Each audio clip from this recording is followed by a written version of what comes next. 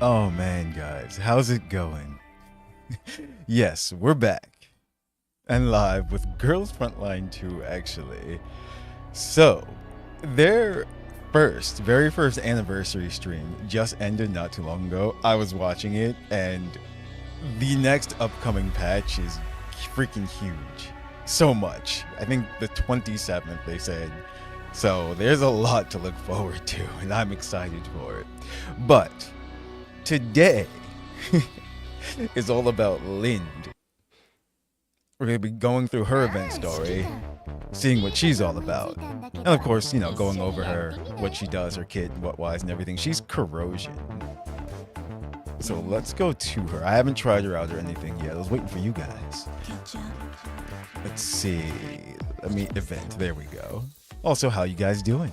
I see you, Boot. What's up, What's up, Kylie? I think pronounced Kylie. I hope I'm pronouncing it right. Sorry. But I see your comments, and thank you. I'm glad you enjoy the music so much. Let's see. She was here. Here she is, Lind. She's Corrosion Shotgun, too, for anyone wondering.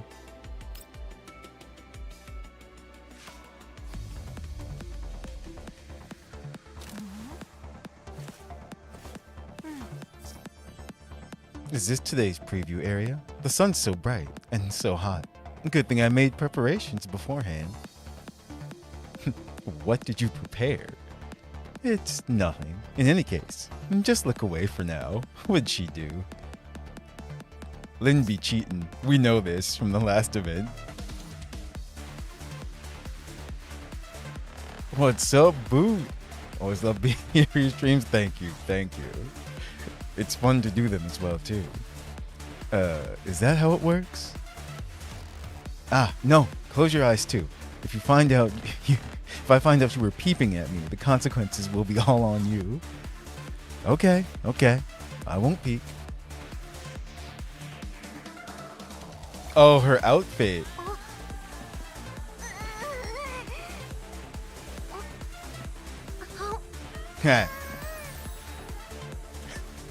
No, they didn't. She loves her candy too. That's another thing. And that's pretty cool. In her trial preview, she actually put on her outfit and everything. Phew. Alright. I feel so much better now. This outfit. Haven't I seen this somewhere before? Wasn't it from that time we went on a beach vacation? Oh, I'm surprised you still remember, Commander. Looks like you've got a good memory. This music is really good too. Let's see. So she's Sentinel, AoE, debuff, trigger, and stack. She's got Assault Spray. Deals AoE corrosion damage to all enemy units in a fan-shaped area ahead. The damage dealt by this skill increases depending on the number of debuffs an enemy has. Before this skill resolves, it applies random powerful debuffs to the targets. After using this skill, Lind recovers Confectant's Index. Then Overwhelming Burst deals AoE corrosion damage to all nearby enemy units around Lind. If Lind has maximum Confectant's Index before using the skill, the damage multiplier of this skill increases depending on the number of Candy Glaze stacks Lind possesses. So Candy Glaze is her thing. Then Glucose Overload. That's her special.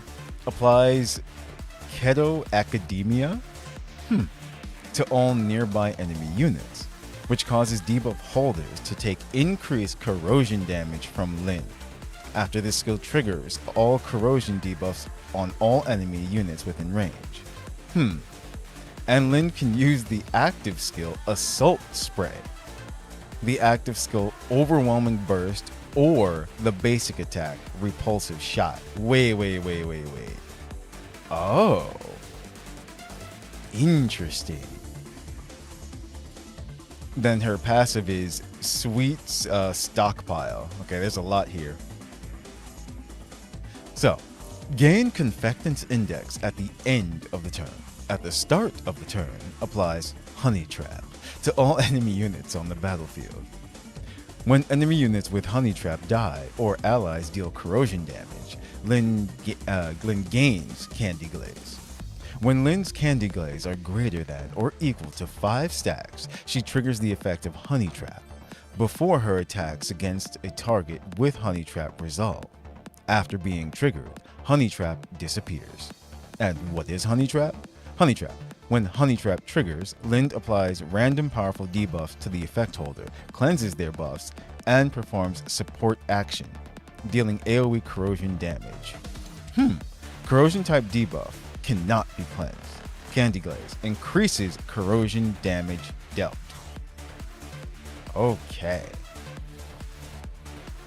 So she's pretty much, yeah, she's a DPS that enhances corrosion damage. She's part of the corrosion team, or part of a corrosion team, depending on which characters you're using, or just in general. Still, she even boosts her own damage. What's up, Gene? Okay, so let's see. I'm really interested in seeing how she works in action,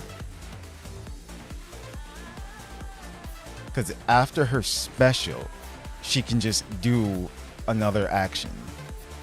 Except, well, not movement, another attack action. So, oh wow, she's one of those too. Oh damn, yeah. See, it did say AOE. That area of effect is huge. I love it. Okay.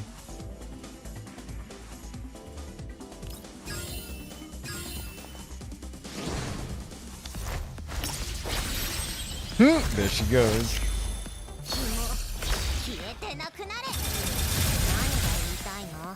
The insanity. I love it. So she can't move, but she can do something else, another attack that she can do. Now, I probably should have moved her so she could actually, target an enemy afterwards. But okay, now I understand though. Or she can just attack regularly, but unfortunately there's no enemy in range. They all died. So I'm just gonna do this anyways to see how it looks. Okay, cool. Wait, and then she can still move? Damn. Okay. Interesting.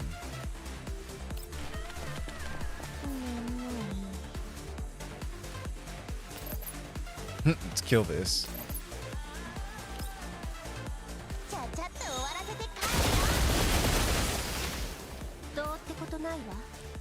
It's gonna die from corrosion damage.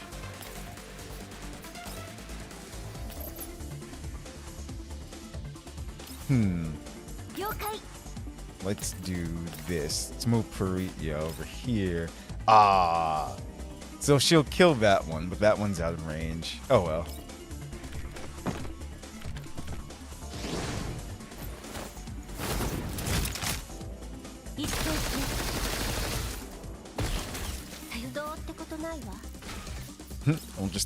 We'll just toss a grenade over here.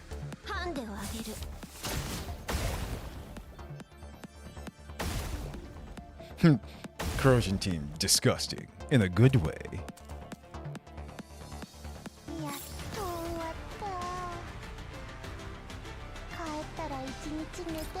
And there you have it. She's that simple to use, Lyn. As you can see, just massive AoE corrosion, damage and range too. So how wide the area is. Can't wait to see what sexy outfit you unlock for her. So she's got the one. Let's see. I thought you could preview it here. Maybe we have to go into... No, that's Nikita.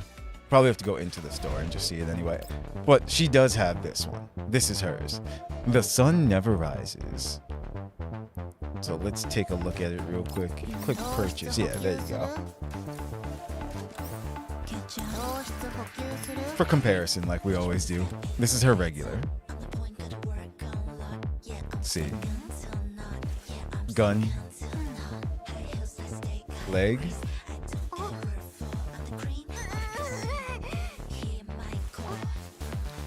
She gets upset without her candy. See? Let's see what happens. Arm. Stomach. Chest. Some of you might have to be a certain distance away too.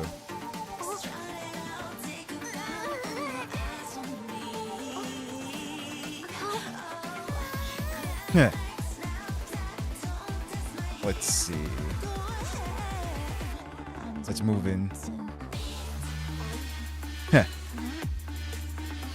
She gets mad if you mess with the goggles. Now if we zoom all the way, what does she do?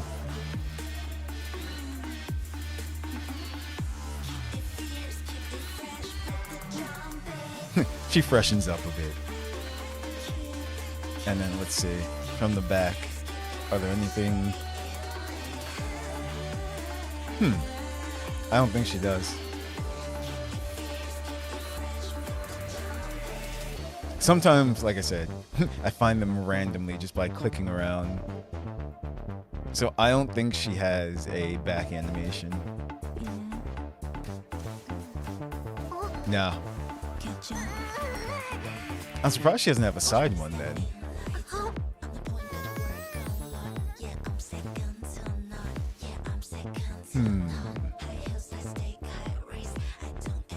No. I'm trying to click these packs too, just to see if anything happens. Oh, wait. There we go. It was the little walkie-talkie. Okay, found it. There you go. And now this one.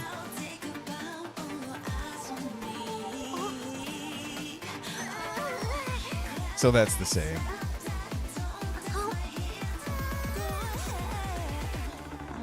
She's ready for the beach. Gun. That's a giant drum barrel.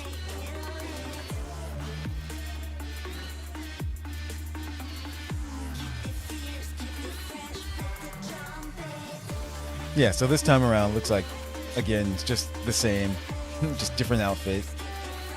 But we'll still test everything out, just because.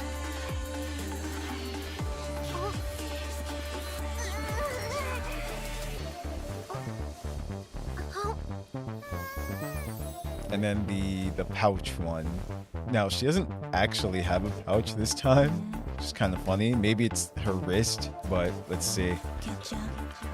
She just pulls it out of nowhere. So there you have it. Those are her two outfits. Okay. Interesting. I actually like both of her looks, in her normal and this one. It's like either way she looks really good. I'm just like, I'm like, should we? But, and yes, we are going to roll for her as well too. So let's do that. Her knees are covered with those pads. Perry is not going to like that. So here she is.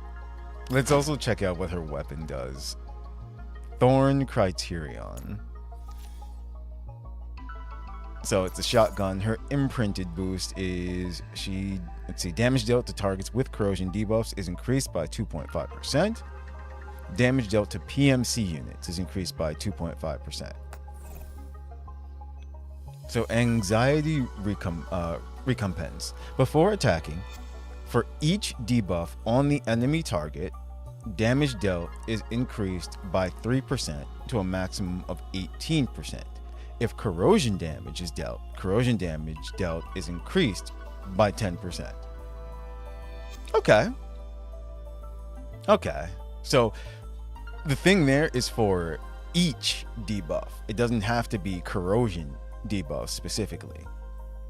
But if it is corrosion, if corrosion damage is dealt, corrosion damage dealt is increased by 10%. Okay. It's like interesting. Up to a total of 18%. So, I don't know. This one's interesting. Usually it would just be like, nah, don't really need it. You know, if it were just like, oh, it's increased by 10%, it's like, eh. But that extra also by each debuff is pretty good. It's like, that's the thing about it. But first and foremost, just want her. So let's get to rolling. Yep, we're digging in to the collapsed pieces, but that's okay. Plus, Leva is indeed coming out for anniversary. Like I said, they just had their live stream.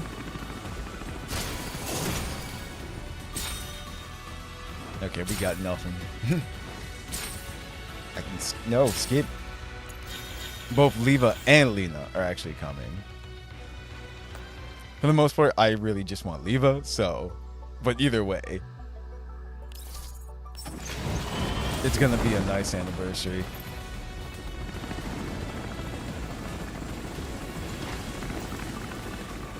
No gold? No. Nothing.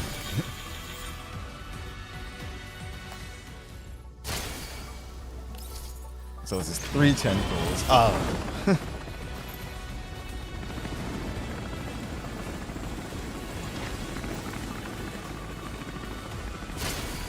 Yeah, I think we confirmed that there are no fake outs here. You can just tell from the light color. Nah. Nothing. That's 40.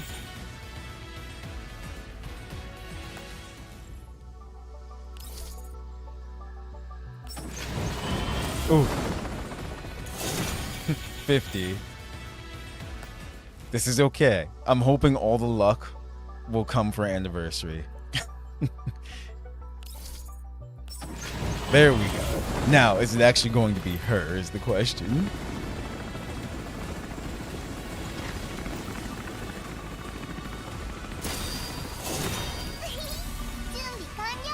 Sharkery.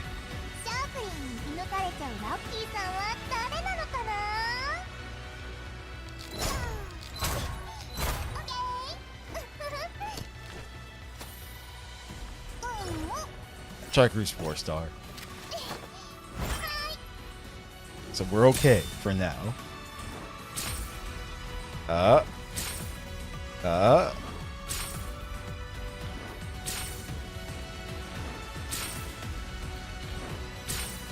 Come on.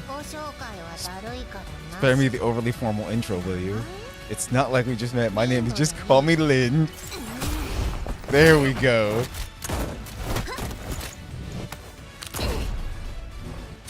Did.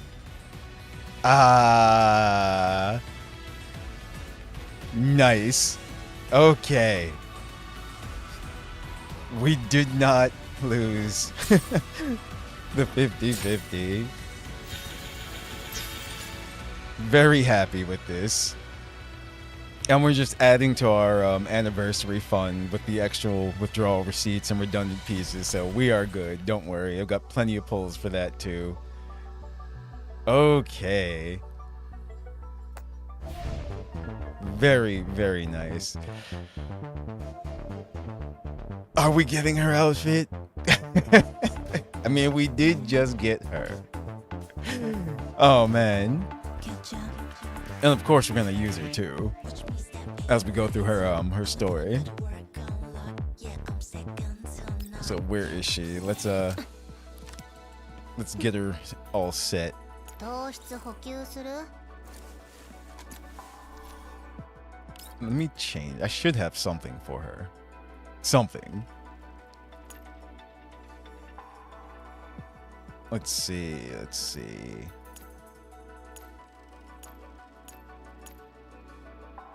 You know what? You can have this. For now. Yes. Let's swap out Lala's. There we go. I'm just gonna give her that. For every 2 points of Confectus Index consumed, increased damage dealt by 4%, up to 16%. So, that's what we'll do for now. Let's see. What attachments do I have to give her? That'll work. Corrosion boost.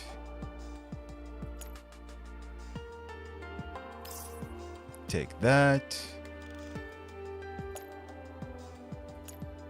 I can always swap things out later as well, too.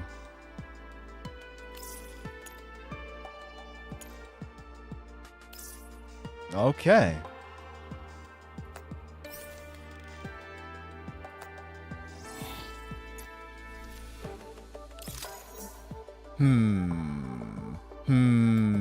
I'm debating on actually leveling it up or not. We're gonna level her up. Because the thing is, Leva's coming out too. No, I'll just farm for stuff anyway.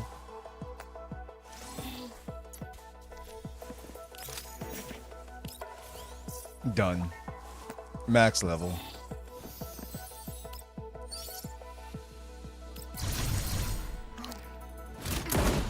The gods and goddesses of gaming love Ashura. I mean, I don't know. The pulls, they usually go pretty well. You guys are here with me when I pull on stuff. She's extremely agile.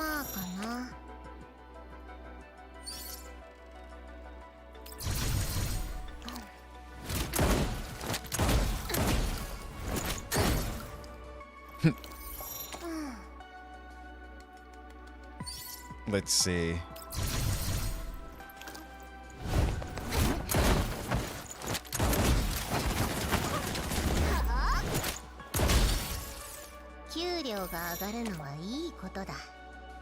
Okay, you know what? Watching her move and everything, we're fine. Gonna freaking get her outfit. I have actually I almost have enough anyway of those, so that shouldn't be too bad. Give me a second. Just a moment.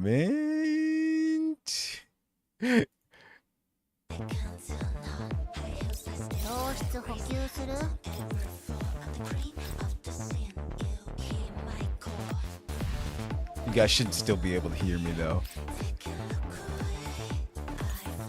I'll just do this real quick. The sound might go in and out.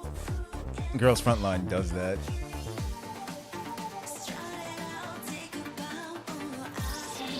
Goon.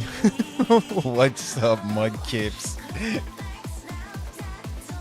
You guys heard nothing.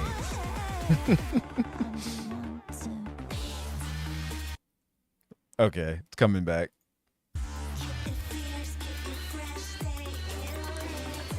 Into the shop we go. See?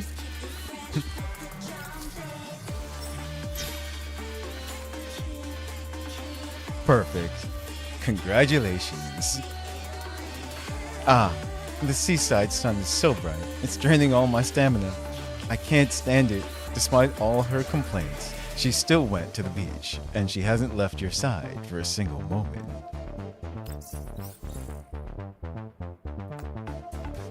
So there we go. Wrong place, actually. We'll do that after, like we usually do. Uh-oh, I have to find her. Since I leveled her up, she should be... Where is she? Lynn? I lost her. There we go. Okay.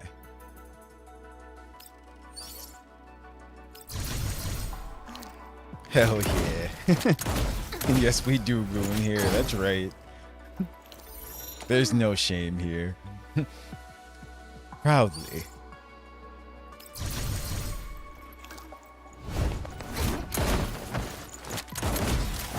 Yeah, she looks really nice in it. She does.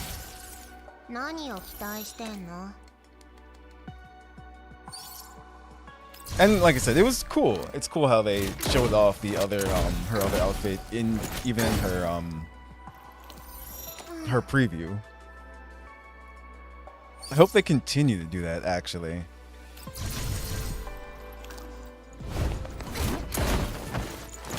Because their previews are getting more and more unique. They're actually having conversations in certain scenarios and stuff, which is nice to see.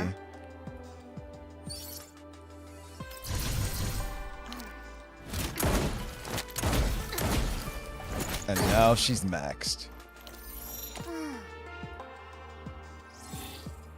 Okay. Cool.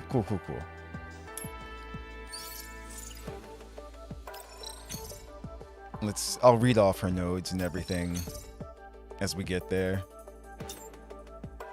So, at the start of the turn, Lyn gains Quick Barrier. Targeted damage taken is reduced by 60%, effective once, considered a buff. Okay. This one. Night Owl's Keenness. After using the active skill Assault Spray or the active skill Overwhelming Burst, Lyn gains 5 tiles of extra movement. Yes, most definitely.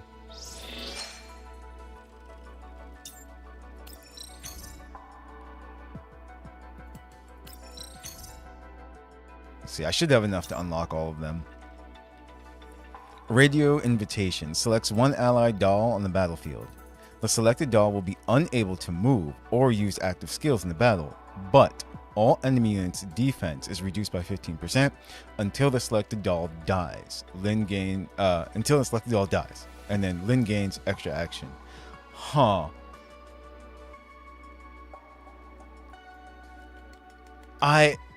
Okay.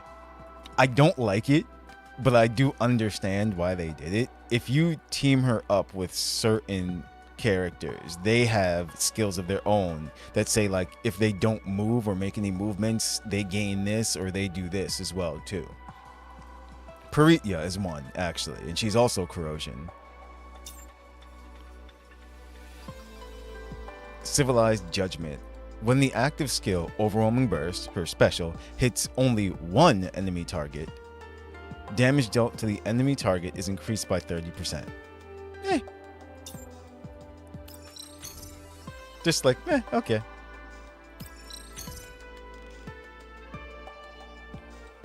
Holy Jiggle. That's for Michti. You're right, Michti too.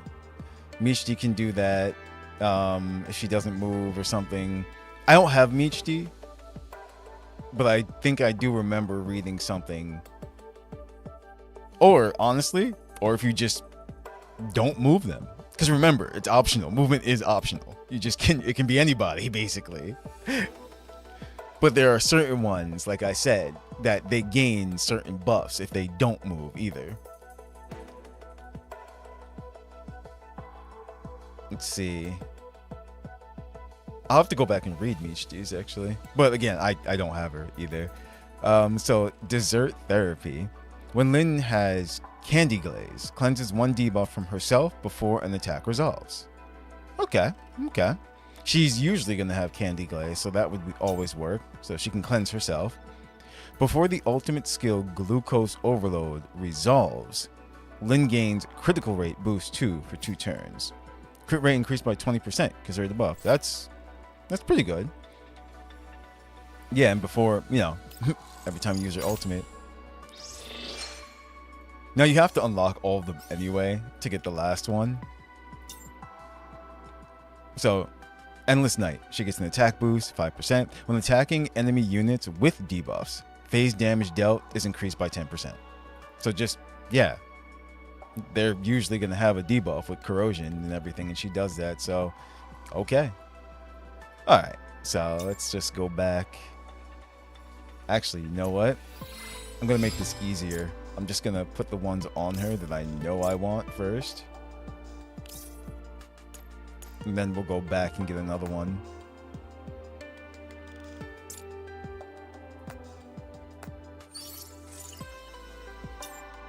Activate.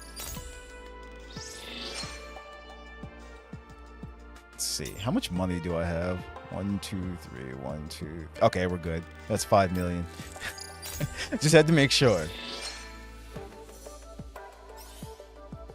Because once again, I keep emphasizing anniversary patches next. So yeah. Oh no, I ran out. I ran out of these. Okay, I'm gonna need some more of those. That's fine. So unfortunately, I can't unlock her fully with that. But I will. Sugar-based attacks. Is she going to get diabetes? No. She runs on sugar.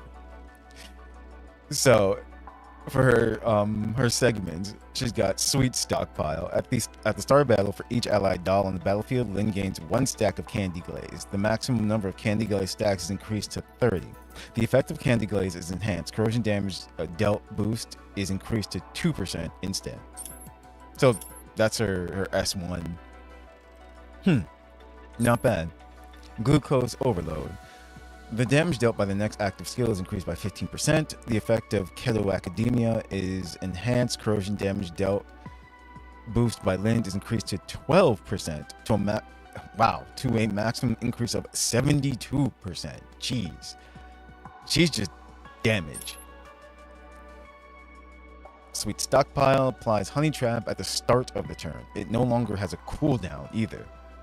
When Honey Trap is triggered, the number of powerful debuffs that can be randomly applied to enemy units is increased by 3. In addition to the damage multiplier is increased by 120%, and critical damage is increased by 15.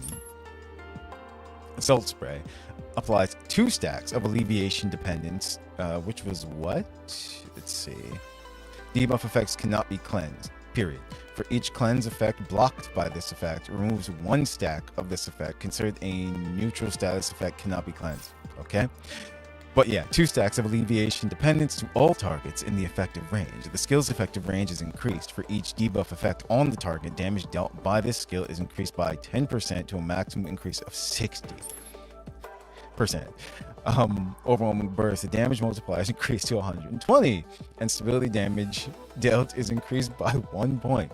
Before skill usage, if Confectus Index is at maximum, critical damage is increased by 20%, and the damage multiplier boost is increased to 10% for each stack of Candy Glaze held by Lynn. And last but not least, another one for her special, Glucose Overload. Lynn gains 3 points of Confected Index after skill usage. If Lynn has 10 stacks of Candy Glaze, this skill's cooldown is reduced by 1 turn. Okay. Yeah, so if you wanna, if Lynn is your favorite, if you're a Lynn main and everything, it's like she has some pretty damn good S's. S1, S2, S3 like that. So, segments, there we go. Yeah, you can make her pretty damn strong. Okay, let's just give her some random stuff. Let's see. Install.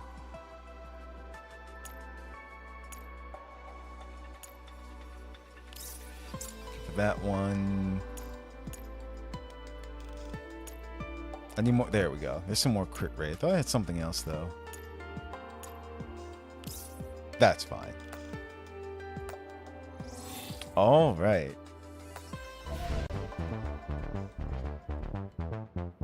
Oh, okay. Everything's just popping up. So now let's go to the event. Turbulent Undercurrents. As the night swallows the cruise ship's outlines, the Undercurrents carries the sin, where sparks ignite amidst the wreckage. Interesting.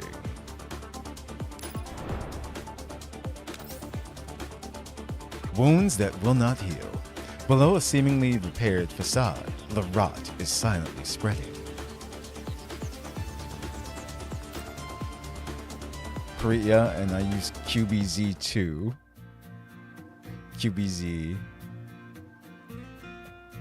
QBZ, I'm trying to think. QBZ.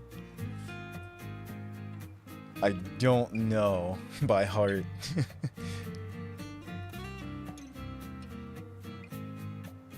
In the green zone, on the outskirts of the satellite city KY109, Ki 9, a light mist hangs over the Mansion District.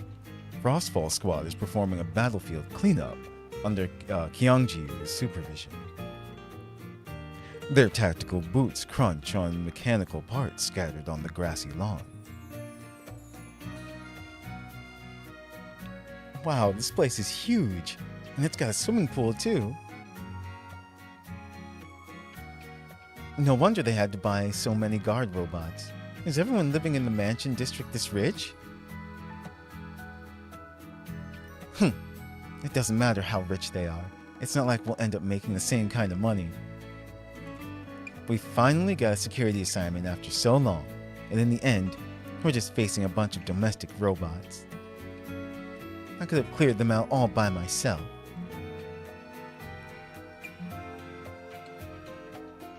Chinese lady. I don't know how to spell her name from Standard Banner. Oh, Kyungju? Talking about QJ? I also hear people call her QJ for short. Because she's from Standard. Trying to think who else is on Standard. Her, yeah, okay. Lind, Cheetah, don't complain. QJ, she's pretty damn good as well too for just a standard character. Like, oh yeah, I use her all the time as well. And since she's on the Standard Banner, getting her, maxing out her segments is pretty easy. I've got to do that actually.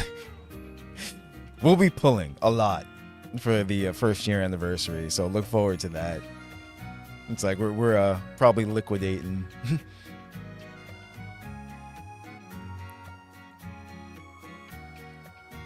Kyungju opens her day planner and checks each item and number on it, line by line. There's 10 minutes until the mansion deadline. Looks like her tactical planning still has room for improvement. Give me a sit rep on your respective areas, starting from Tololo. Roger.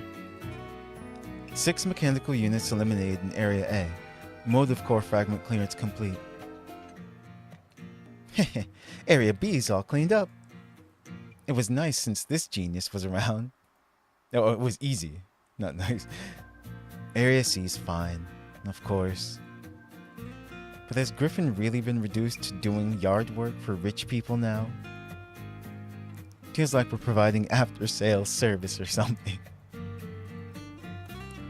It's true that this wasn't explicitly requested in our contract, but since our mission takes place in the residential area, it would make sense that we would handle cleanup duties here. In addition, I believe that attention to details like this demonstrates our commitment to providing good service, which will affect our future clients' willingness to hire us. Well, I hope our employers will appreciate your attention to detail, leader. And that would keep our numbers from being so dismal. I know, right? Seeing as how we perform so well and so efficiently and even have a genius like me backing everyone up, not hiring us is their loss. If you count not being blown up by those little explosive gadgets for years a loss, then they're definitely winning big. What are you talking about? It was only 1 or 2 times. I mean, a few at most. Looks like we found the reason why people are hiring us less often, leader. Cheetah.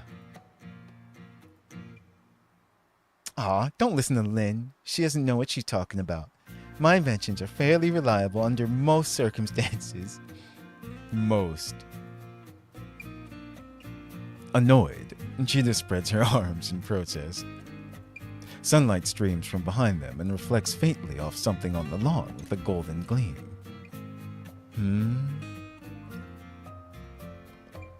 Tololo pauses as she spots the reflection. Tololo, what's wrong? There's something in the grass. She bends down and retrieves an ID card from under the wreckage of a robot. It's an intricately made card that reflects glints of golden light. The circuitry-like patterns on it move slowly as she turns it. If I'm not wrong, judging by how it feels, this should be... Don't touch that, Cheetah. You don't know where it's been. Aw, relax, leader. It was just a little experiment. I'm not going to break it or anything. Look! Just crumbles to dust. Cheetah leans out from behind Tololo and experimentally pokes the card with her combat knife. Why? Its edge nicks the honeycomb patterns on the card, but then slowly return to their original shape. The patterns, they fix themselves. How's that? Cool stuff, huh? This material is called Liquid Phase Shape Memory Alloy, or Liquid Polyalloy for short. The Gerard Group just announced their patent on it recently.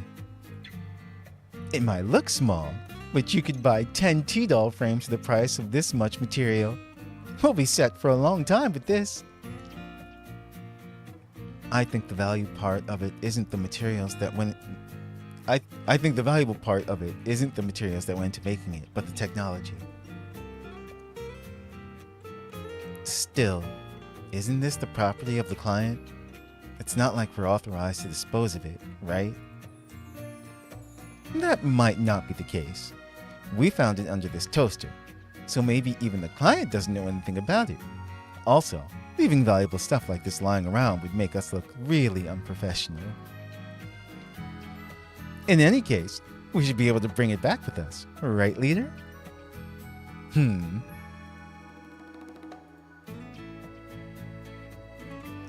As a professional PMC, our focus should be on building long-term relationships and trust with the client as opposed to converting short-term financial gain.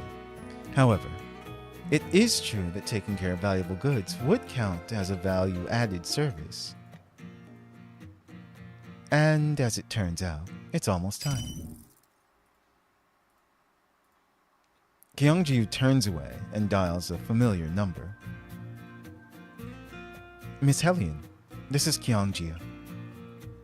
Per permission requirements, Frostwall Squad has eliminated the rogue security robots, and we have also finished recovering their motive core fragments.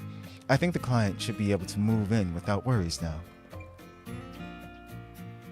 The sound of rifling paper comes over the transmission channel. Hellion's tone seems a little more crestfallen than usual.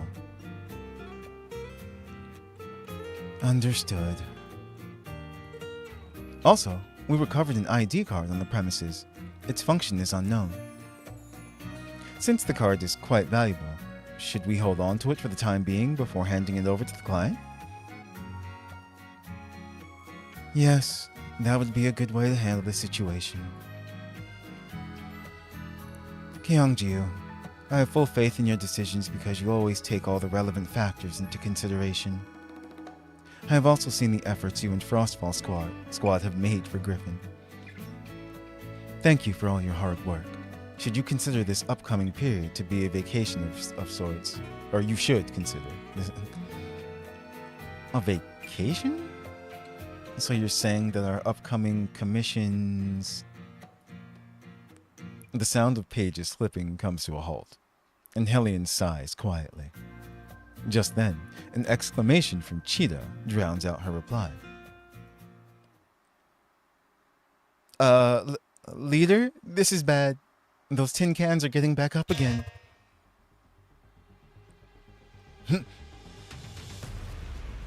GNL Beta Protocol activated. System rebooting. Target identification module. Loading successful. Executing attack order. Miss Hellion, the situation has changed. The rogue robots have reactivated, and we need to deal with them ASAP. But if we do that, this commission might... Prioritize keeping your girls safe. If need be, you are authorized to take any and all means needed to resolve the situation. Understood. After ending the transmission, Kyungju fires off orders to Frostfall Squad. Uchida, Talolo, move up with me and suppress them. Lin, focus your fire and eliminate the nearby targets. Remember, short controlled bursts only. Make sure we thoroughly destroy those robots this time. Move out. So they got back up? I wonder, are they fixing themselves just like the card did? Okay, let's see. We're pretty much going corrosion. Actually, where's Lind? Hi. She's so unenthused by this. Hi. So let's put her first so that she can just do her thing. Let's see. Let's throw Paritya in here as well too. Just because. Actually, let me look at the corrosion characters I have. Okay, just wanted to see. But yeah, I don't think we'll need any heals or anything. These events are usually pretty low level, so we are good. Actually, we do technically have heals. Florence.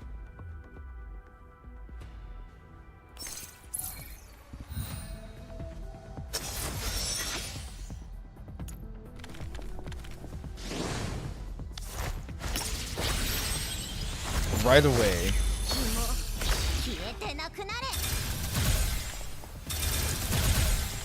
That's another thing too, speaking of the anniversary, that I'm excited for. We're actually getting the ability to handpick and control their actions in battle in a prioritized system. So if anyone has ever played, say, well, other tactical games, sometimes they have this same system, but the one that comes to mind for me the most is Final Fantasy XII, the Gambit system. That's pretty much how it's going to be.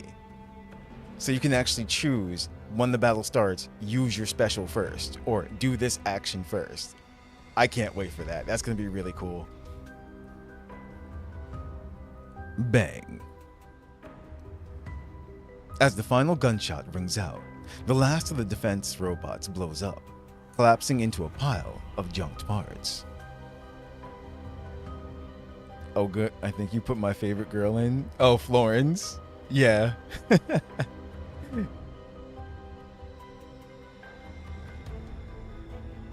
Yeah, yeah, I can't wait for that. That's gonna be epic. It's just they usually get battles done on their own, but either way, it's just really nice to customize, be able to customize them like that as well too. Also though, another thing is, I wonder how the developers are going to make battles surrounding that as well too, Basically, you'll be able to customize their actions and just see how it works out for you in battles and things like that. Because you never know, you might have to switch around their actions depending on the types of battles there are.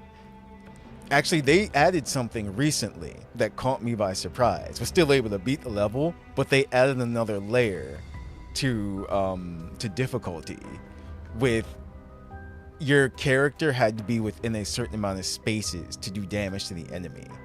I'm just like, oh, I see what they're doing. They're pretty much evolving the battles. Lind puts her gun away with practiced ease and unwraps a lollipop before rubbing her arm, which was grazed by shrapnel. I can't believe I actually got hit by something like this. Pisses me off. Say, I noticed a while back, but you seem really sensitive to pain, Lind. Why don't you turn it off in combat? Are you a masochist or something? Damn. I remember QJ just spamming all's on all. Yeah, that's what she does. Because that's what the pretty much the AI decides is the best action because of how her kit works. But sometimes you don't want to do that. You know, sometimes you just want her to do something else first. But yeah.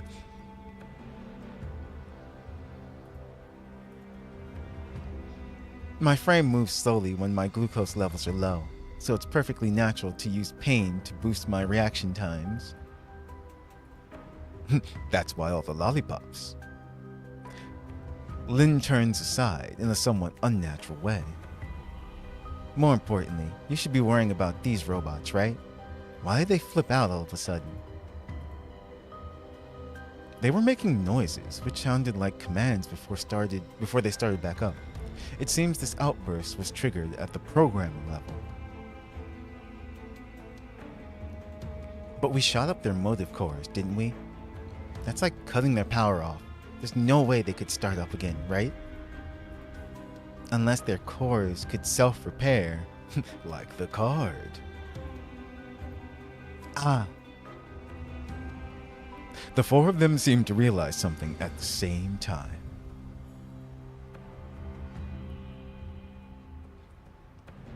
This is polyalloy. In other words, it was made by Gerard. Tololo wades into the robot's wreckage and begins digging around inside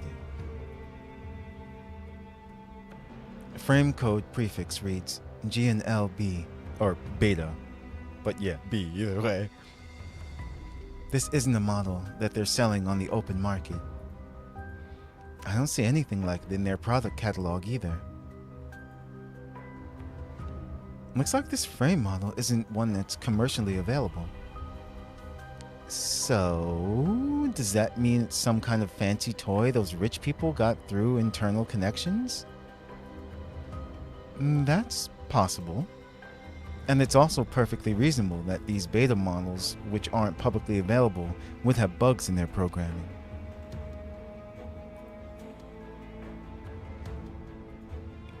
And that's not even getting into the fact that they're from the Gerard group. Are you talking about what happened on Miss Kalina's side some time back? Yes. The ripples from the robot uprising in Odessa spread far and wide. Gerard's been paying out huge amounts in penalty fees and compensation. Their stock price has also plummeted. I mean, you know, when your killbots get loose, that's gonna happen. But it's also a question for anyone in general. Vampire Knight. I remember Vampire Knight.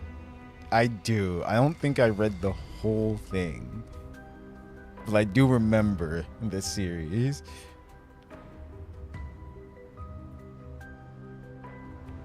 Factor in Rurik's departure in a plane crash, and the group having to appoint a new CEO. I'm sure even the Gerard brass must be terrified right about now.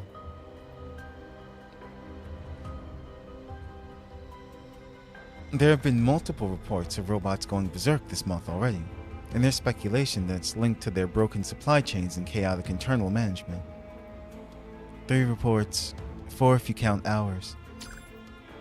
Tololo presses a button on her communications terminal and the holographic projection of a starry sky springs into existence. She taps on the touchscreen and is replaced by a clip from a news broadcast.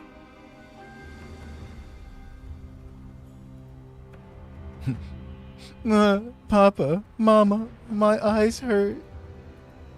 The camera pans to the child, their eyes reddened from the thick smoke spewing from the kindergarten that was destroyed by haywire robots. Oh, that's terrible.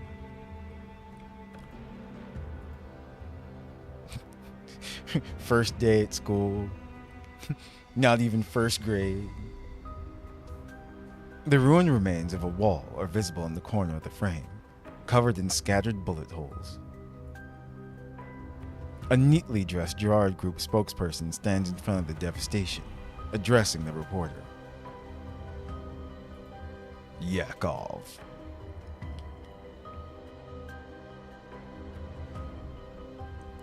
I am the representative of the Gerard Group's R&D division, Yakov Holtz.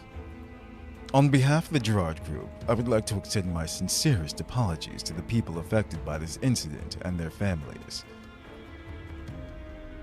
After preliminary investigation, we have found that the robots were affected by an unknown virus shortly before they went berserk. Currently, there is ample evidence to indicate that this was a malicious, deliberate act of destruction targeting the Gerard Group.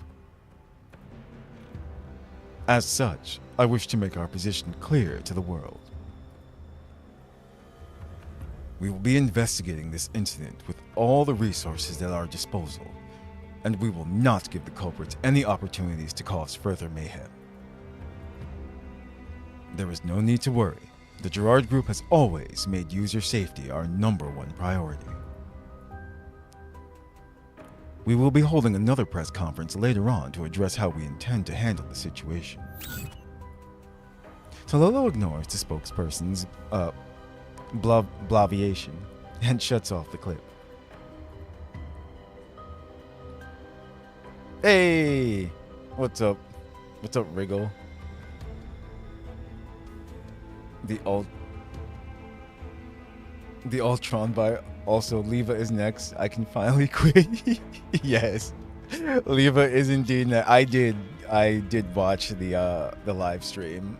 Oh man, it was longer than I thought it was gonna be too. That was 2 hours actually. But again, it's their very first anniversary, so yeah. There was a lot. It's like I cannot wait. I heard a whole lot of excuses, but nothing in the way of actually compensating people. This is true. He didn't say anything about it. He just said, "We're sorry." And it's not our fault. It was a virus. Someone did this. Terrorists, I swear. No error on our end whatsoever.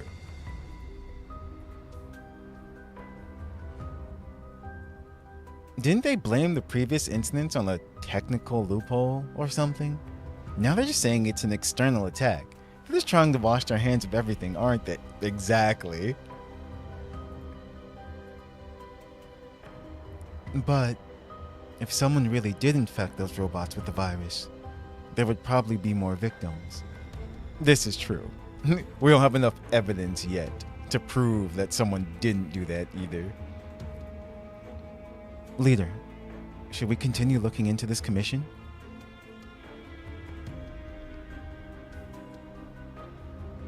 After thinking for a bit, Kyungju shakes her head.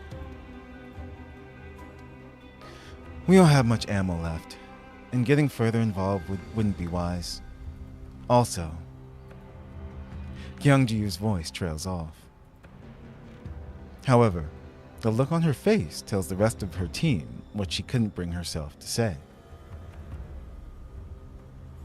Because they all know they don't have the mighty Griffin from before backing them up now. Ever since the war ended, the demand for PMCs from various factions and the civilian sector has drastically declined.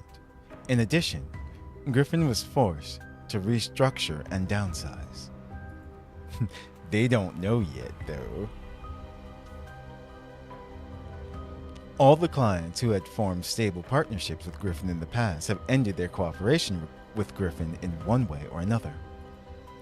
Although Frostfall's efforts have secured them a few permanent customers, there are times like these when there's no business to be had.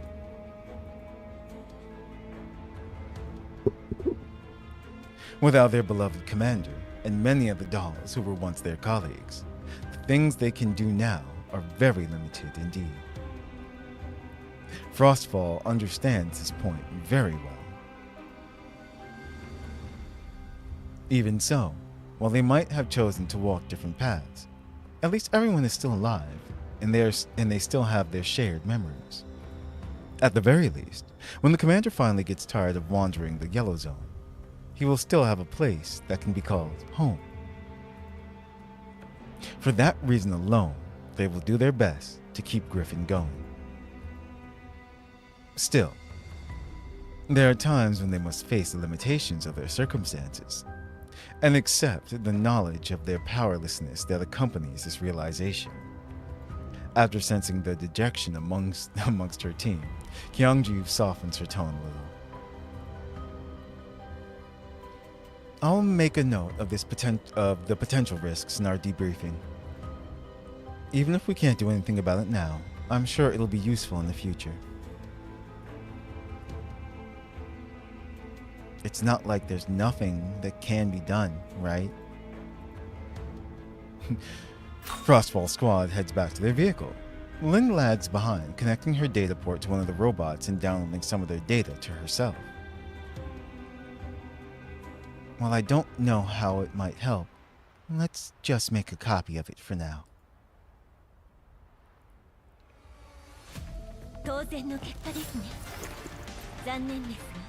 Cat.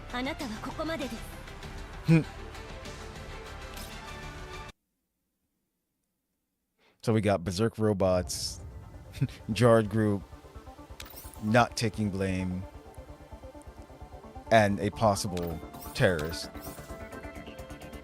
Twin deficit. In order to prevent the situation from getting worse, a solution to our financial woes must be found. Meow indeed.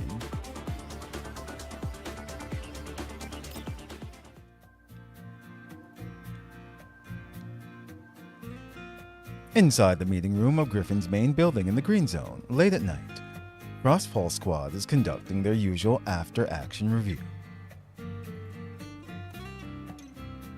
It's bedtime already. Why are we still having a meeting now? Already trying to slack off? Leader usually works through the entire night on overtime, you know? And then this will be all for the day. Awesome! I'll be off now. Genius brains need their beauty sleep. Hang on. Before Cheetah can hop out of her seat, she feels Kyungju's hand pushing her back down. We're done with the AAR.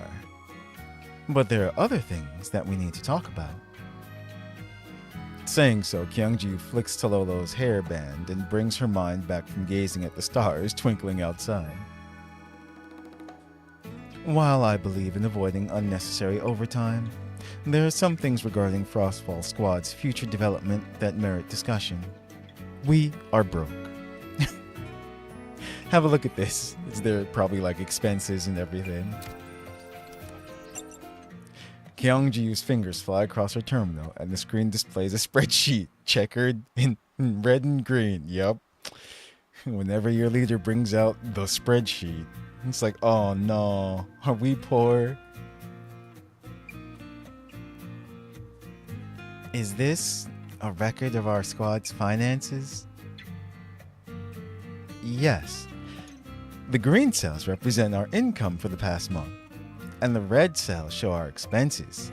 You see how the red one is a lot bigger than the green one? That's weird. We got a lot of jobs last month, didn't we? How come there's so many red cells? I knew it.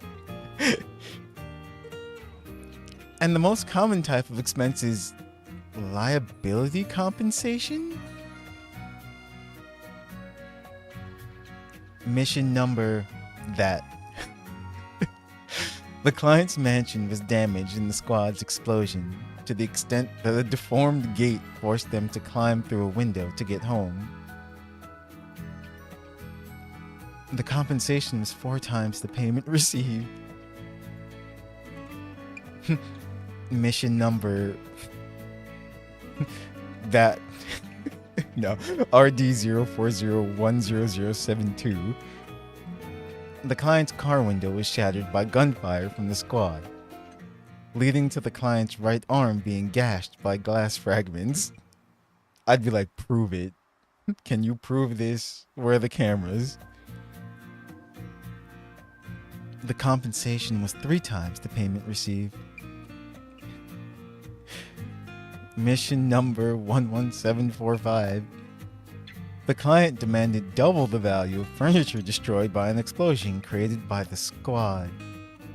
The compensation was 5 times the payment received. Looking at this, it seems a certain genius of ours featured heavily in all of these incidents. Am I wrong? What? You've got some nerve pointing fingers at me, Lynn. Half of those incidents were caused by you and your lack of trigger discipline, leading to stuff getting shot up. I'll deal with the two of you later. In any case, Griffin's financial situation will be in the red next month, which means our living expenses will have to be cut too. Hey, yes, hey,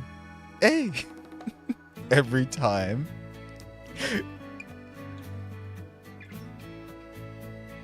Then our candy budget? 0. I knew that's funny. I was about to go. But yes, Cheetah and Lynn both exclaim in shock. It's over for them. Seriously? Both of them? Yup. Normally, we'd still be able to handle a situation like this, but we haven't had that many commissions to begin with this month, and all our remaining commissions have been put on hold too. Therefore, we need to find a way to salvage our financial situation before it gets worse. What if you sold this genius's inventions? Cheetah's inventions are all original and genuine. Those rich folks in the white zones will be falling over themselves to buy them up. I guarantee it. Why would those wealthy people want to buy them? Are they tired of living, perhaps? Damn. Indeed. The safety of those products is a concern. Proposal denied. Hey. Perhaps we could try taking on some personal commissions?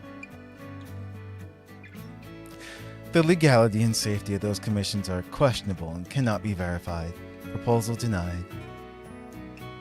Now that you mention it, don't we have some big assets gathering dust in the logistics department? You know, those helicopters, that big tugboat, and all that other crap. All our missions now don't call for that stuff, so can't we sell them off or something? Those assets are essential for emergency situations and cannot be casually discarded. Proposal denied. This doesn't work. That doesn't work. Is there anything here we can sell for some quick cash? Oh yeah. What about that ID card we picked up earlier today? Miss Hellion discussed it with our client, who refused to claim it and said Griffin can dispose of it as we see fit. I mean, hey. Sounds great. Let's sell it off to an underground broker then. Didn't Cheetah say it was super valuable? That means we ought to be able to hold out for a good long time if we do. Proposal denied. You're even going to deny that too? Well, do we have the address for any underground brokers in Griffin's systems? No, I mean, they don't even have any fixed premises or anything. What kind of information would we possibly have on them? Then can we use public trade platforms to work out this deal? If such avenues were available to them, they wouldn't be underground brokers. In other words, it's too risky. Proposal denied. As Kyungji looks around at her teammates, who all seem a little out of it, she feels her head beginning to ache. While she'd already expected that finding a solution would be difficult, she wasn't expecting them to not make any progress at all. Frostfall Squad's role is too poorly defined. We take on any kind of assignment, but that also makes it harder for clients to choose us over our peers who have more specialized skill sets. It seems just focusing on service details isn't enough. Kyungju sighs quietly and gives up on continuing the discussion. We'll end today's meeting here then. I'll go talk to Miss Hellion again and see what other assets we have available to us. Dismissed. Half an hour later, someone stalks the quiet corridor, frazzled from a lack of sleep. It's not like I don't understand where Leader's coming from, but she's being a bit too cautious, isn't she? Groza's squad and 404 are already helping the commander, while Leva and the others are helping Kalina too. Meanwhile, we're stuck treading water in the green zone, all curled up into a ball and trying to think of how to make a living. It really pisses me off. In any case, let's grab the ID card while Leader and Miss Hellion are talking. Lynn's always doing shady things. After making up her mind, Lynn opens the door to Hellion's office. However, the scene depicted in her visual modules comes as a bit of a surprise. Is someone there? The moonlight shines through the window and illuminates the corner of Hellion's desk. A very suspicious-looking character is there, rummaging around like they're looking for something. It's Cheetah, isn't it?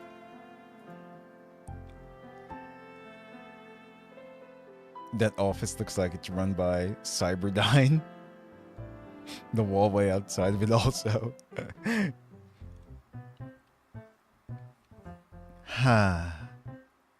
After confirming that the object bobbing around on the thief's head is a beret, Lynn breathes a sigh of relief. She silently circles around behind the burglar and slaps her on the back. Oi, Cheetah.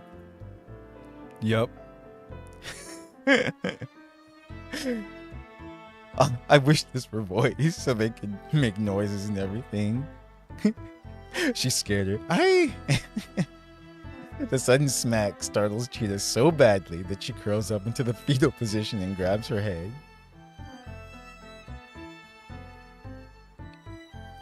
Caretaker's caretaker. I'm sorry. I'm so sorry. I didn't mean to come here and steal stuff. Please give me a chance to turn over a new... Quiet, you. It's not Miss Hellion, it's me. She's Australian all of a sudden. Huh? Cheetah looks back and giggles at Lynn.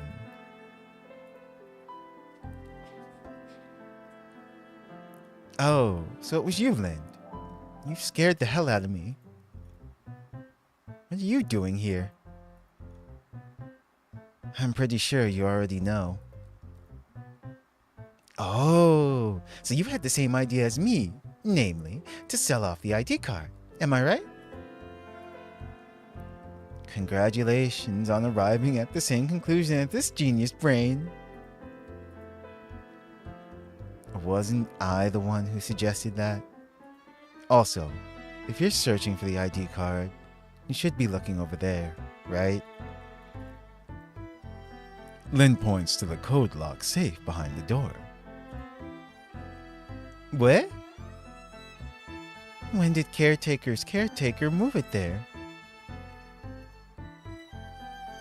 Who cares? The important thing is that our genius can finally be put to use. You should have something that can open safes, right? Show me what it can do. Of course I do. It's just a safe. I can open it in just 3 seconds. Cheetah produces an unlocker from her pocket and connects it to the safe. 3, 2, 1. As the bolt slides back, the two of them open the safe door. The gleaming ID card lies quietly inside it. How's that?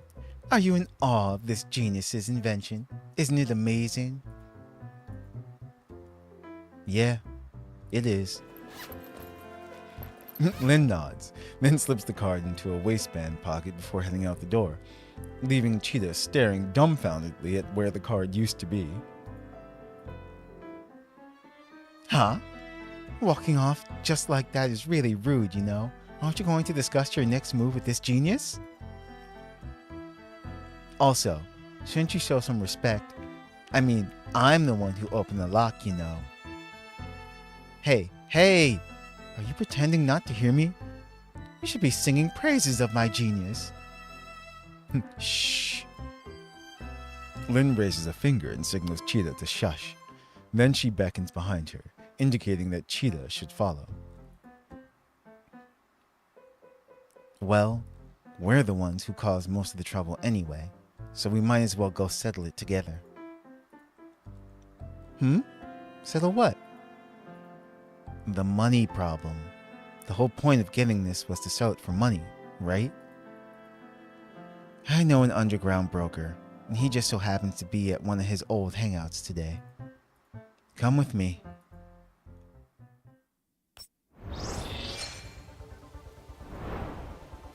The two of them are the squad's money problems.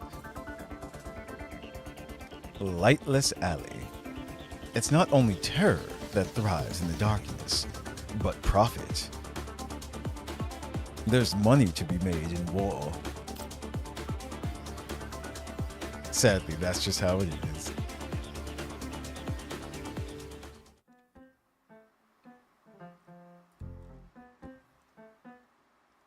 Cheetah follows Lynn to a seedy little alley in the yellow zone.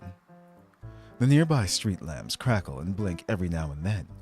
The ground is covered with beer bottles and other junk, and the air is redolent with a rotting stench born from the unholy fusion of expired alcohol and food scraps.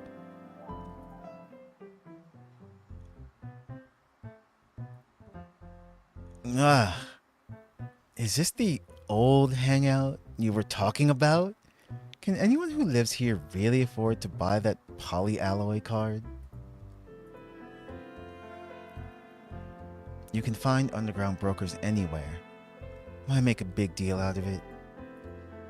Rather than worry about not being able to find a buyer, you should think about what you'll do if robbers suddenly show up. Lynn reaches into her waistband pocket.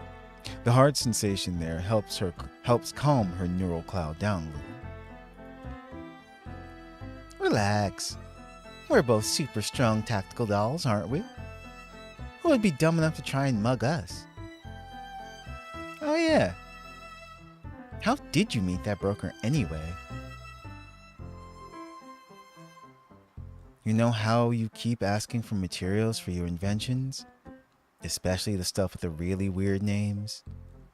I can only get those through less than legal channels. Did you only realize that just now? Huh. So that's how it works. I guess this broker guy really helped us out a lot. I'm suddenly filled with confidence about this trade. After hearing you say that, any confidence I had is gone. Lynn comes to a halt in front of a neon sign that seems to advertise a bar. Right, this is it. We'll do things like we discussed. I'll talk to the broker, you keep watch outside. Huh? Are you sure you don't want to let everyone's beloved genius, yours truly, handle the interaction? I've already dealt with him several times before, so I'll probably have better luck haggling with him. You can take that mouth of yours and squawk if you see anything funny. Every time I see the name Lind, I think Lind L. Taylor from Death Note. Huh? Was that his full name? L? No, wait, what?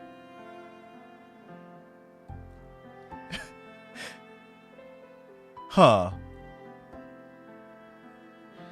I honestly don't remember. Pinky in the brain moments. It's like, yup, you wait there. Lind continues down another winding alley and arrives in front of a rusty door gate. She knocks lightly on it, and it cracks open a hair shortly afterwards. A wary face is visible in the gap. The man exchanges looks with Lind, then nods and opens the door, gesturing for her to enter.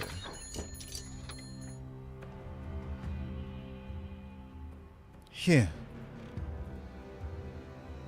Unlike the dreary, silent streets, the inside of the bar is lively and bustling. Several thugs are sitting at a table and drinking beer, their massive frames making their chairs creak with every move they make.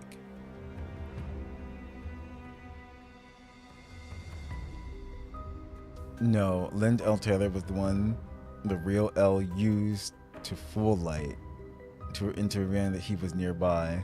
Someone on death row who... Oh, gotcha. Okay. Yeah, no, I did not remember that fact at all. Because wasn't his last name... Yeah, wasn't his last name Yagami? Light Yagami? Yeah. L.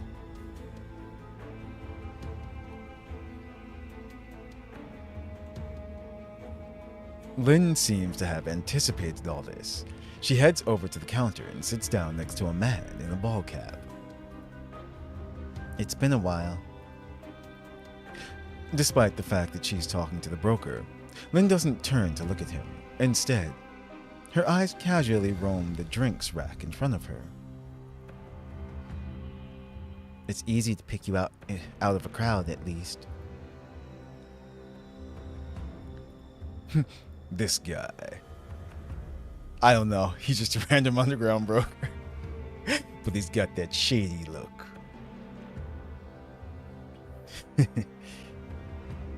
Looks like this is going to be a good day. Another good deal just walked up. Let me think. The last time I saw you was... It seems you got a wall of text you want to dump on me. I'll just skip it if you don't mind. I didn't come here to listen to you reminisce. I've got something that ought to be pretty valuable, and I'd like you to take it off my hands. Saying so, Lynn reaches into her waistband pocket and exposes part of the card. Freshly patented by the Gerard Group. You interested? Upon seeing the card, the broker tenses up for a moment, but relaxes the next second.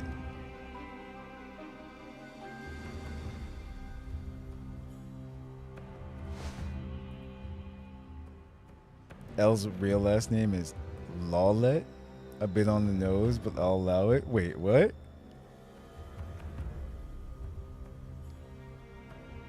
Huh? I could have swore it was Yagami. Or am I thinking of a different character? It's been so long since Death Note.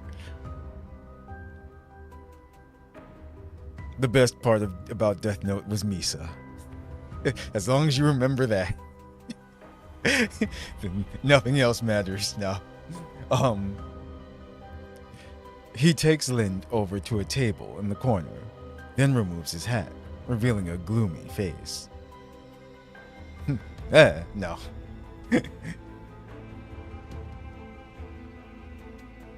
Yagami is Light's last name, not L. That's what... L, Light. Okay, that's... Yeah. That's the reason why. Okay. I was just mixing things up. Thank you. When he takes his hat off, you know it's serious. Is that liquid phase-shaped memory alloy? That is rare. Selling it off will be a bit troublesome, but if the price is right, there'll be no shortage of buyers. Provided, of course, that there's nothing wrong with the goods. You can just say you want to test it, you know.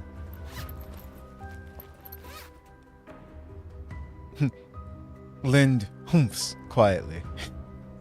then places the card on the table before sliding it over to the broker. He picks up the card and examines it in the dim light at the bar, then takes out a small knife from his waist. The edge glides across the surface of the card, and the honeycomb patterns on it ripple and gleam. After seeing this, the broker nods. That's polyalloy, all right. How much do you want for it? This much will do. Lynn shows him a number. The broker doesn't respond right away, instead waxing thoughtful. The card in his hand drums against the table with a tap, tap, tap. Rare goods have a lot of value as collector's items. Unfortunately, I don't have enough cash on hand to pay you in full. What does that mean? Are you going to buy it on credit? No. What I'm trying to say is that if I had 10 minutes, I could get my boys to bring the full sum over. But as a trader, I understand that time is money. So in the end, the ball's in your court. Having said his piece, the broker waits for Lynn's reply. I mean, she's done deals with him before and stuff. So he should be trustworthy. Unless someone else in the bar noticed their deal going down. If it's just 10 minutes, I can wait. Thank you for placing your trust in me. It seems the broker is pleased by the answer, because he smiles almost imperceptibly and raps on the table. Affirm it.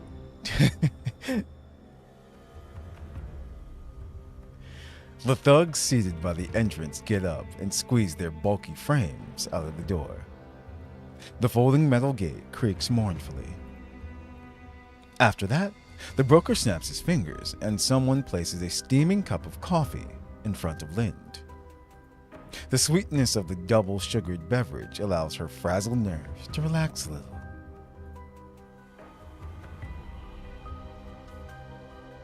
This seems to be the first time I've sold you something, right? Thought you'd want to haggle more about the price.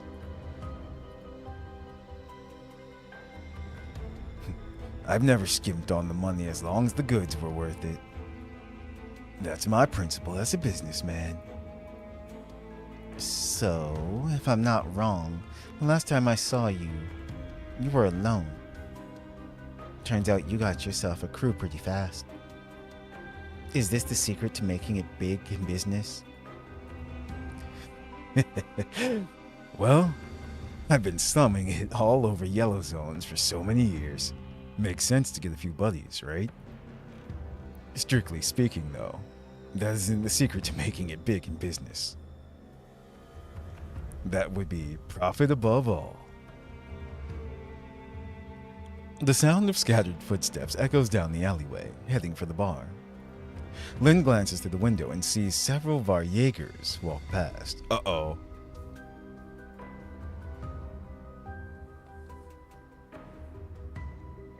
And when an opportunity comes to kill two birds with one stone, no businessman would refuse.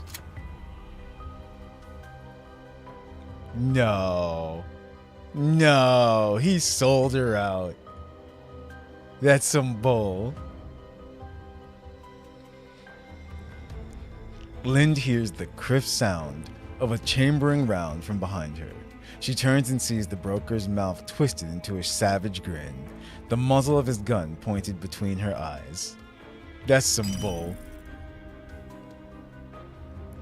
Just then, she gets a transmission from Cheetah. Hello? Hello?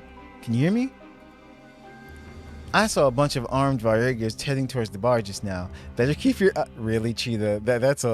That's way late. Damn genius. No. Better keep your eyes. What's wrong with the signal here? Hello? Lynn, there are Jaegers headed towards the bar. Be care. Yeah, exactly. Wow. Thanks, Cheetah. That warning came just in time. A pack of Jaegers burst into the bar and they all point guns at Lind. Okay. It's fine. She's in the clear. They weren't actually in the bar yet. It seemed like they were, though. Oh, wait, no. Some were already in there. Because there were guns behind her, too, I think. Lynn shakes her head, ignoring Cheetah as she repeats, hello? Over the channel and tightens her grip on her gun. Peak Scout, yes.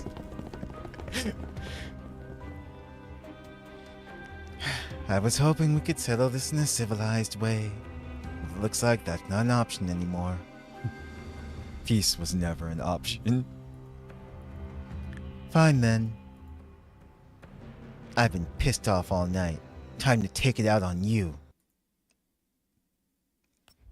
I mean, technically, this will solve our money problems. We can just rob them. Who's gonna believe an underground broker or even care, to be honest? You know what I mean? I knew it. You're only punctual when it's time for a fight, aren't you?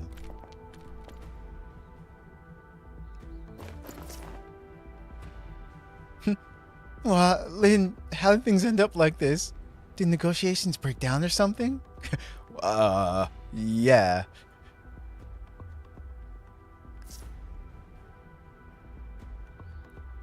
Rather than not successful, should I say it was too successful? Either way, it seems a fight is unavoidable. Cheetah, prepare for a breakout.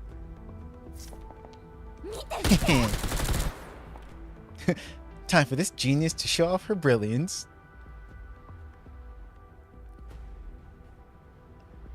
Hey. All right, you know what? Let's make this lore and battle accurate. Hey, there we go. Yes, I know. Let's just let them do their thing. I'll speed it up.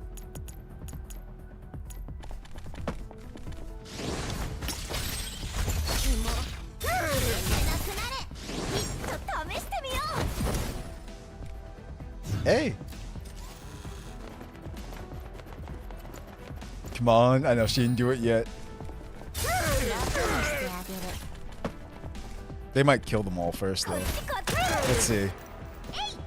There we go. She did the thing.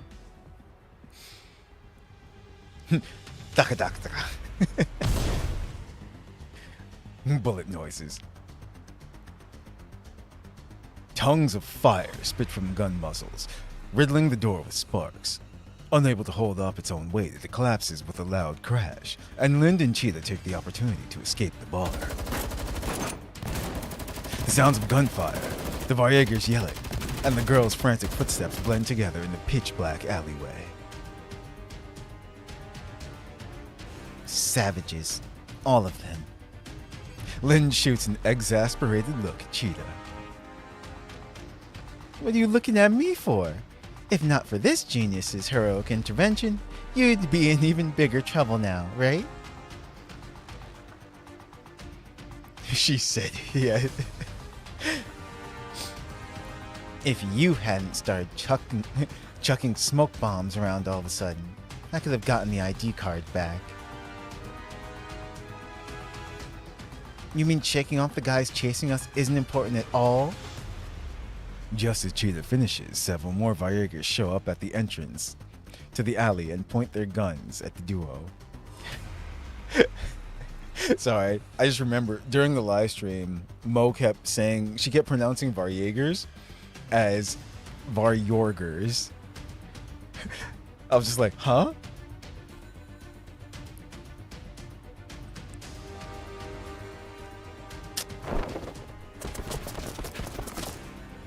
Lynn grabs Cheetah and yanks her into a side alley. Several bullets hit the wall behind the place where they were a moment ago, throwing up wisps of dust. All the escape routes we planned have been cut off by Varjorgers. I'm like, that's an A though. Varjagers, like Jaeger bombs. What will we do now? Do you have any other backup routes? Well, if there's no way out, why not just make one? Lynn shifts behind Cheetah and pulls her trigger. A hail of buckshot forces the pursuing Varjagers back, and they duck behind cover. Bang, bang. Then, Lynn swings her muzzle over and takes out the Varjagers trying to ambush them from the flanks. Just as the two of them are about to make their breakout, yet another squad of Varjagers appears in front of them.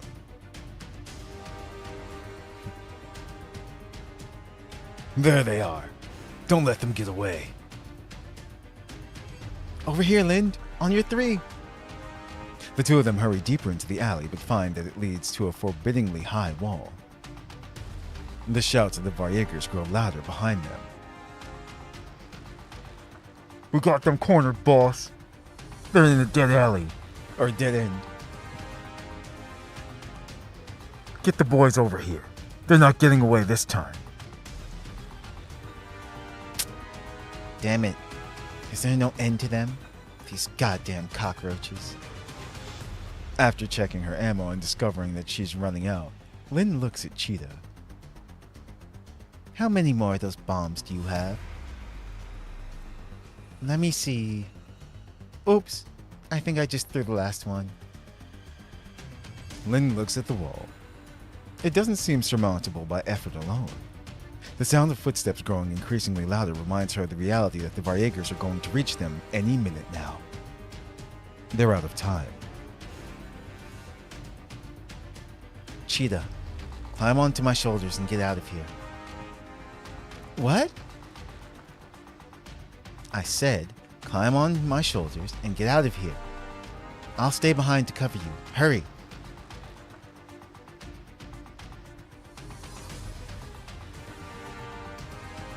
Silly Mo. By the way, no Perry rerun? No. How long ago was Perry, actually? Yeah, it's been quite a while. Maybe... Well, I was going to say maybe next year. But I remember him saying that next year they're getting a lot of the physical attackers out. I can't wait for, what's her name? Fatusa? Yeah. 6 months. Ah. So you're telling me to escape ahead of you? Hell no.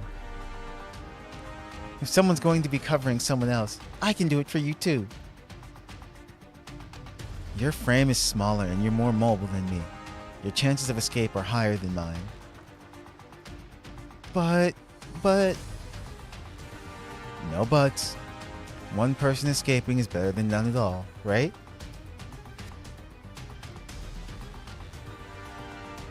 We've taken on so many hostage rescue missions already. So just think of it as my turn to be saved this time. In there! They're all the way at the end. We don't have time for this. Go, Cheetah. Cheetah can hear the Varjagers' footsteps approaching. She grits her teeth and then vaults over the wall with Lynn's help. She looks back and sees the Varjagers swarming Lynn, who fearlessly fires into the horde. I'll be back for you, Lynn. Wait for me.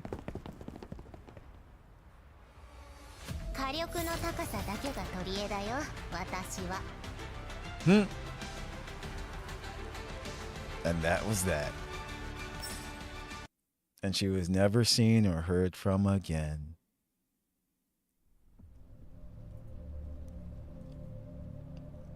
On the outskirts of the Yellow Zone, Frostfall's squad follows the signal to its endpoint, but all they find is a patch of sandy dirt surrounded by an endless expanse of wasteland.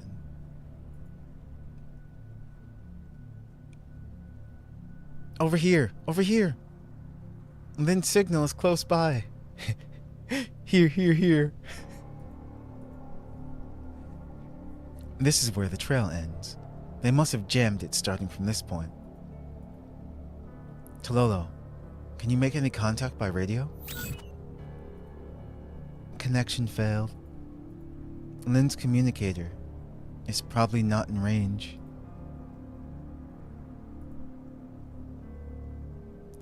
Let me see. When was the last time Lynn's signal showed up? It was roughly 5 hours ago. Lynn farming aura by staying back. She's like, go on without me. Just rescue me, that's all. Tololo looks around. There is nobody else here besides Frostfall Squad. A gust of wind blows and the trio's footsteps are instantly covered up by the sand.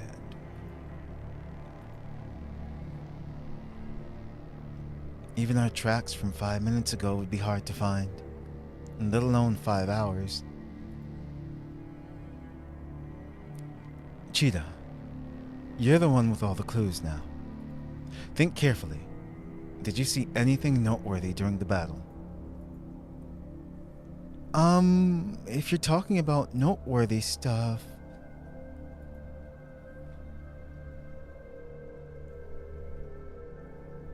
What are you looking at me for? If not for this genius's heroic intervention, you'd be in even bigger trouble now, right? If you hadn't started chucking smoke bombs around all of a sudden, I could have gotten the ID card back.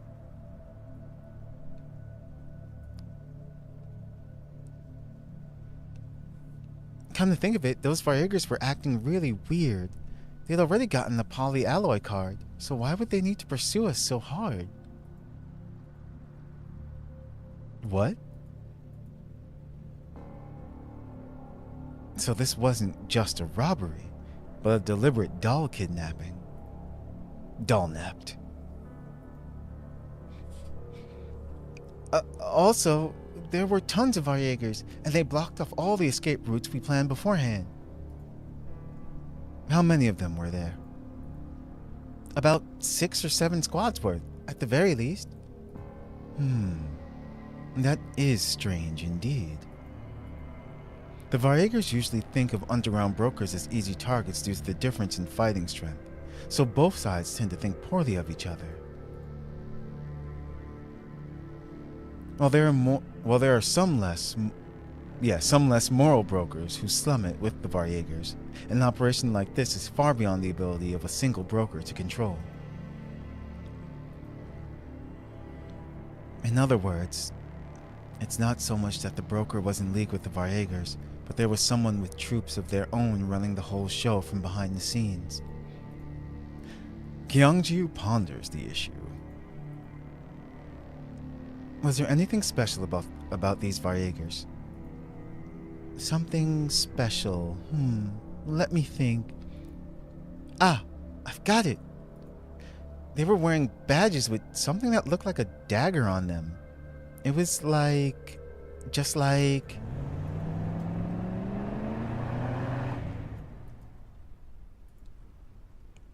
Leader, picking up an unknown signal nearby, approaching us from the south.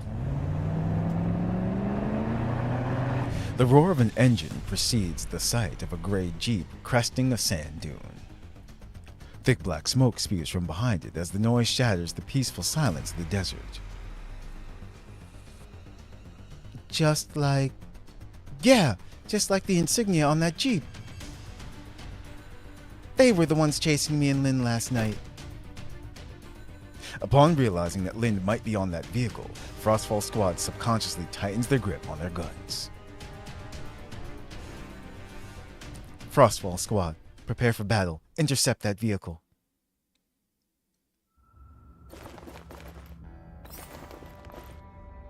Going in. Guns blazing. Alright, let's see. We put back.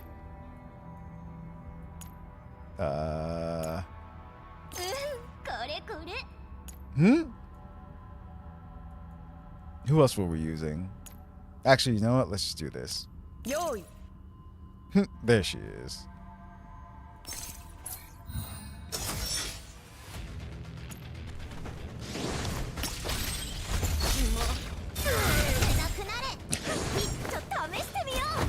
I'm sorry. Her special looks kind of funny though.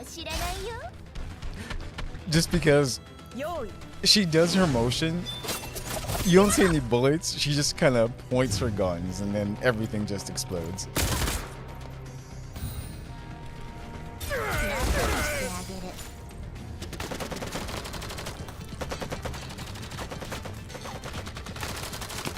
Damn it! They got the jump on us. As bullets hit their tires, the Varyigers realize that something's off and frantically pull hard on the steering wheel. Retreat! Retreat! Think you can run? Not so fast. Bearing 35 degrees, ready to... fire! Frostfall Squad seizes the moment and opens fire as one. With a loud crash, the Jeep finally gives up the ghost, skidding for a distance before overturning. Leader, we've intercepted the vehicle. I'm heading in to search it. She high on glucose, yes. That sugar rush. Leader, I didn't find Lind on the vehicle, but I found that broker from yesterday who dealt with us. Ah, nice. Cheetah drags the trussed-up broker from the crashed Jeep and dumps him on the ground like a sack of potatoes. The impact knocks his gas mask off, revealing the grimace on his face. Dolls? Is that so surprising? You should have seen a lot of dolls recently. For instance, the one who tried to sell you that polyalloy card last night. What did you do with her? Kyungju presses her gun against the broker's head. The broker laughs in an infuriating way, as if Kyungju's anger means nothing to him. So that's how risky this deal turned out to be. If I'd known, I would have asked that guy for more. Don't change the subject. Kyungju jabs his temple with her gun for emphasis, and the pain makes the broker wince. I'll ask you one more time. What did you do to Lind? And who is that guy? Okay, fine. According to the code of the brokers, I shouldn't be telling you who hired me. However, I think exceptions can be made when your life is at risk. The broker stretches out his right hand and draws a number in the air.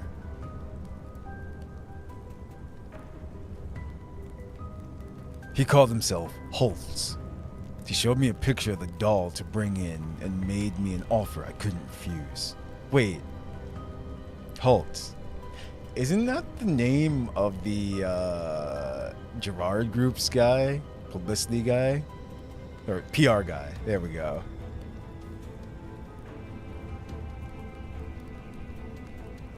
And why did he want Lynn specific? Oh. I think I know why. It's probably because, remember, before they left the scene, she downloaded the data into herself. That's probably what did it. The broker looks like a younger version of James from Silent Hill 2. You're right. He absolutely does. James, what are you doing here? I mean, in the end, he did leave Silent Hill. Oof. But yeah, that's probably the reason. As for whether it was a fake name or what, he wanted the doll for beats me. It's way above my pay grade, so to say. Holtz. Kyungju is visibly surprised to hear that name. Leader, what's wrong? If I'm not wrong, the client from yesterday's commission at that mansion was also called Holtz. And according to the client information he submitted, this Mr. Holtz ought to be the young master of a toy company.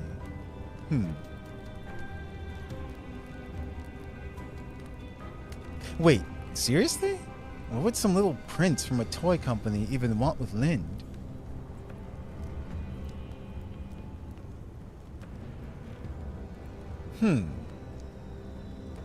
Interesting. I thought the PR's guy's name was Holtz. But, okay. I'm not sure, but I am sure that Miss Hellian's information is correct. Where did you hand her over? It was due south from here, at a port on the edge of the Yellow Zone. Miss Dull, if you ask me, we can talk terms here and make a mutually profitable Yup, knew that was coming. Kyungju decides that there's nothing more she can learn from him and cuts off his blather with a gun butt to the back of his head. Teacher knocks out the rest of the Varjager mooks as well. Not in my ending, he didn't. Oh, damn. Well then.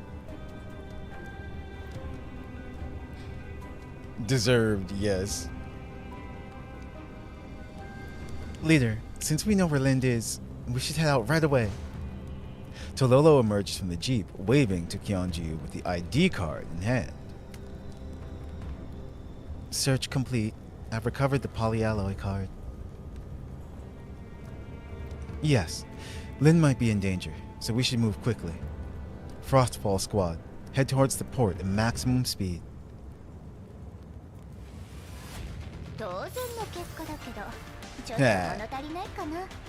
Florence.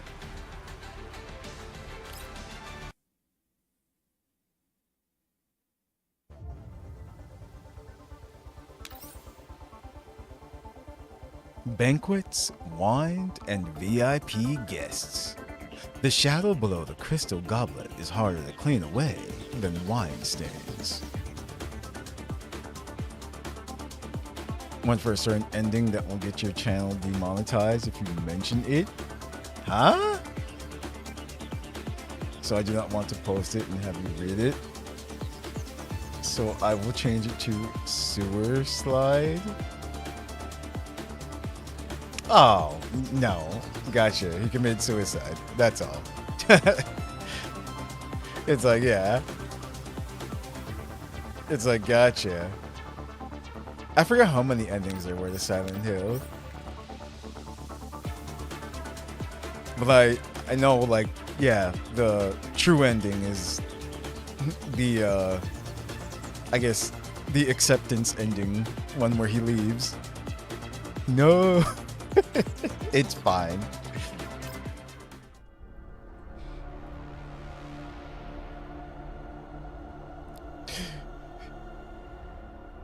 The veil of night settles over the quiet port. Rusted cranes stand in formation by the waterline, a testament to its past glory. Currently, most of the street lamps by the shore are damaged, blinking on and off intermittently. Frostfall squad huddles in a dark corner of the port, studying a massive cruise liner moored to a pier. This luxury vessel stands in stark contrast to the dilapidated port. Its hull and surroundings are illuminated like daytime by high-power searchlights. More people are boarding. Tololo studies the gangway intently through the binoculars she's holding. This will be the 11th group tonight. Security guards in black uniforms stand on the gangway. They step forward and halt the two people who are approaching them. One of them, a well-dressed gentleman, takes a card out from his pocket and hands it to the guards. After verifying the guest's identity, the guard returns it to him with both hands and executes a picture-perfect 45-degree bow before gesturing to the guest and his accompanying doll to board the vessel. Interesting. Most of the guests are accompanied by dolls. Well, that does make sense, though. Because if you're going to an event like this, and you would want some kind of security. So it would make sense to have, it's like a doll as your date, pretty much.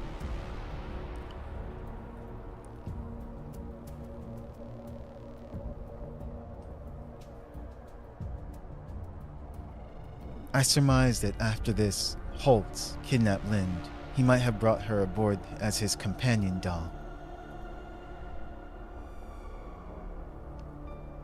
Given the way they're dressed, I say there's some kind of party in there? But then why would they need so many dolls for a party? It's just weird. Uh-oh. Depends on what kind of party it is. Or they could just be selling them, like auctioning them off. Also, our current location could be considered the border between the green zone and the yellow zone. So why would those rich people from the white zone come all this way to join an ordinary party here? Hey, yo. Listen. You don't know what kind of things go on in certain places.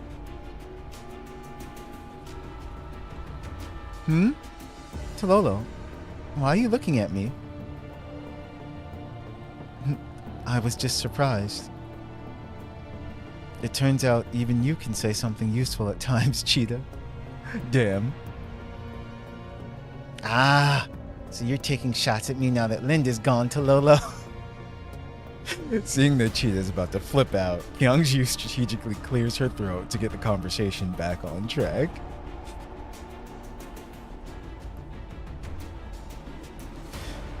We'll probably only learn the answer to those questions after we go in there. Cheetah, do you have any items that could help us sneak aboard a cruise ship? She got kidnapped by Santa. Of course I do. I recommend using this genius's tactical grappling claw. A gentle throw sends it onto the deck, whereupon it latches on tight, and then you can swing over with a whoosh. Kyungju looks around at the searchlights around the cruise liner and shakes her head in resignation. Anything else? How about this imitation dolphin? We could hide under it and swim over to the liner, then wait till they're not looking before climbing aboard. Cheetah, the plan is to sneak in, not draw the attention of the people on the ship. I knew it. I was clearly imagining things when I thought Cheetah could be useful. Hey, I heard that, Tololo. Fine then, why don't you come up with a solution of your own? If stealth isn't an option, let's just walk right in. What? It looks like this cruise liner is for members only. While the perimeter security is very tight, the security procedures for boarding are fairly simple. All guests have to do is show their ID. And this is what they were showing to the guards. I mean, yeah. Tololo takes out the polyalloy card she recovered from the broker and puts it in Kyungju's hands. So we'll be posing as guests then? Yep. Based on what we just saw now, it's not unusual for a guest to board in the company of a doll.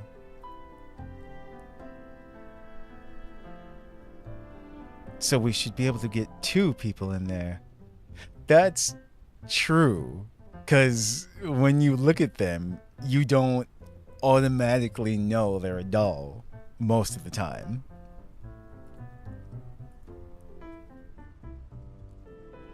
As for whether there will be further security measures after we get in, that remains to be seen.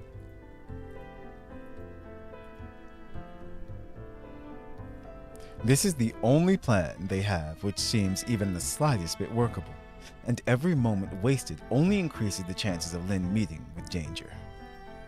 Kyungju comes to a conclusion. That's fine. We'll leave one person outside, not Cheetah, to respond to any changes in the situation and minimize the risk of falling and failing the mission. Cheetah can be the pet. I mean, she is Cheetah. I'll disguise myself as a guest. As for Tololo and Cheetah, I mean, couldn't you say they're both your dolls? Technically, that's kind of accurate. She is the leader. Kyungju glances at Cheetah, whose face full of anticipation, and imagines what might happen if Cheetah is allowed to roam free on her own. Scenes of the port being leveled by explosions and other kinds of devastation all fill her mind. Damn. Yo, they have no faith in Cheetah whatsoever. It's hilarious. I think I'll bring Cheetah in with me. Tololo, stay outside and help analyze the vessel structure. Make sure you maintain constant contact with Griffin HQ. Got it.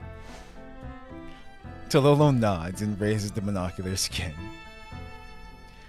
Now the remaining issue is how to hide the glossiness of a doll's synthetic dermis.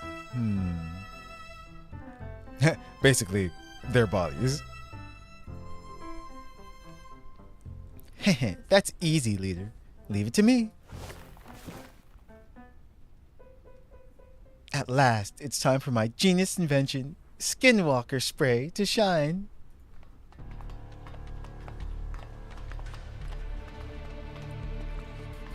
Soon, Tololo was watching Kyungju and Cheetah approaching the gangway through her binoculars. Greetings. Your identification, please. Kyungju hands the guard the ID card with her left hand. Her right is behind her back, feeling for her dagger. The guard eyes Kyungju warily. Is something wrong, madam? Are you not feeling well? I feel a little hot under the searchlights. Be quick about it, please. The guard sticks the card into the reader. There's a quiet beep, and the word success appears on the screen.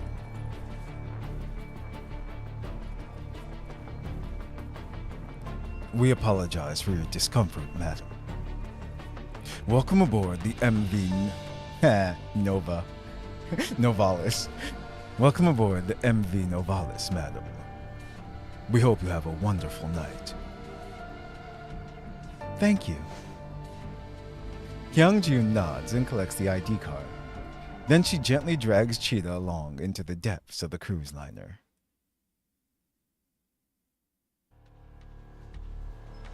Ooh, fancy.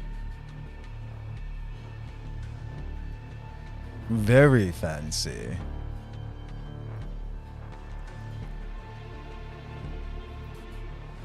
The liner's interior is decorated in a Baroque style, with crystal chandeliers hanging high overhead, filling the hall with brilliant illumination.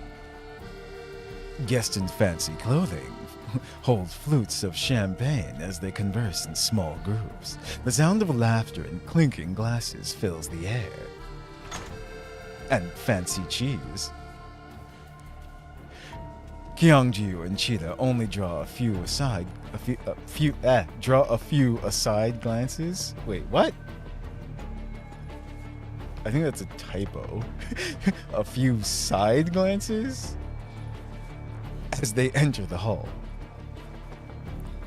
Those guests who noticed them merely raised their glasses in salute before turning away to re-immerse themselves in the revelry. Wow. Is this how rich people throw parties? Look at all this luxury. Yes, it is. Leader, look. They decorated this wall with collapse pieces. Can we grab a few on our way out? Damn. Really, Cheetah? Let's be undercover, just stealing stuff. Lower your voice, Cheetah. There are many guests and security personnel here. We need to keep a low profile and avoid drawing unnecessary attention. A line of security robots roll between them in an orderly manner. They split up and slowly roll into the areas to the left and right. Kyungju watches them as they head into the depths of the hall. The left contains the dining hall and shopping area, while the right has the bar and the lounge. Which one are we going to check out first, leader? Time is tight, so for efficiency's sake, I think we should split up. Cheetah, you go left, and I'll go right. We meet back here in 10 minutes. Got it. See you later then.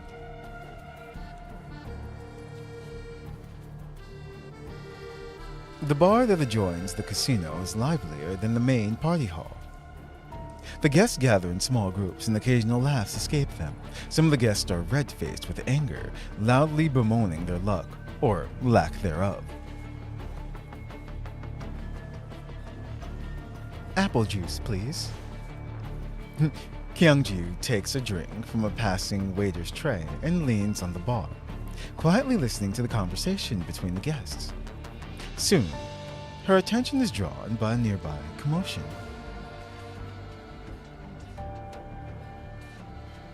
Hey, barkeep, give me my friend here a glass of Lafite? There we go. Wasn't sure how to pronounce that. A glass of Lafite. Kyungju looks to the side. Two businessmen are walking in from the bar entrance, arm over shoulders, headed for the counter. Upon noticing what's going on, the people around them seem to be either afraid or in awe of their status, because they immediately clear a path for them and give the pair a wide berth.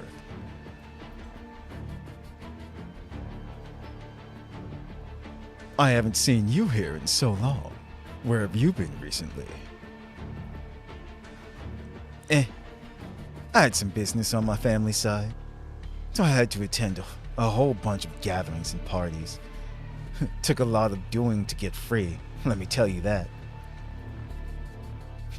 Oh, but isn't that fun? About as fun as a hole in the head. They were all boring as hell. In the end, it's this place that suits me best. After all, there are some events that you can only find here. They're the only things that really get my blood going. The rich man taps the table with a knuckle and then points down. The two of them exchange knowing smiles. That's right. And that's not even getting into tonight's special event. It should be about time, right? The rich man looks at his watch. The gemstones set into the hands glisten with the crimson light. He laughs, then takes an exquisitely made metal box from his coat pocket, revealing a neat row of gold casino chips. Since we've got some time, why don't we go do something fun to whet our appetites? The card tables have been boring as hell during the past few weeks without you. It'd be my pleasure. A hint of excitement crosses the wealthy man's face. He nods, then snatches up his glass and drains it in one gulp.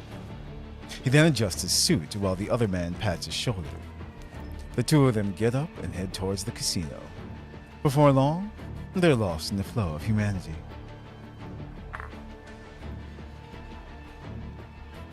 Kyungju places her empty long-stemmed glass on the counter before nodding to the bartender and withdrawing to the main hall. At the same time, Cheetah returns from the dining hall.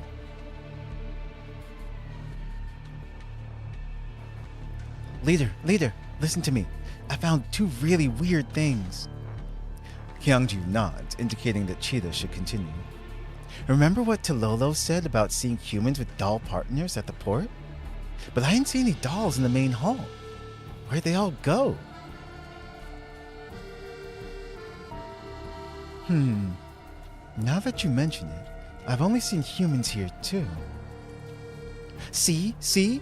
If Lynn were taken onto the ship by that guy, she would have been put somewhere out of sight with all those other dolls. Keeping track of the dolls' movements is definitely important. Well done, Cheetah.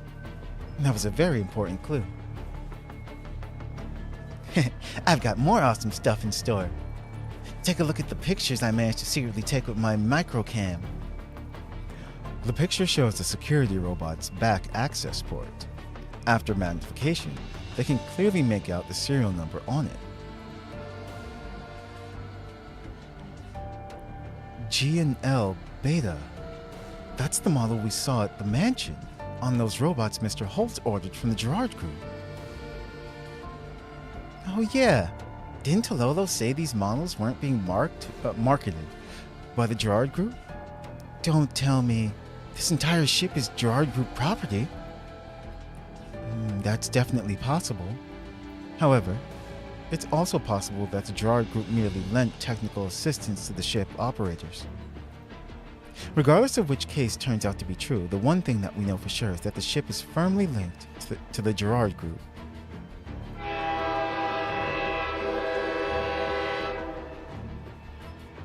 Wum.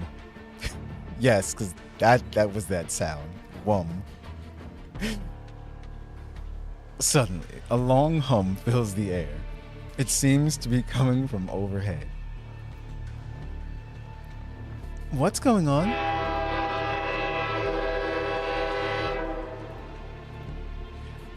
The humming gets louder, but the guests seem completely used to this and do not respond in any way.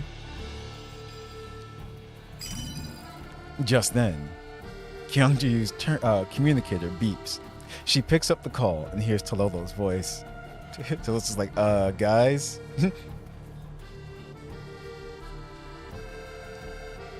Leader, the gangway guards just returned to the vessel, and the gangway's been closed up. It seems the ship is about to weigh anchor. No wonder we heard that strange noise. It must have been the vessel's air horn. I'll have Miss Hellion arrange for vehicle support so I can continue supporting you at sea. I'm concerned that the situation might spiral out of control once the ship leaves port, so please be careful. Understood. As it turns out, I have some things that I need you and Miss Hellion to investigate too.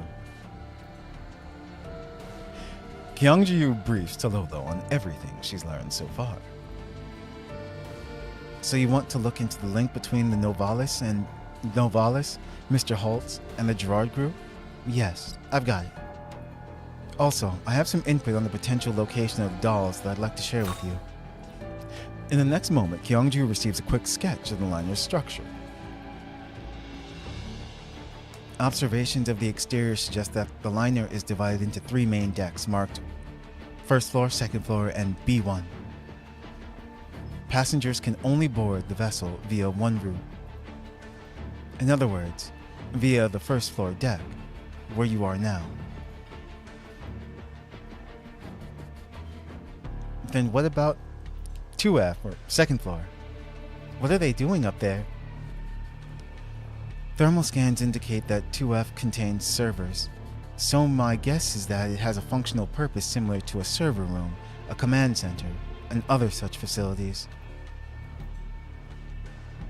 However, I'm suspicious of the B1 deck. The part that's below the waterline?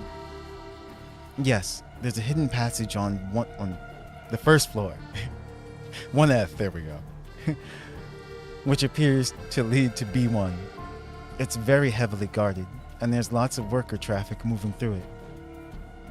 Measurements of the cargo they're moving show that they are very similar in size to dolls. In other words, Lynn's most likely to be in B1. Leader, since we know where the entrance is, why don't we hurry over right now? We'll take out the door guards and rush straight in. After studying the number of security robots patrolling the main hall, Kyungju shakes her head. Tololo, are there any guests leaving through that entrance? No, only workers. But it's not just the dolls. I don't see their owners either. That's where the problem lies. The fact that these guests can move through suggests that there must be a VIP route from 1F to B1. We just don't know where it is. Kyungju's eyebrows narrow as she recalls what happened earlier in the bar. When that wealthy guest said, "This place," he pointed down. And then the look of interest when he flashed those gold casino chips. Looks like there's a big secret behind the bar. Cheetah, let's head over to the casino. It's very likely that the B1 entrance is hidden there.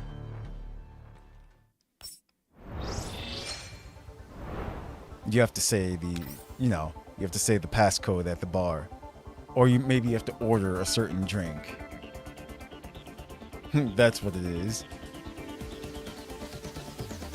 Private invitation. Congratulations! You have been chosen as the most special guest for this event.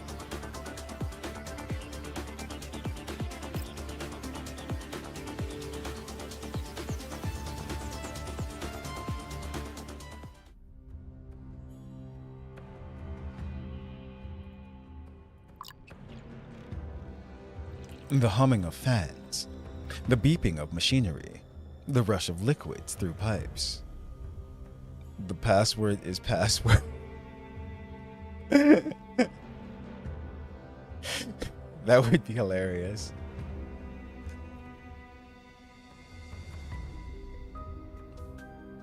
Surrounded by these sounds, Lynn slowly opens her eyes. Damn it, my head hurts. The room before her is dark. The surrounding walls are covered in displays, whose flickering images radiate a ghostly blue light that dimly illuminates the interior. She's never seen this place before. Where am I? Ah, you're finally awake. How do you feel?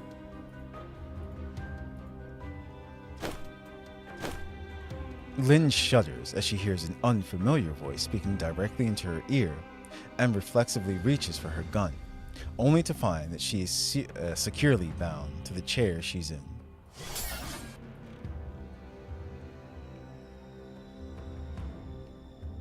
The chair slides along the ground for some distance, and the shrill sound of metal grinding against metal fills the air. The man laughs sadistically as he watches Lynn struggle.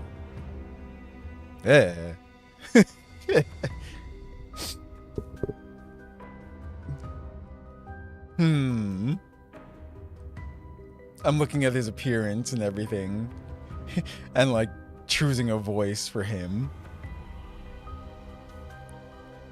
He kind of looks, I don't know, spoiled rich boy or something. I don't know what to do for him.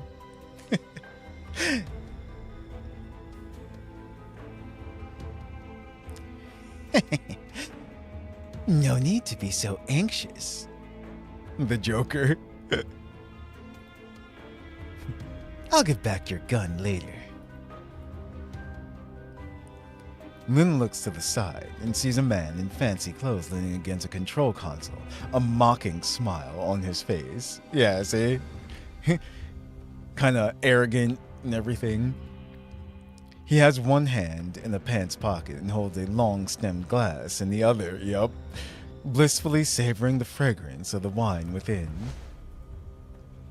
The man slowly raises his head and exhales a long, slow breath. Even the best wine only shows its true worth in the eyes of one who understands it. Similarly, Even the most powerful doll can only show its true power when wielded by a capable master. If I were you, I'd feel honored to have been chosen by a professional like me.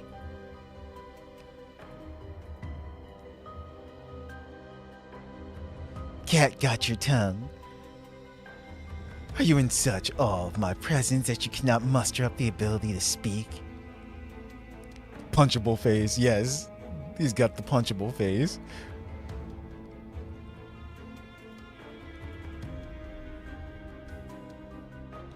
No. It's just that you're trying so hard to be cool, when all you're doing is being cringe instead. Is this what passes for businessmen these days? Have you fallen so low that you've resorted to kidnapping dolls? You'll really do anything to make a quick buck, won't you? The corner of the man's mouth twitches visibly. He takes a deep breath and forces a smile to his face once again. It looks like I'll need to properly introduce myself. My name is Carl Holtz, a genius who... Oh, no, another genius. Yay. A genius who made best-selling toys at the age of 6. Even a doll should have heard of my name when the magazines published it. Harl? Who's that? Not Harl, Carl. Nope, doesn't ring a bell. So what does this have to do with abducting dolls? My father, Yakov Holtz. Okay, yes, see, I knew it. I'm like, Holtz? Yeah, his father is the PR guy. For Gerard. Is the supervisor of the Gerard Group's robotics R&D department. You should understand what that means, right? Our family hasn't fallen so far that we need to kidnap dolls to sell for money. So you're not a failure of a businessman. You're a failure of a Nepo baby. Damn. You're a failure of a Nepo baby then. If your aim was to bring me here so I would praise you, you picked the worst person imaginable for the job. This is true.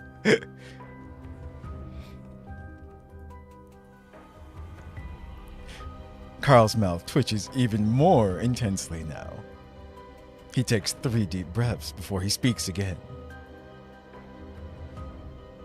Let me say again.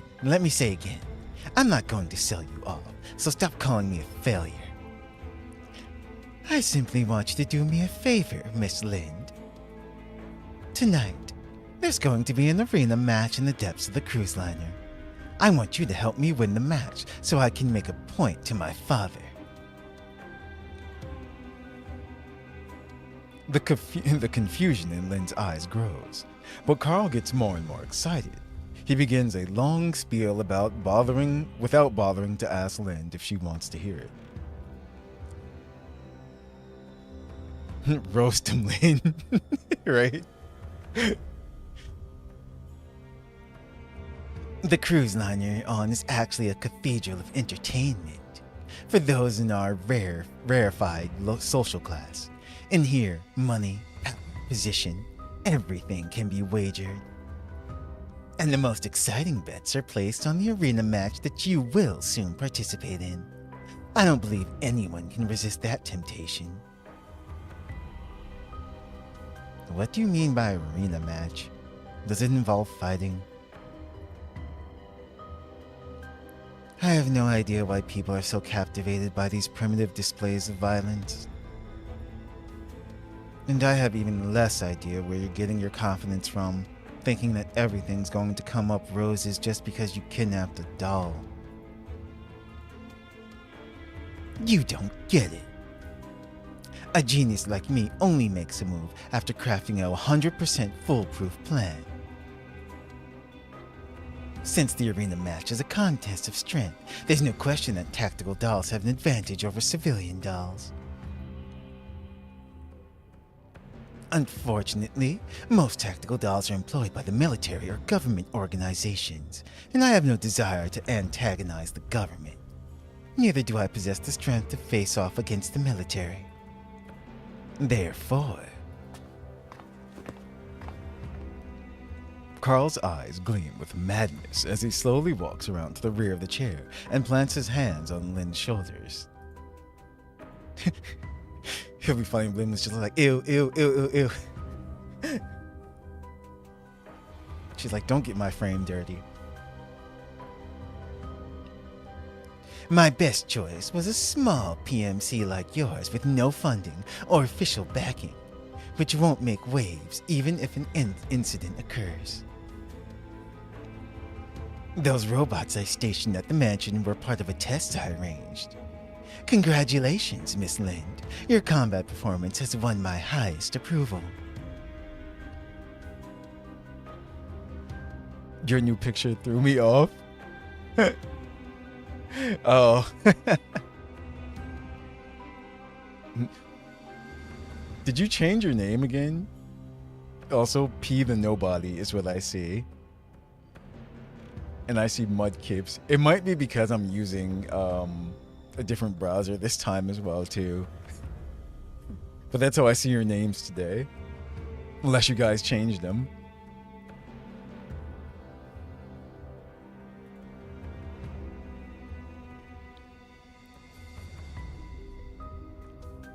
Huh? A small PMC? 1 year approval? Lind has no idea where to start picking his words apart.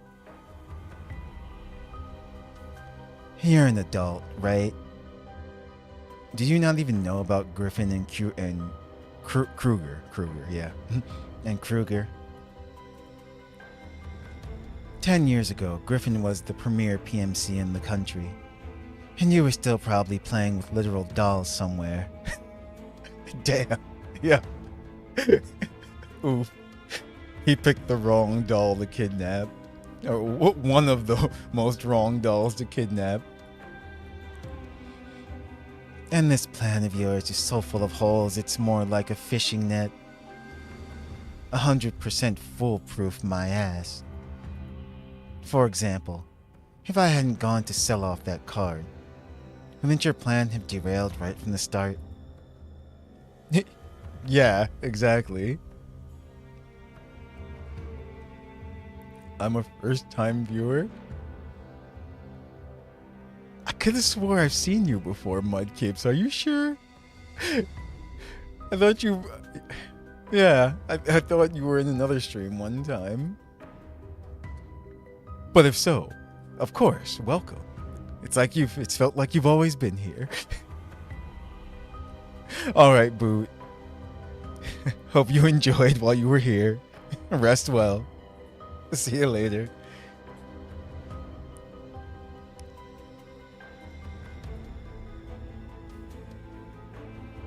When someone says it's their first time, I don't believe them.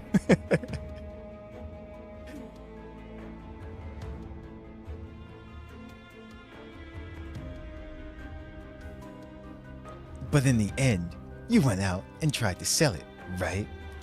That just proves my plan worked. Even if you hadn't taken the card, then I would have uncancelled my future commissions with Griffin and continued trying to lure you out. As long as I could get you away from Griffin, I'd have a chance to make my move.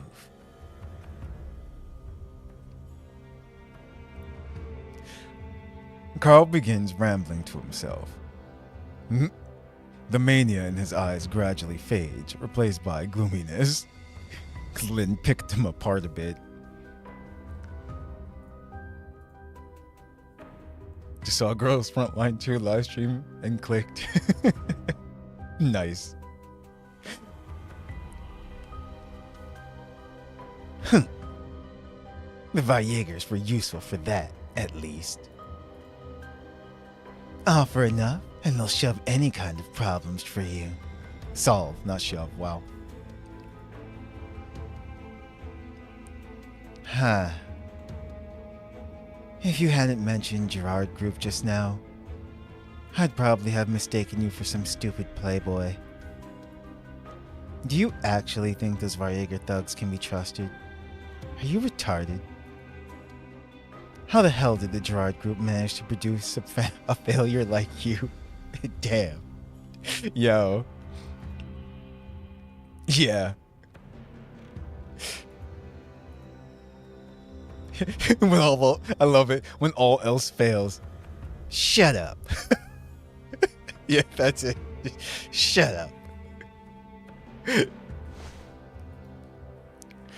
Carl's expression shifts, and he tightens his grip on Lynn's shoulders.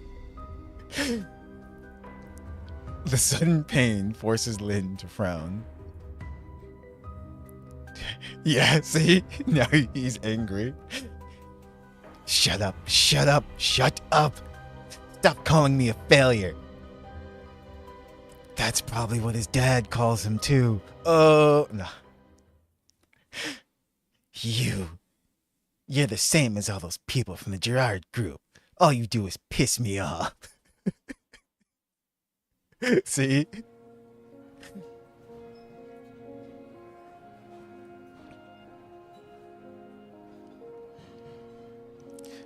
I thank everyone here for taking time out of your busy schedules to take part in this charity gala. I'd like to use this opportunity to introduce my son, Carl.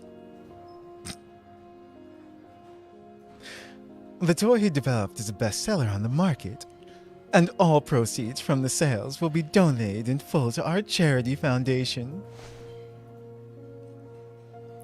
Come, Carl, say hello to all the nice people. Well, see, his mother is proud of him.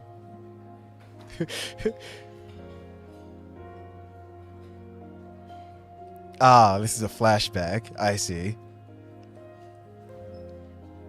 Hello, everyone.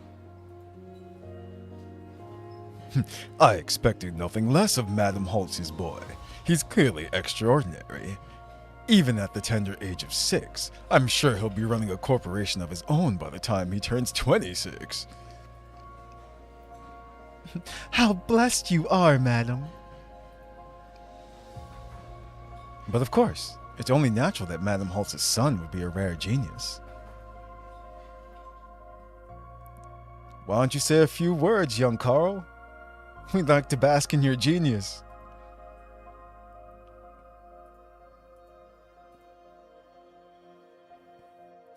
Ah, that's what happened. Okay. When words appear, my eyes read them faster than I can actually, pronounce and read them. But yeah, trying to remember what voice I used for him. But thank you all for coming to attend my wife's funeral. To honor my wife's dying wishes, I will shoulder the legacy of the Holtz family and strive to restore its glory. Mama's boy. She was just proud of him, that's all. My condolences, Mr. Yakov. It is truly a shame that your wife was taken from us in the prime of her life. I cannot imagine the sorrow that you and young Master Carl must be going through now. Father, I want to see Mother. Where is she? Is Mother not coming back? Silence, Carl. Stop whining like a little failure. What? Okay, that's totally It's her funeral. That's not right. Damn. This is why. See? This is why. Even though we know the reason why he's like this, his actions still aren't right, of course, but this is why.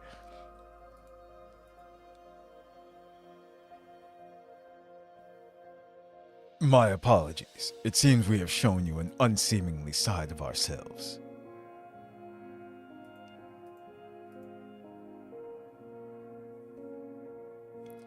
Oh, here comes the failure of the Holtz family. Still playing with toys at this age?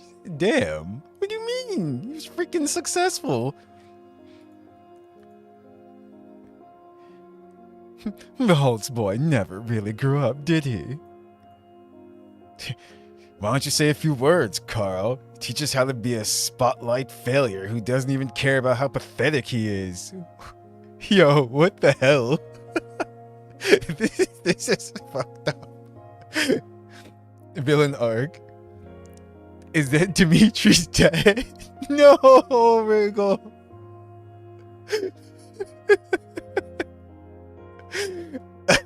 Oh man. Hold on. I have to do an experiment real quick. Hold on. Let me switch browsers. I want to see if that's the reason why. Give me a second. Because I think that truly is the reason.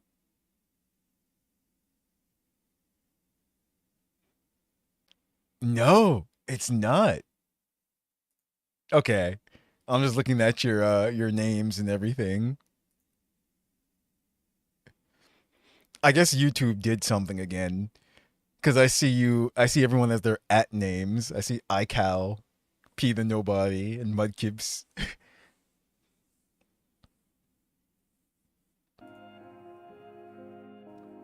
Oh man.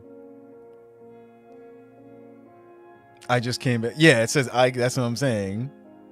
Jesus, that name is super old like me. Dimitri. Oh man. Um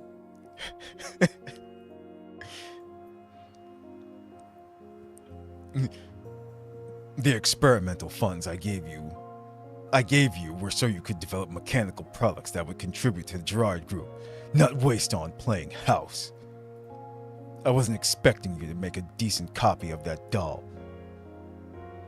But are you saying you can't even figure out a way to defeat it? Is that it? Hold on, I need a drink of water after that.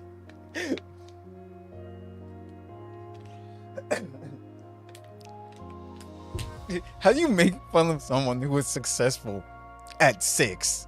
Has his own, like, toy line and everything. It makes no sense.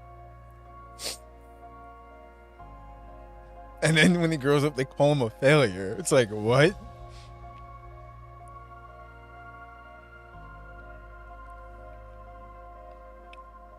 Yep, Wriggle no longer exists. They just took all our masks off. Huh. Why? Oh man, I'm curious. Now I'm curious about my name. I want to see.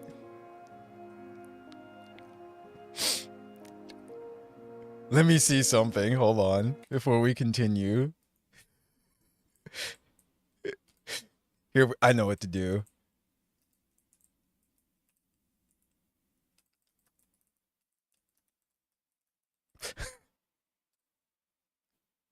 No. Okay.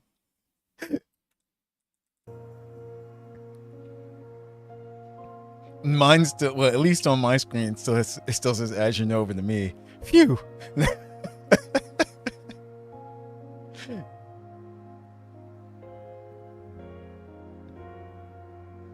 Hater, I left the game for you in the Discord, by the way. Oh, okay. Peter Nobody's my mask. Kind of hurt, but Lynn still cooked. Yes, she did. It was well deserved.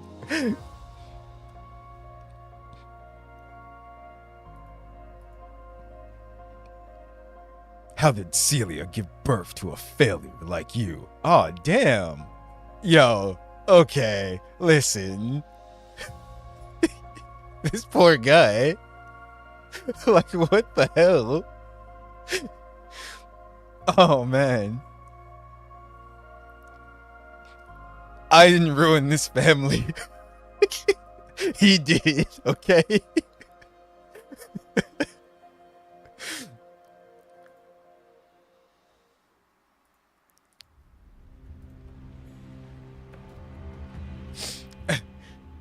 I am Carl Holtz, the heir to the Holtz family.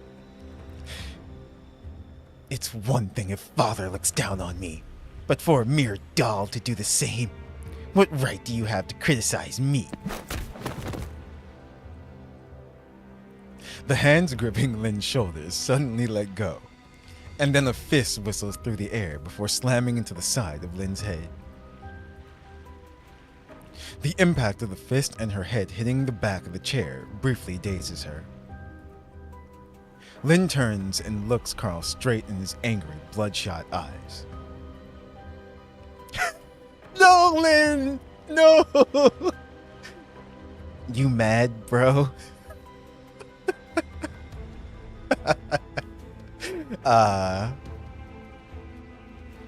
Oh, man.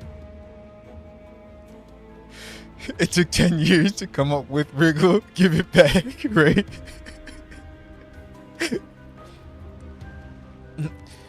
So the heir to the Holtz family went to all this expense just to capture a mere doll. Doesn't seem very smart to me. And besides, what exactly should I do? Why exactly? And besides, why exactly should I do what you tell me? Excellent. I'm glad I wrote for her. Also, Super Mijichi. Sleeper King. Oh, man. Yeah. Like I said, I did want Lynn, so here she is.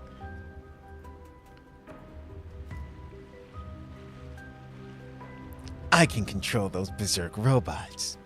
I have access to the Gerard Group's latest technology. You've already seen these robots before. They were under my control. Soon, you will too.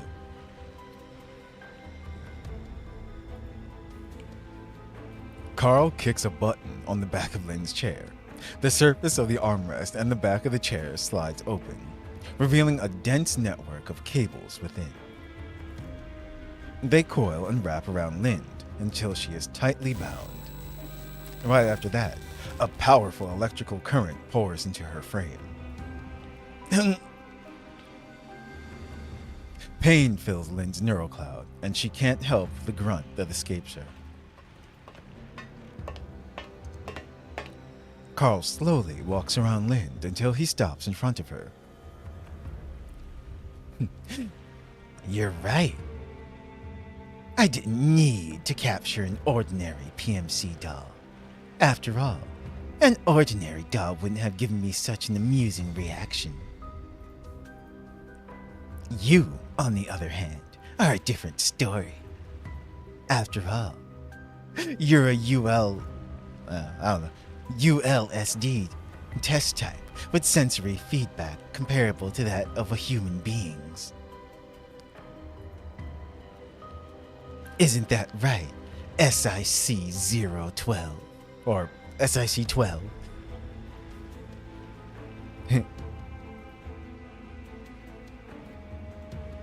Lynn hasn't heard the designations ULSD and SIC-12 in a long time. Her pupils suddenly contract as she hears them spoken once again. I'm trying to remember ULSD. Ultra Lind Super Doll. Yes. Yup. That's what I'm going with. Ultra Lind Super Doll. The experimentation regime she endured as a ULSD was a nightmare that constantly haunted her. She's never revealed that part of her past to anyone else apart from the commander. She's like, who asked? Yep. How did you... Lind wants to ask just where he learned that information from, but the agony in her frame keeps her from speaking.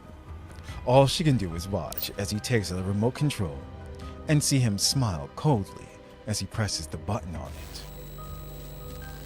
it. Streams of data and electrical current slam into Lind. Oh no, she's being DDoSed. Her pain is amplified numberless times. Carl's body seems to distend away in an instant, only to pull back in front of her as though in slow motion. Junk data washes over Lynn like a flood, filling her neural cloud and assaulting her level 2 layer. Yeah, that's exactly what's happening. She's being DDoSed.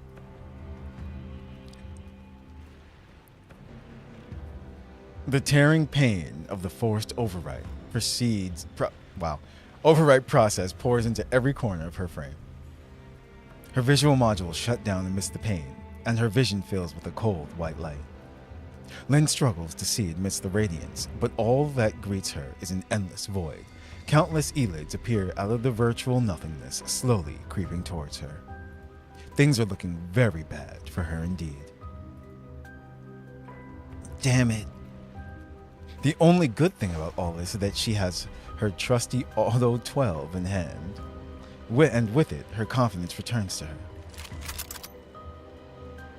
Then raises her gun. I cannot die. I will not die. Not here. Then you just hear a gunshot.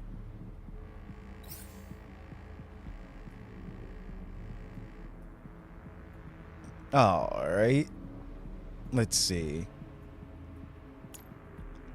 Is this the full... No, wait. Oh, yeah. Actually, hold on. You know what? They're all with her in spirit. We got the whole team together now.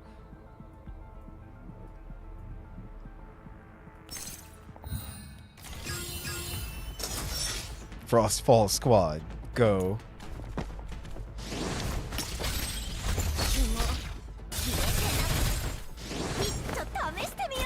I love that every time she does her special, it lags the game a bit. Because they all just explode in an instant.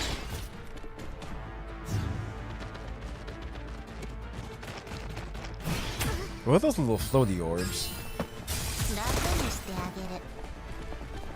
The gang's all here. Hey!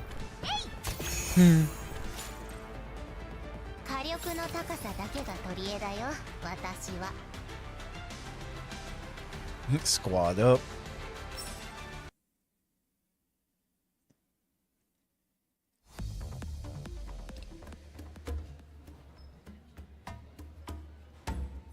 Texas Hold'em, blackjack, electronic dice, slot machines, roulette tables. They really do have everything here. The illumination from the luxurious decorations and lurid lighting melt together as gamblers move back and forth between tables, lost in this hollow enjoyment.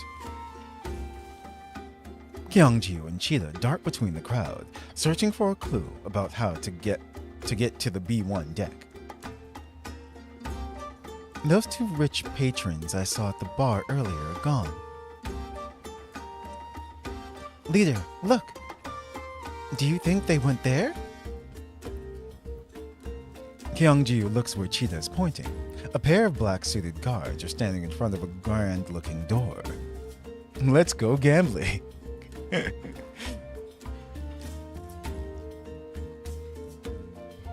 This door seems quiet and sedate.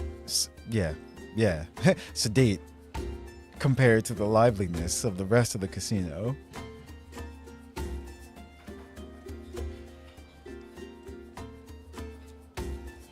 There's something written on it. Let me see. I don't know. Whenever sedate is used in context, usually, you know, like sedate the person or something like that. But I guess it works for inanimate objects too. That door is sedate. Okay.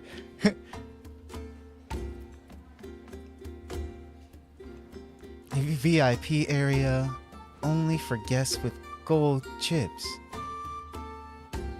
Wow, what's this VIP area? And what are those gold chips? Is there a super casino in there or something? When that wealthy guest mentioned a special event, he flashed a stack of chips which looked like they were made of gold. It looks really suspicious. Looks like we'll need to think of a way to get in there. Cheetah, how much cash do you have on hand that we can exchange for chips? Right now? About 500 credits worth, I guess. But leader, that's the last of my candy fund. Could you help make up the rest for me? I don't have much cash on hand either. All we can do is hope that gold chips don't cost too much to redeem. Kyungju and Cheetah pool their cash and then head to the casino's cage. Welcome, ladies. Will you be buying chips tonight? How much are the gold chips? The dealer smiles and pulls back the red cloth inside the cage, gesturing to the labeled numbers below. It is as you see. 1 0, 2 zeros, 3 zeros. Holy cow, 5 zeros? So each one is 100 grand? This is insane. You might as well just grab a gun and rob people at this point.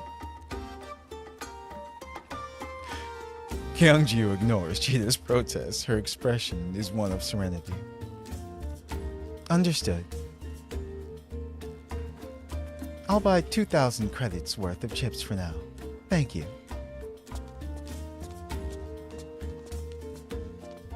Cheetah squeezes the 2 little chips they just bought in her fist and drags Kyungju off to a corner of the casino.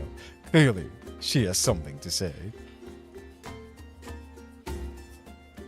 Is this actually happening, leader? Did our money disappear just like that?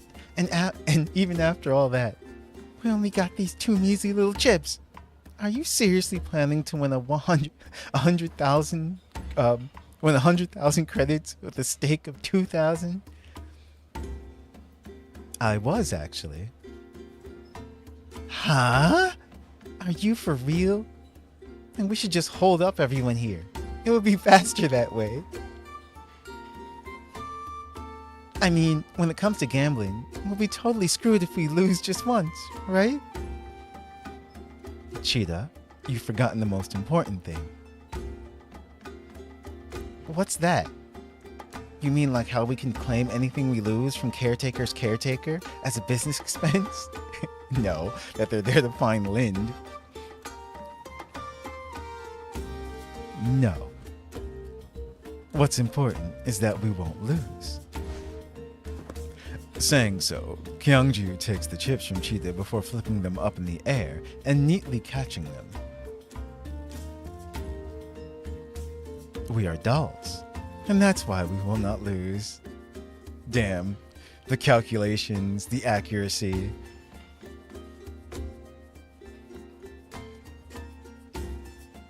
For a moment, Cheetah stares blankly at the gleaming confidence in Kyungju's eyes. Then she gets what Kyungju is hinting at. It's just like, yeah.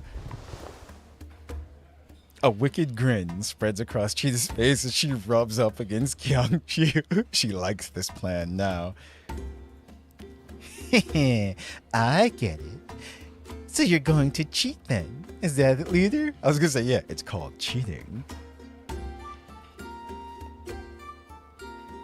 It's not cheating. Just leveraging our advantages as dolls. Kyungju looks at the card tables in the distance. I was observing how the tables were distributed in the casino. Each one has 5 dealers and a supervisor, and they have IR scanners under each table to keep players from cheating. We probably won't have much luck trying to pull off sleight of hand at the gambling tables. The slot machines are fully automatic and appear to be a good choice, but there are too many punters around them, and there's no way we can do anything with so many eyes watching. Huh? Doesn't that mean we're out of options? We still have this. Kyungju exchanges a look with Cheetah, and they approach one of the electronic tables. Upon detecting someone nearby, a mechanical arm lifts a touchscreen and presents it to the pair. Kyungju taps it, and the edges of the table light up. The hologram of a virtual dealer appears over the center of the table and bows to them.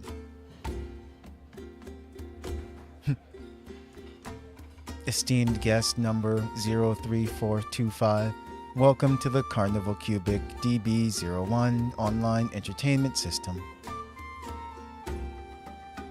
Please select the game you would like to play and insert your chips into the slot on the right. During the game, please refrain from striking, damaging, or attempting to disassemble the machine. Since it's a network device, we should be able to hack it through level 2. The plan is to stop the data pertaining to failures and only let the successful data through. Oh, so you're saying we can directly access the casino network and mess with the results? Precisely. The Gerard Group provided this special service for gamblers who had difficulties going to offline casinos, but it's turning out to be a godsend for us instead.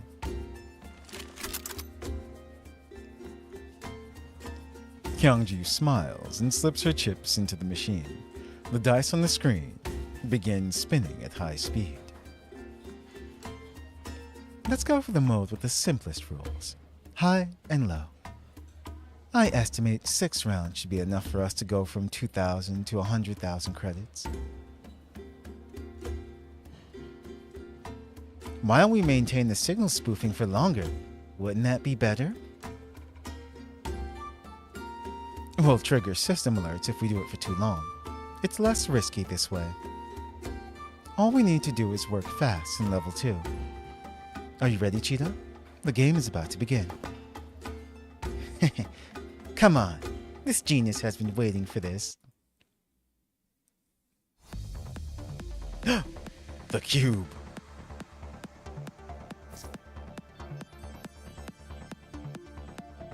Are these the dice programs for the Carnival Cubic? They're small and square and pretty cute. Cheetah, don't get careless. I can only spoof the error signals for a few rounds. We need to take care of this ASAP.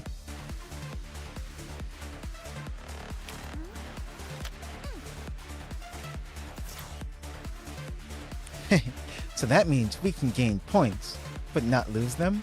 I like these little cutscenes that they do. The sorta cutscenes.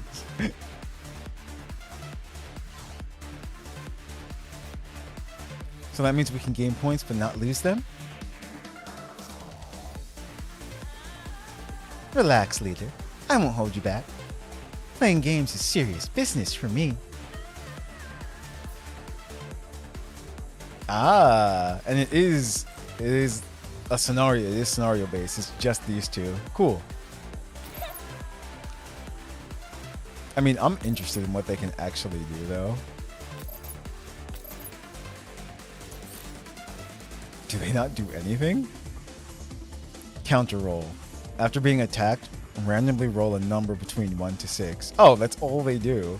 And you have to achieve a score of 100,000. Oh, okay. That's actually pretty cool. I can see them making this into a mini game. I can see them doing that.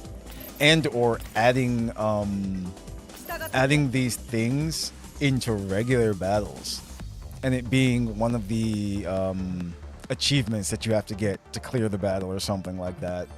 I know I shouldn't be giving them ideas, but still, they just popped into my head. Like you have to kill all the enemies and get the score of blah, blah, blah. This music is good. Yes, it is. Alright, I'll just put them on auto. 3. 3. 3. Wait, what? 2. That was it. See? Or you have to like... Or you have to make them, or they want you to make them, there we go, to land on a specific number a certain amount of times or something like that. But they would have to do it sparingly. It would get a little annoying after a while. Especially if, you know, you're supposed to kill all the enemies and it's just like dice. It's like, please don't. But like I said, I can see them having it in maybe like a side thing, maybe. So the Adventurine fight in Star Rail. Yeah, something like that. You were just describing the aventurine fight. Yeah. It's like, that's exactly, yeah, I remember that fight. Yep.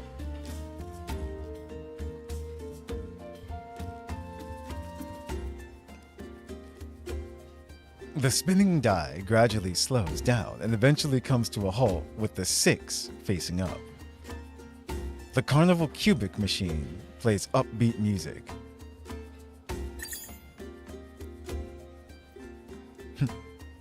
Ding ding ding. Congratulations on winning again, guest number 03425. Do you wish to continue betting? Flashbacks. We've scored the 100K we need. Let's wrap things up. Kyungju clicks the quit button, and a flood of chips pours out of the chute amidst the sound of clinks and beeps. Wow, leader, we're rich! Huh? Cheetah takes out the sole golden chip from the pile. Its mass takes her by surprise.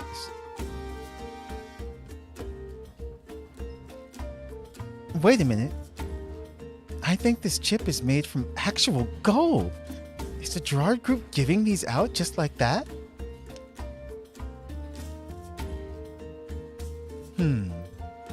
Well, 100,000 credits is pretty close to the price you'd pay for actual gold. Is that how it is? Then this place is a gold mine. I wish we had more time to earn more, and we could hand it to Caretaker's caretaker. That's a huge chip. Yep. Cheetah's muttering is interrupted by an alert. Youngju turns away to take Talolo's call. Leader, the cruise ship has come to a halt in a bay that's surrounded by mountains on 3 sides. A bay that's fenced in by mountains? Choosing such a well-hidden location suggests that their special event isn't something that they want others to see. That's what Miss Hellion said too. She sent 2 support echelons and a helicopter over. We're currently shadowing the liner. If anything happens, we'll be able to support you ASAP. Alright, be careful. Don't let the external guard spot you. Understood. We've also finished analyzing the vessel structure. I'll send a 2D map for you later. Once you find Lind, you can evac by following the indicated route. I'll pick you up on the deck. Good work, Talolo. You're almost as efficient as this genius. Talolo took offense to that. Huh? Why isn't anyone talking? After a brief silence, Talolo awkwardly clears her throat. Also, I learned something about the matter you asked me to investigate. What did you find out? The Novalis belongs to a toy company. It's a place that the company uses to host charity events, and many media outlets have reported on it.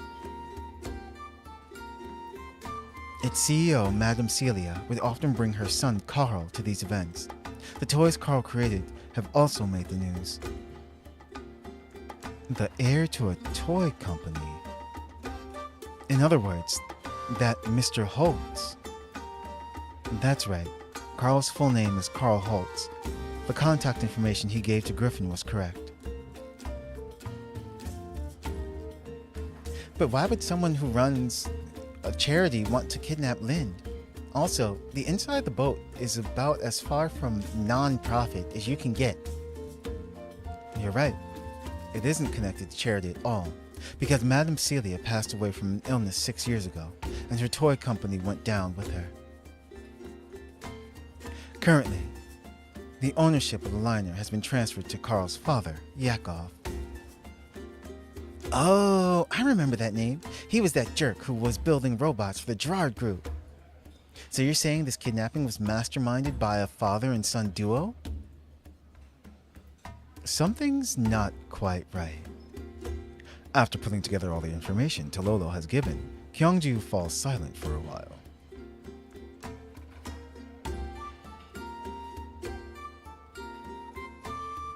Since Carl's father is a Gerard Group researcher, he ought to have a way to get those berserk robots under control. Why did he go out of his way to get a PMC to clean up his mess? Could he have been trying to get us to pick up that ID card? That would make it even weirder. Given the Gerard Group's wealth and power, they would definitely have access to in-house paramilitary forces. They wouldn't need to hire criminals like the Varjägers, and they most certainly wouldn't need to resort to such roundabout means to kidnap Lind. The most likely possibility is that Carl didn't want to draw the group's attention, and all this was simply a personal initiative. So you're saying Yakov doesn't know about this? Indeed. Everything's been going smoothly all night, from boarding the vessel to the ID check. Even the ship's security forces have been replaced by robots for the most part. I think it's less that he doesn't know, and more like he isn't even on the ship at all. Both sides of the line go silent.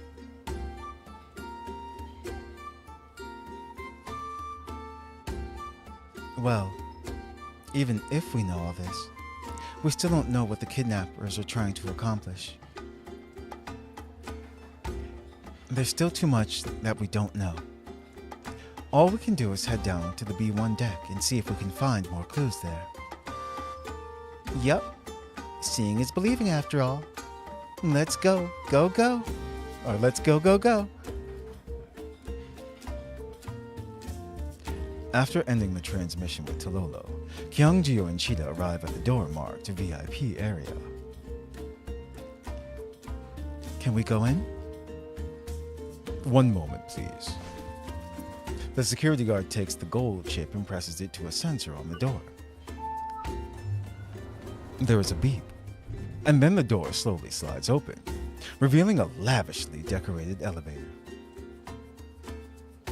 Please proceed, ladies. It's a lift. Looks like our guest was on the mark. I hope we'll be able to see Lynn soon.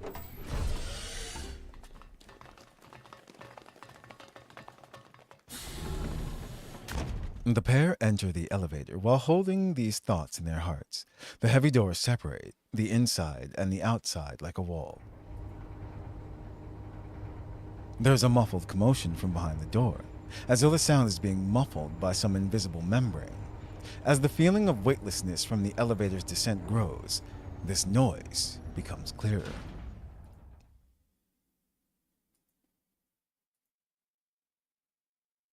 Until the elevator comes to a halt and the doors slowly open.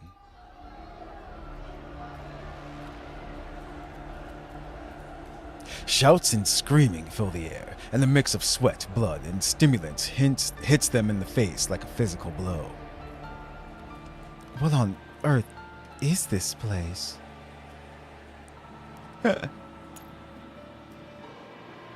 Dolls fight. Yup. Damn it, I didn't mean to do that. There we go.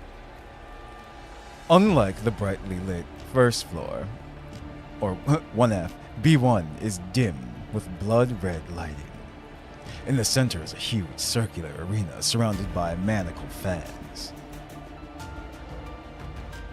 Their formal attire cannot hide the bloodlust in their eyes. The sound of cheers and curses blend together as though this is their paradise of release. And in the arena, a red doll and a blue doll are engaged in combat. All right, everyone, place your bets. The payout odds for both sides fluctuate on the overhead screen, and the shifting numbers have the audience in their grasp. It's as though the entire B1 deck is in the grip of some indescribable frenzy. Diner Gate is the reigning champion. It's Mo.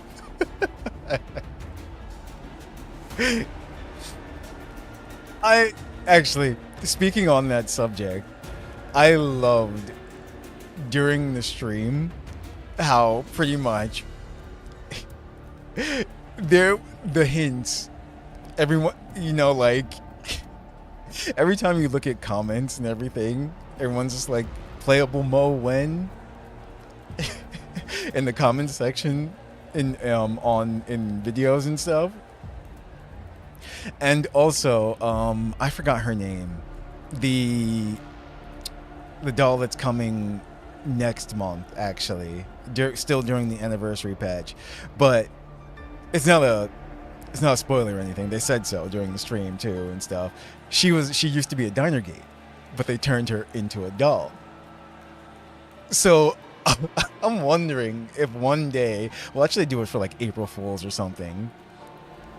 We actually get Mo as a doll. Robella, thank you. Yeah, Robella. That would be something. Everyone's gonna roll for Mo. That would be quite the banner, indeed. I wonder what she would be, like what she would do and stuff, but yeah.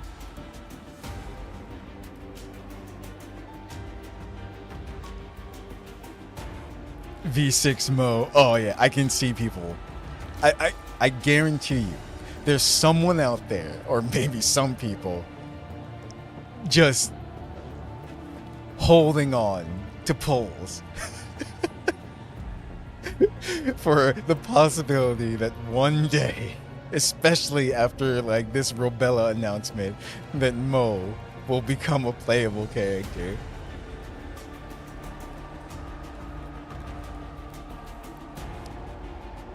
How could this be happening?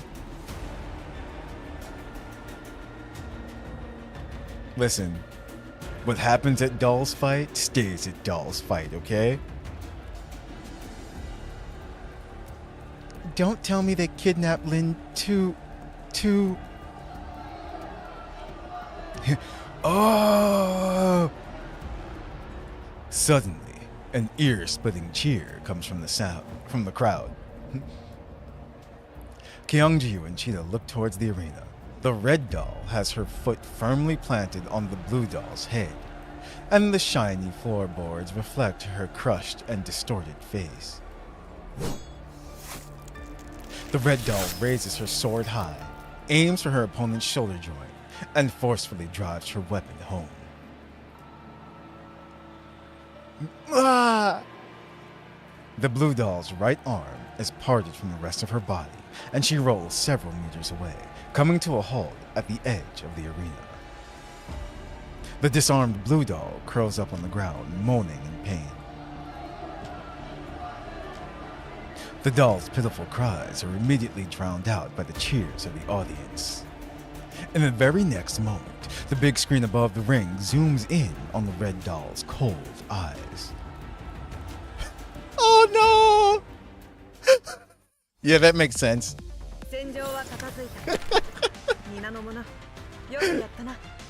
That makes absolute perfect sense, though.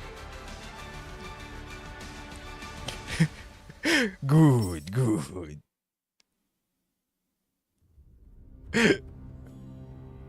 Oh man. Carolic, yup. Hilarious. But but if she's there, you know what this means then. Yup.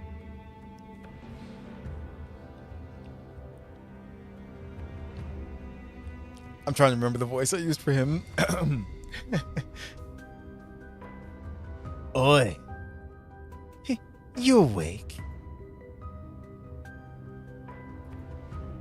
Lynn's blank eyes open. She turns her head jerkily towards the voice.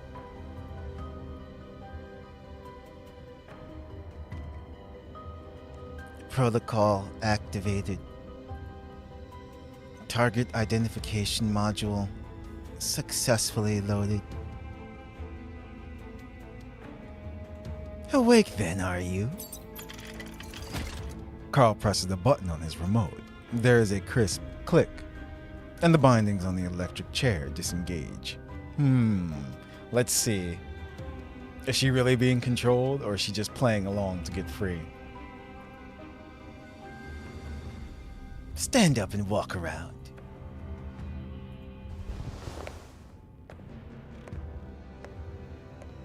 Lynn stands up and mechanically walks around the room, then awaits Carl's next command.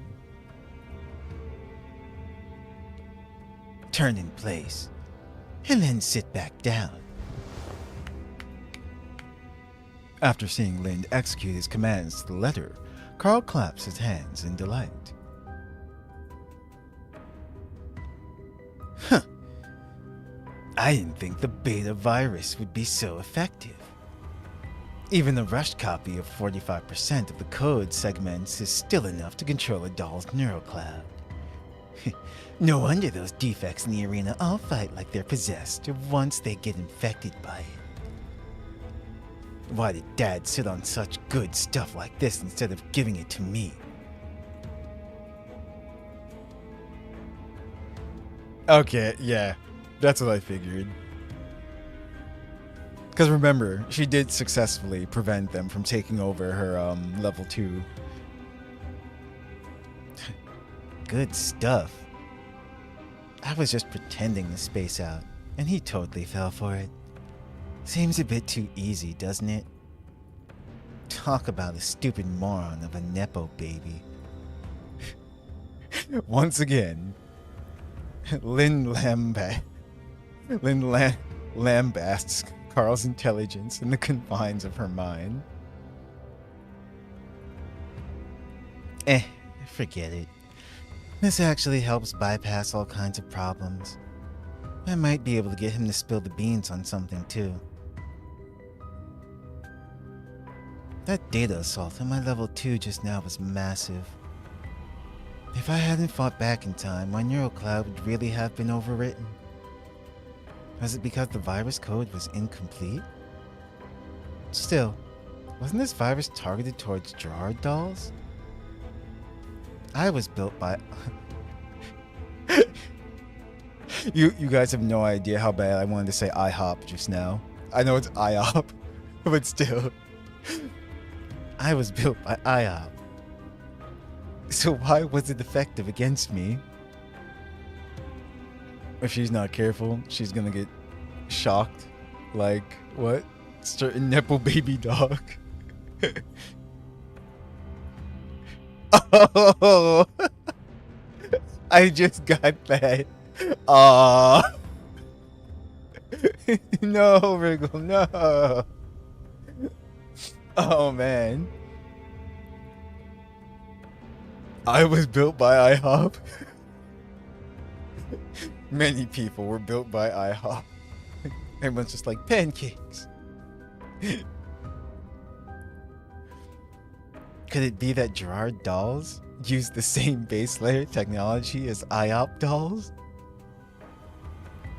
There is no shock collar.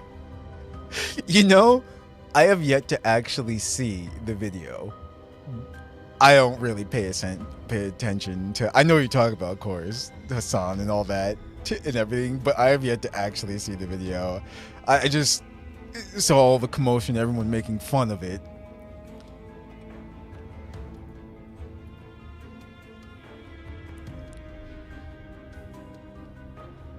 Before Lynn can reach a conclusion, Carl gives her another order. Oi, doll, come here. I'll tell you about the arena rules and your opponents tonight. Here it comes. Let me see what exactly you're up to. Lynn walks over to Carl's side. I was waiting to see if she would, like, he would open the door. She just walks over to him, kicks him in the balls, and then runs out.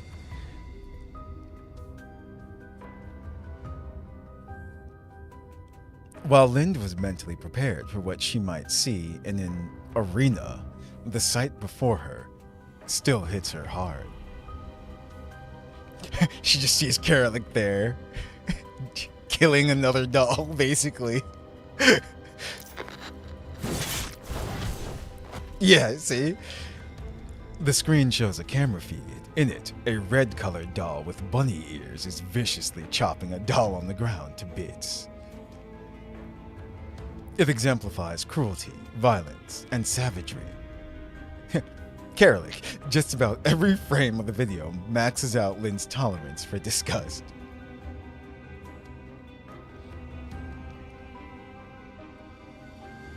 As you can see, there are no rules in the doll arena. You can use any means to attack and can freely destroy your opponent's frame. Simply put, whoever reduces their opponent to scrap first wins. Carl pushes the pause button. The feed is frozen on an image of the moment when the red doll cuts her opponent in half at the waist. Yo, Karalik, she don't care.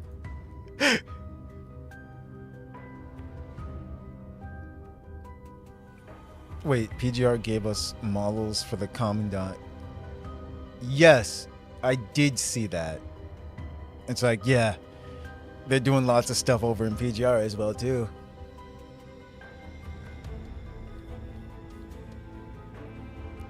This is your opponent tonight. Karalik. Well, I know, they usually pronounce her name as Karalik, so... Karalik. Who's known as... No, they named her Canine. They named her... That's it. We're calling her K9 now. Who's known as K9 here. Oh, man.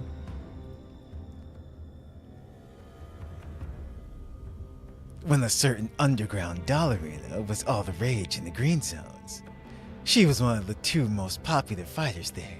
Do you know why that is?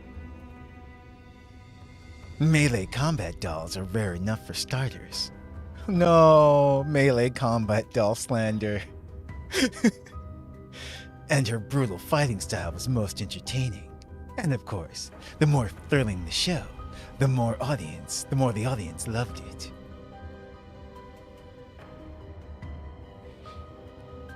Unfortunately, the real Karalik escaped during an accident 8 years ago.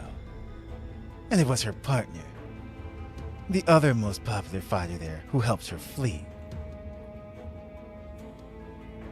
Even though they usually try their best to kill each other in the ring, they decided to be all buddy-buddy at a time like that. Dolls make me sick. Despite being created by humans, all they think about is betraying humanity. Forget it. Why am I even telling a doll like you all this? Carl throws up his hands in exasperation.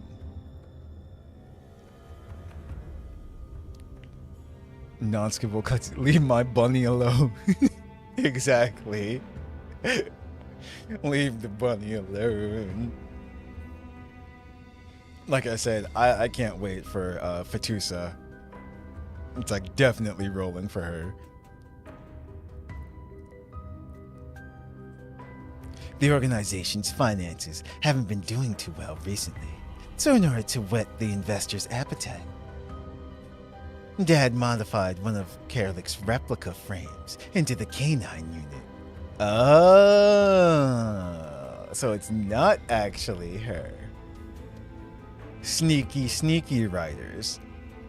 I thought it actually was her, and that means Commander is there too for some reason, and that's how they're gonna end up back on, back on the oh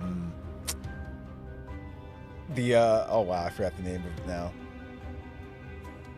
Not the Griffin. Griffin's the name of the squad, but you know what I mean.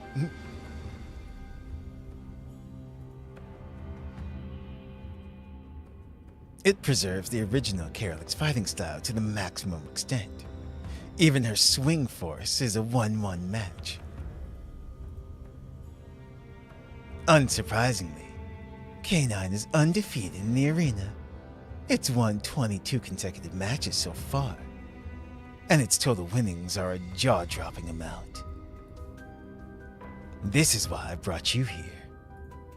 I want you to replace the K9 and become the new king of the ring. Do you understand what I'm trying to say here? Actually, is Doge or Doge? Doge. I thought this was before Karalik joined the squad.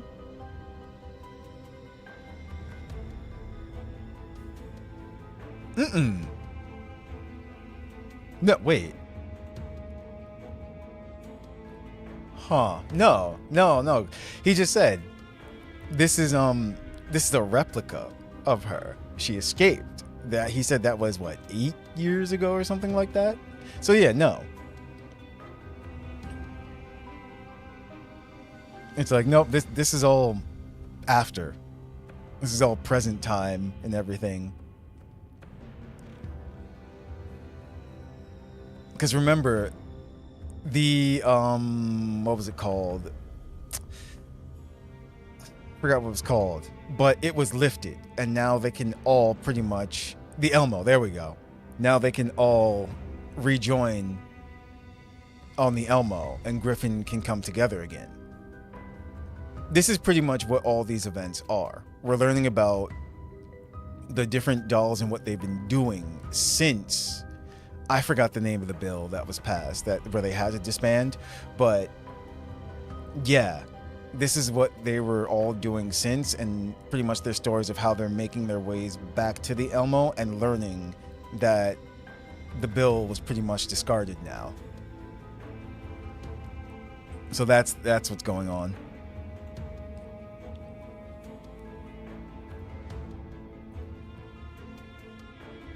What would be a big twist? It's if he doesn't actually know that is indeed the real Karalik, and Commander and crew are here also on a mission because, you know, something on their side, investigating something. That would be hilarious. Everyone thinks it's just a replica. Or he thinks it's a replica. Because they tricked the crowd. The crowd doesn't know that's not actually her. But it's the real one. She came back with a vengeance.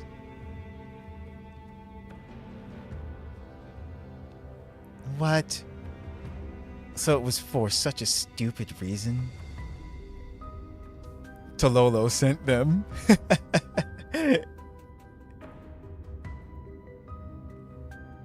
That's why I hate unreasonable violence.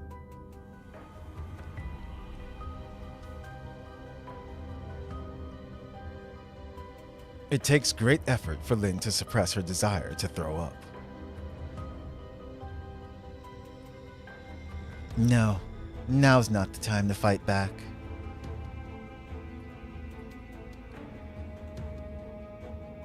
If the commander were here, or even just leader, they tell me not to be impulsive. My V6 to lo. Yes. I need to stay calm.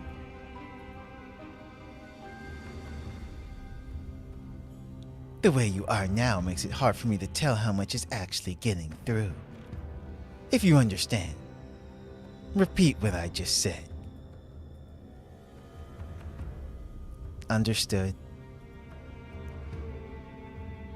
My mission is to help you destroy the doll that your dear father went to all the effort to build. Yes, good. Carl nods in satisfaction.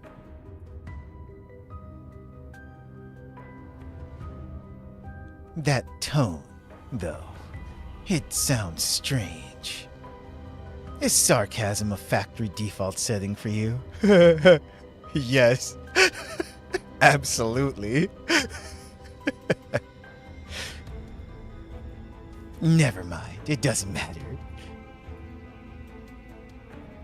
As long as you blow K9 apart with your shotgun, the audience will go crazy over you, and you'll become the new star of the underground with countless fans and followers. Yes, Edge. Yup. Meanwhile, I'll have the grounds to talk terms with father. I'll have proven that I can influence the family business, and that I'm the one who most deserves to operate mother's cruise liner. How's that? Isn't that a win-win plan worthy of a genius?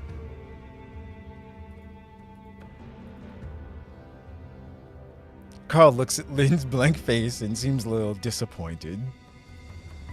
Listen, you're the one who factory reset her, remember? Father was like this too. He'd either mock me or ignore me every day. Go ahead and talk. It doesn't matter if you're sarcastic or not. This is just too boring.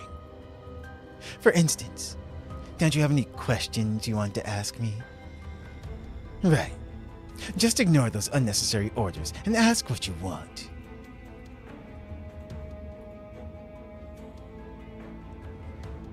You just said that having me get rid of Canine was one of your goals, right? So firepower wasn't the real reason you picked me? Of course. If I just wanted a fighter, buying a tactical doll from the black market would have been simple enough. But the arena isn't a battlefield. It's ultimately just a form of entertainment. The performance aspects of it are more important than the fighting elements. Like pain, for instance. Carl chuckles, then taps the ULSD dossier on his table. I know you are an experimental unit with simulated sensory organs, and your ability to perceive pain is beyond anything other dolls can match, let alone these fighters. Most of them are defects father produced in the process of producing third-gen dolls. Most don't even have mature neural cloud modules loaded. They're failures in every sense of the word. While the beta virus does have a side effect of amplifying sensory feedback, they can only respond mechanically, which is far from what research-grade work demands. So even pain can become an object of scientific study? If the audience wants it, nothing is impossible. Oh, you should watch this. We'll be working together for a good long time anyway, so the more you understand, the better. The scene on the monitor changes to a video log of an experiment. A shabby dressed man is tied to a wooden rack, and a group of researchers in white coats are surrounding him.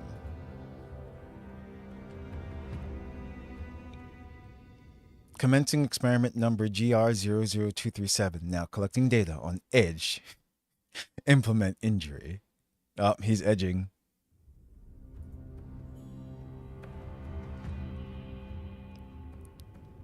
The researcher raises his scalpel and jabs it into the test subject. Blood sprays out and covers the screen. The test subject's screams echo through the chamber while the researchers look down at their clipboards and scribble notes, as though all this was just a footnote to completing their experiment. Experiment number GR00237, Control Group. Begin procedure. The scene shifts. The test subject is now a doll. A researcher jabs his scalpel into the doll's arms once, twice, over and over again, until he has produced suffering like what that human endured.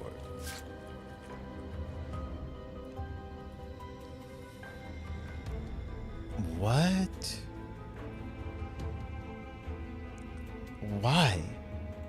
Why were they doing this? Lynn feels her neural cloud temperature spiking. If what she saw before was merely nauseating, what she's looking at now, it fills her with utter, boiling rage. The image of the test subject doll defocuses, disintegrates, then comes back together before her eyes over and over again.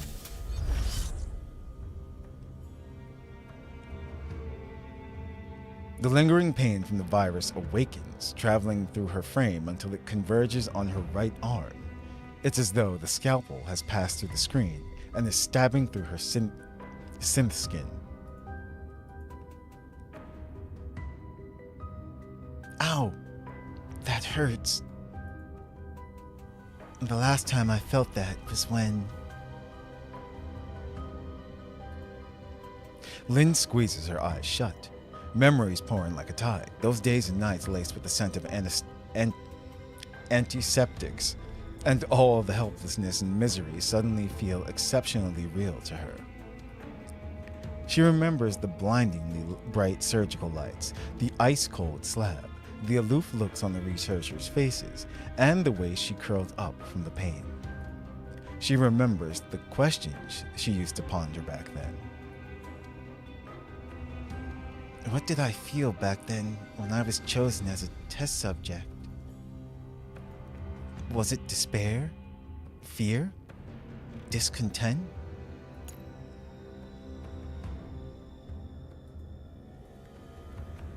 No. Back then, I wasn't even self-aware enough to ask myself these things. I even thought that my pain was the whole reason I existed. And just like these test subjects and these arena fighters, they're being treated as tools to be used and discarded by their masters, and they think it's perfectly natural. But I know better now. I know this isn't right. I met people who showed me the truth, giving their all with correct words and correct actions in order to show that what was done to me was wrong. Linda recalls the faces of many people. The commander, Kalina, Hellion, the others from Frostfall, and many others besides, all friends that she had the privilege of sharing her life with.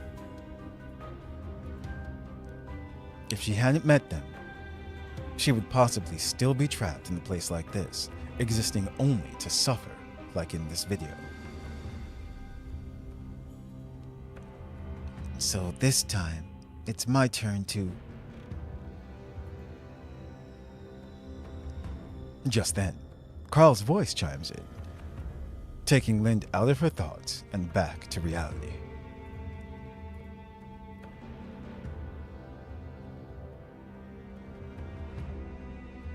Hey, what's up, Metal Wolf? Hello.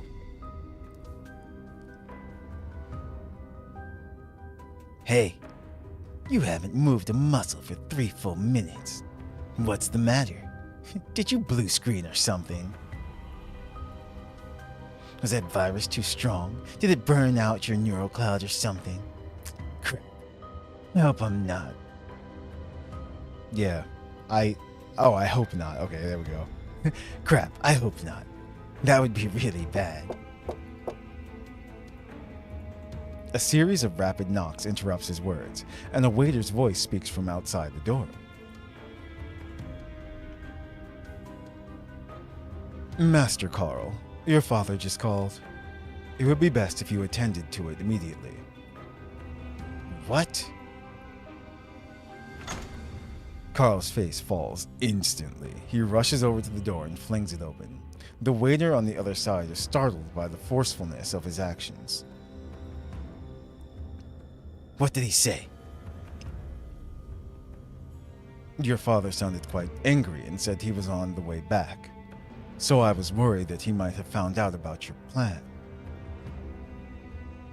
Didn't he go to Lviv with his staff to prepare for the technical summit? Didn't he say it was very important? How could he spare the time to come back? I'm not very sure. Damn it, damn it, damn it! He's always ruining things for me at the most important moment. Take me to the deck right now and think of a way to delay him. The door slams shut with a loud bang, and the voices of Carl and the waiter gradually fade into the distance. Lynn breathes a sigh of relief. Phew. And here I was thinking about how to get rid of that arrogant young master. That phone call sure came in time. After that, Lynn connects herself to the command console and begins planning her next move.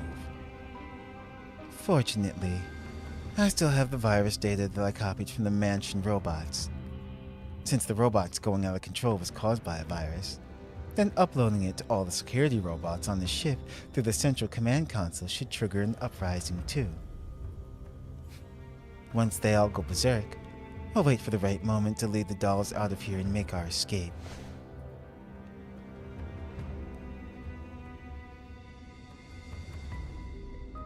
Lynn looks at the clock on the wall and the endlessly progressing flow of time. While there are still many variables in the plan, given the situation, she'll just have to take things one step at a time. I don't have time to decrypt the security routine. I'll just break through it by force.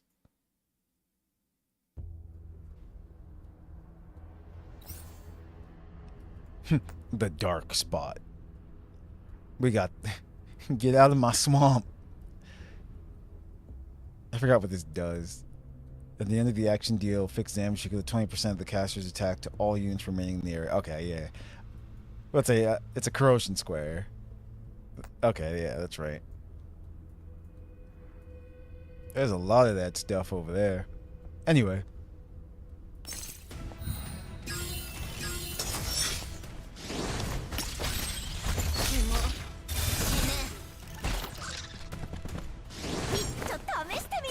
Now there's corrosion everywhere.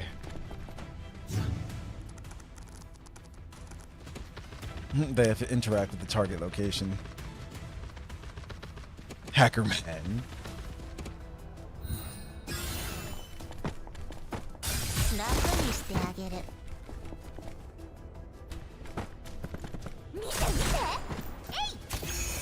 Cheat to be cheating.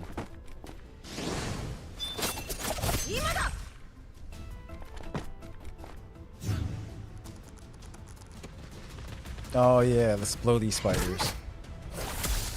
Sticky white stuff.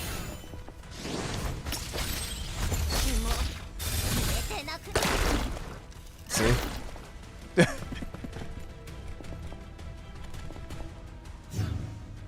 Remember to clean your dolls, commanders.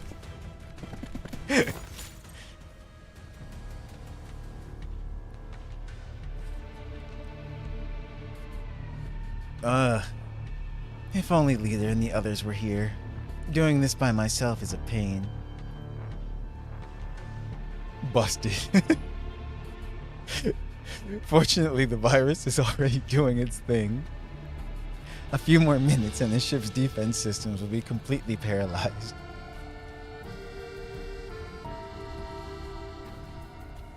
Challenge completed.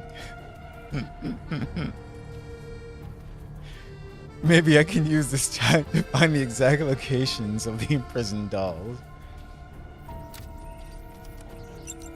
Let me see. The database should be here, right? Ah, I found it. It's a blueprint of the ship's internal layout. And what are these next to it? Encrypted documents? I can't open them. Meh. I'll just copy them all and worry about them later.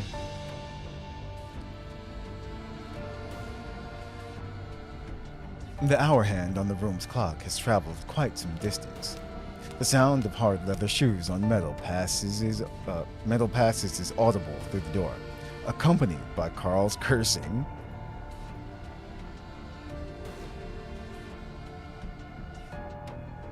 You useless bastard! Why'd you make such a big fuss even though nothing happened? As the master of Novalis, I order you to bring my match forward right now. But... no buts. And I don't care what the back end people have to say about it either. You will begin the match before Father returns. Crap. That Carl guy is back. Copy progress at 97%, 98%. Lynn's fingers fly across the keyboard, her eye darting between the monitor and the door faster and faster. Come on, just a little more. The progress bar fills up with a beep. Lind quickly closes the control terminal, then takes a deep breath, before quickly returning to her previous position.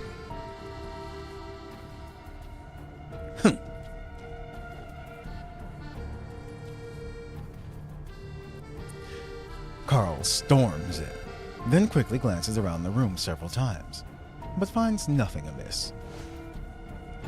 Then, he glares at Lind. Are you awake?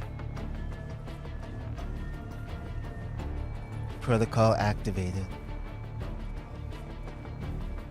Target identification module successfully loaded. Seeing Lind wake up from offline status soothes Carl's frazzled nerves somewhat.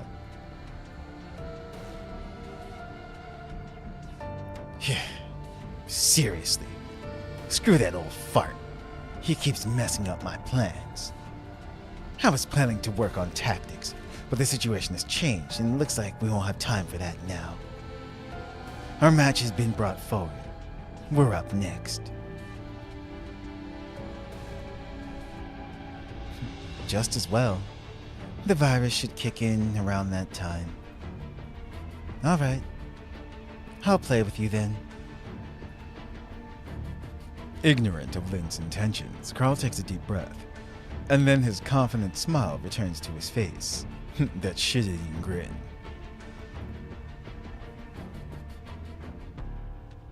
Let's go. It's time we made our entrance. 火力の高さだけが取り柄だよ、私は。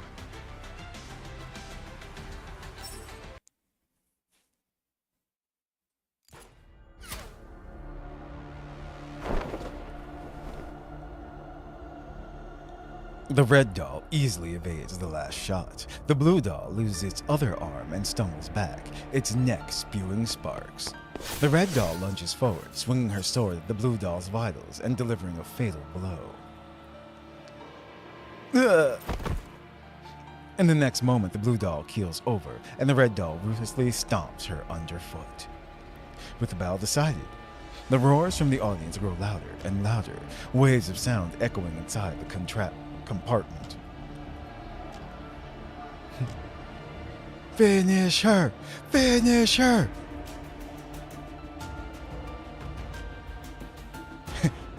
Carolyn Canine. It's like, sir, that's a bunny. Monty Python's rabbit.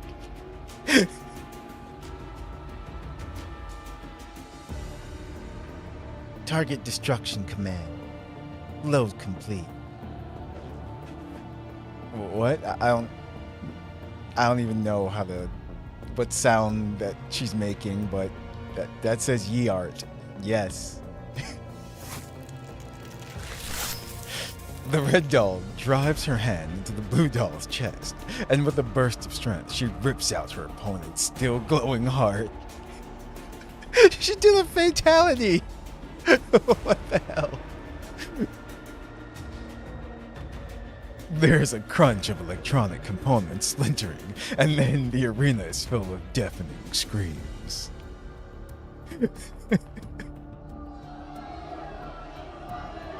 Oh! Oh! In response to the audience's cries, the red doll raises the fragments of her opponent's heart into the air. Then, she turns and vanishes backstage. Vicious bunny.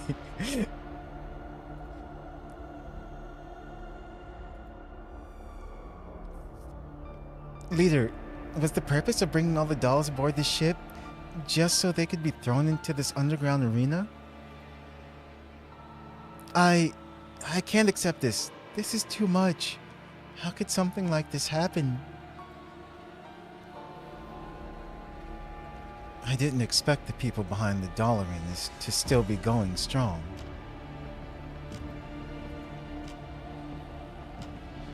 Looks like that crackdown operation from back then didn't get rid of them.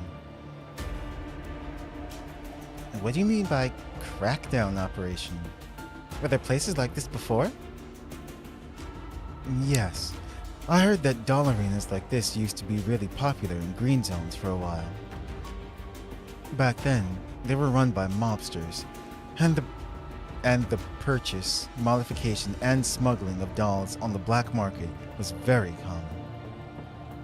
But ever since StateSec began their doll arena crackdown operation in 2067, such organizations began to decline, and the government began strengthening regulation of the use of tactical dolls. From the looks of things, they're back. They just fled to the border between the green zone and yellow zones. Hey, listen, international waters? No.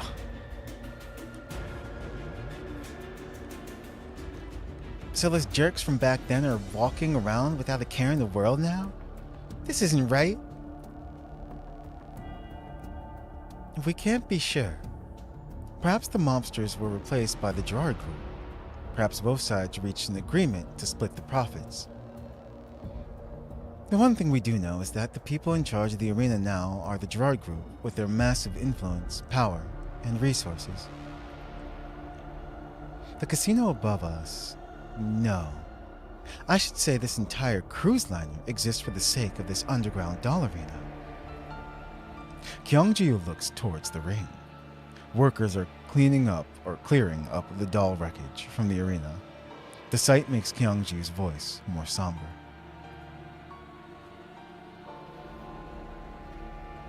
There's no telling how many dolls have suffered like that in this place. We were lucky to be able to live under the protection of Griffin, but we simply didn't know enough about the dark side of civilized society. We live in a society.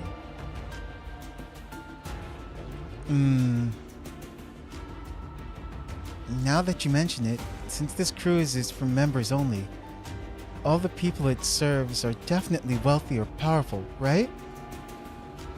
Maybe Gerard uses places like these to gain political leverage on them.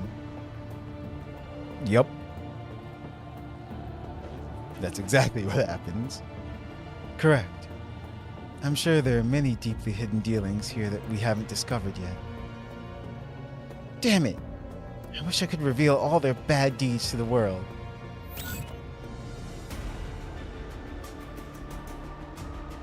Hey, who turned out the lights? Suddenly, the lights above the audience seats go out one after another, from the outside inwards. In the darkness, a shaft of blinding light descends from above, illuminating the host. Ladies and gentlemen, welcome to the MV Novalis. Our Queen of the Ring, K9, will be taking a short rest, and she will return to give you an exciting show later on. To all our guests who wish to wager on the outcome, please proceed to the right side of the ring within 10 minutes and place your bets with your gold chips on hand. No wonder you need gold chips to get into this place. So that's what they're for. I'm sure many of our honored guests have lost their dolls during the course of tonight's arena matches, and as such, we have a special gift offer for you. All guests who have fielded contenders against K9 tonight are entitled to a free trial of the Gerard Group's latest batch of prototypes, codenamed G&L Beta, and enjoy the highest possible discounts tonight should they decide to purchase them. The host claps, and the carefully crafted advertisement trailer appears on the big screen. Rows of specially modified dolls walk into the frame, ranging from domestic models to entertainment types and everything else in between, each of a different make and appearance. The only thing these dolls have in common is that they all have the same empty eyes as K9 does. As you can see, the dolls from the G&L Beta batch have blank neural clouds, and their default beta programming makes them completely obedient to your instructions. That means they won't complain, they won't refuse orders, and they definitely won't betray you. You can customize them to suit your personal preferences and needs, or allow them to be freely used. Damn. This is the underground. Of course, domestic models will have all combat functionality removed, so you can rest assured that your product is absolutely safe. You can tell them to show you the shoes. Wait, you mean shine your shoes?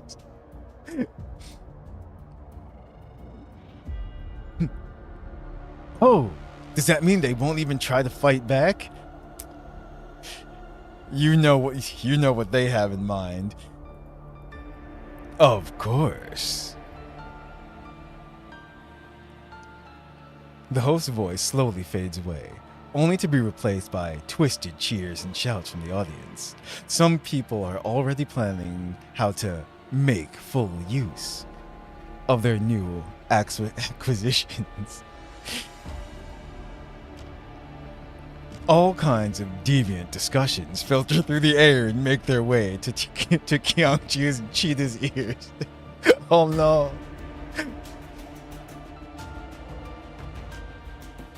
No, show you their shoes. Okay. The impactions of the word used. Yes, exactly. Listen. Oh no, Ichida. Holy crap, these people are all perverts? I can't take it anymore. Oh man. This is terrible for them, for sure. Just in the middle of all that, all these discussions going on. It's like, hey buddy, how are you gonna dress yours up? Oh, you know. What are you gonna do to your... The sad thing is, though, well, they're truly, truly evil. But other than that, that's a normal conversation. Come on now. If say, does anyone remember Chobits? If Persicoms were actually real, you all know that's exactly what would happen. But in a good way, not like they're planning to do. It's like being on Reddit.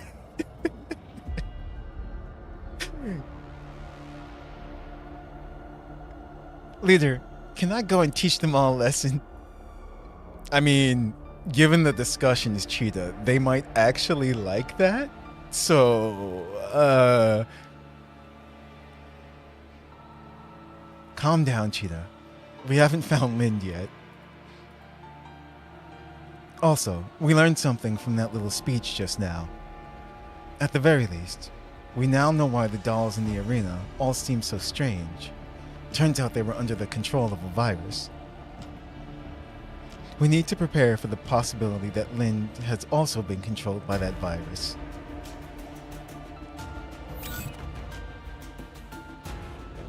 The spotlights come on again, illuminating the freshly cleaned ring. All right, after the short intermission, it's time for what we've all been waiting for. Since our next contender will be using firearms, we urge all guests to stay beyond the boundary line lest you be injured by stray rounds. Nah, she'd win. This is true.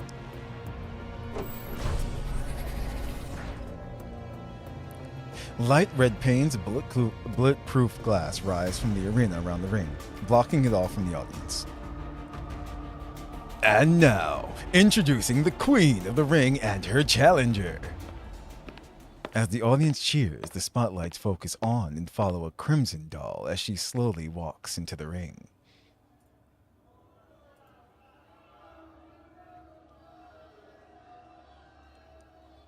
It is K9, sword in hand.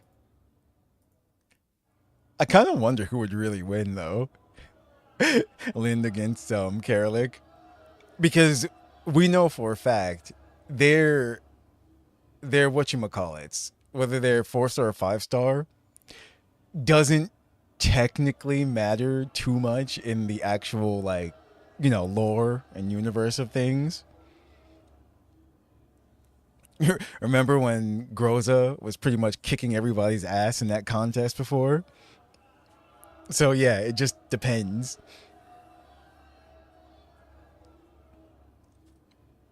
And then a shaft of dazzling light shines down on the right side of the arena, framing a purple doll who's holding a familiar shotgun. It's like, that's our purple doll. Leader, that's Lynn. Cheetah, try to establish comms with Lynn right now. At this range, we should be able to contact her using our squad channel. The transmission goes through, but Lynn's face remains blank, and she does not respond. What should we do, leader? I think Lynn's really been taken over by that whatever virus. It can't be helped. We'll just have to go to her ourselves. I'll ask Lolo to make the necessary preparations. I think she's just not answering though on purpose. Cheetah, get ready to back me up. Lynn's safety is our top priority. Because we know she's not taking over.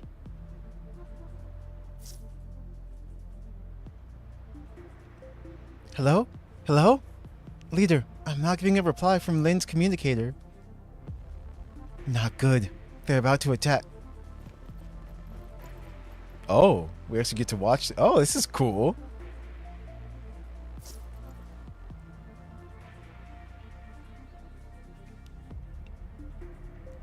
Cheetah, pay attention to the enemy's movements. We need to step in to provide support if Lynn is in danger.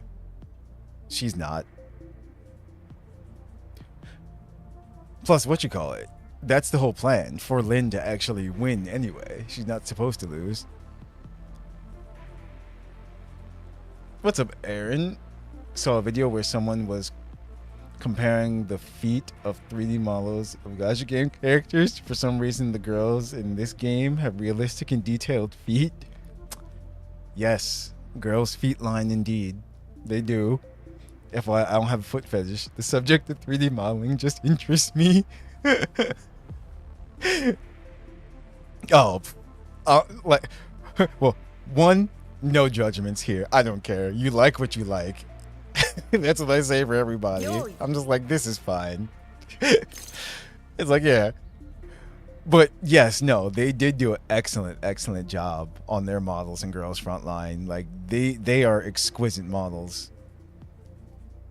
Like, I remember when they first showed off Girls Frontline, and everyone's like, whoa. Let's see. Let's take out Lolo. Let's do this. Because technically, this is what's happened. Actually, no, I messed up. I shouldn't have done that. Lindu's there. Hi. There we go.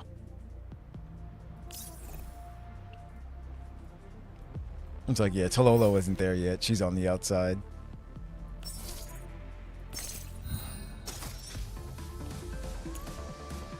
Okay. Let's enjoy this. And the music kicked in.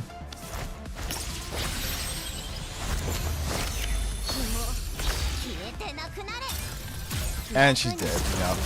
Oh, yeah, she is. Well, then.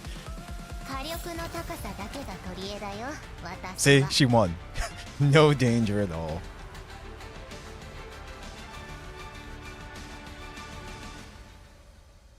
I don't really get the foot thing.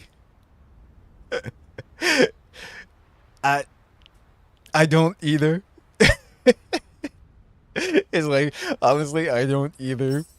I mean, like I said, it doesn't bother me at all, but yeah, I'm not into the foot fetish either. But some people are just like, feet. I'm just like, okay. Boom. I just think it's funny. That's all. It's like, listen, there's all you got: feet, thighs, nape, like, you know, neck, navel. It's just, you like what you like. Forehead.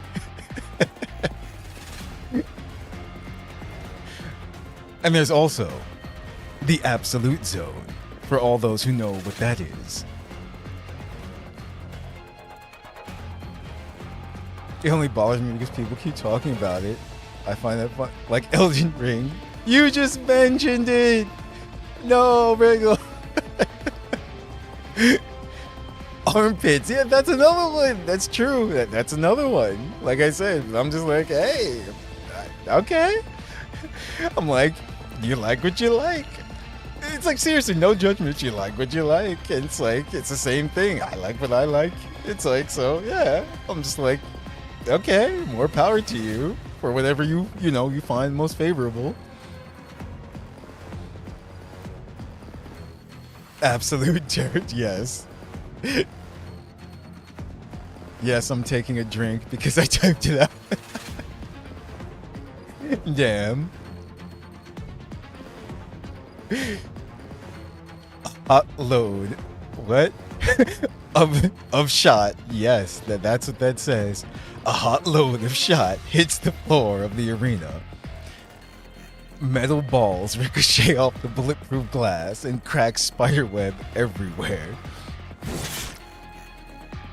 Upon seeing Lynn's attack missed, K9 quickly whirls her blade around, converting her swing to a thrust aimed directly at Lynn's chest.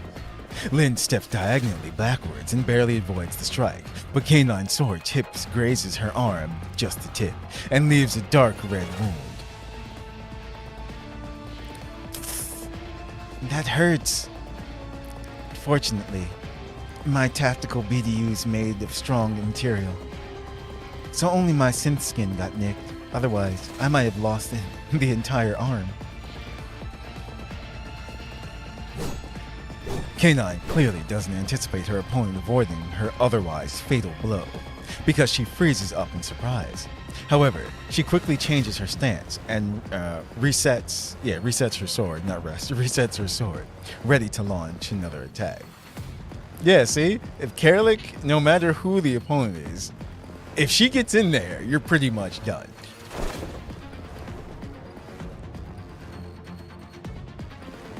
Lynn's feet keep moving, and she dodges a series of attacks before pulling away to make some space between them. Why is she so damn fast? Is she actually a rabbit or something? Yes. Yes, she is. She's been on me like Sabrina on dinner. Damn. Damn. She's been on me like Sabrina on dinner ever since the battle began. Lynn taking shots at everybody. I haven't had a chance to counterattack at all. Even if it's because of the beta virus, that kind of tenacity is just scary. Lynn carefully studies K9's every move as she works to get her breathing under control while shifting her center of balance and keeping her finger on the trigger. Don't panic. Leader and Cheetah are in the audience. All I need to do is draw this out until the robots go berserk. You leave Sabrina alone. It's like she's just hungry, that's all. All the time. I'll open fire the next time she rushes me. Should be able to find an opening then.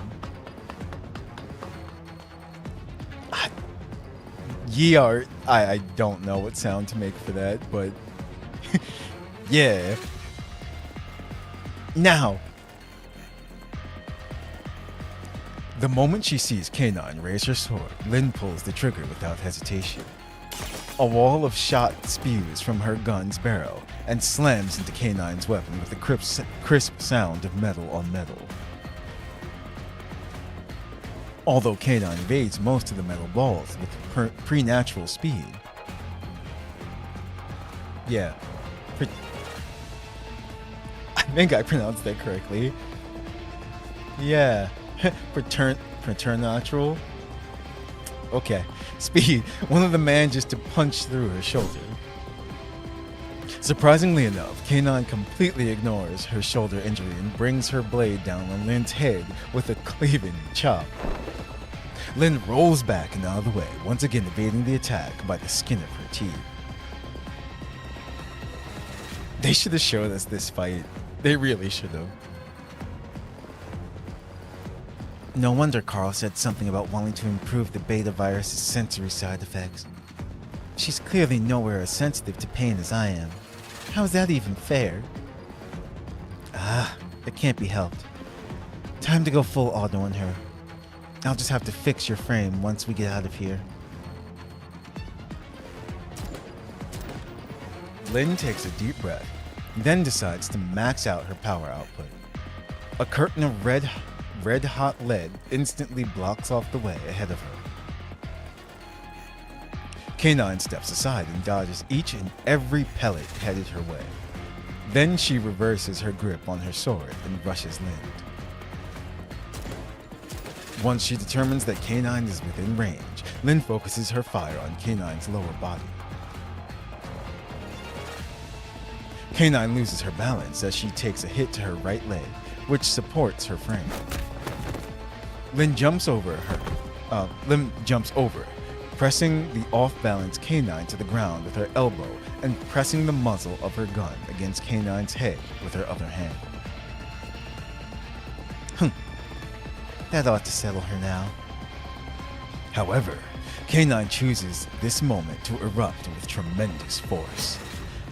She punches up with the back of her blade, knocking away the gun on her head before slamming her right knee into Lin's chest and taking her by surprise. Gah! Pain radiates through Lin's chest as she staggers back while panting heavily. See, I was able to make that sound effect. That was easy. Damn it. It hurts so bad. I can't see straight. Ye are Pixiv. Oh yeah, aren't they? That's funny too. During the live stream, they said they're having a collaboration with Pixiv.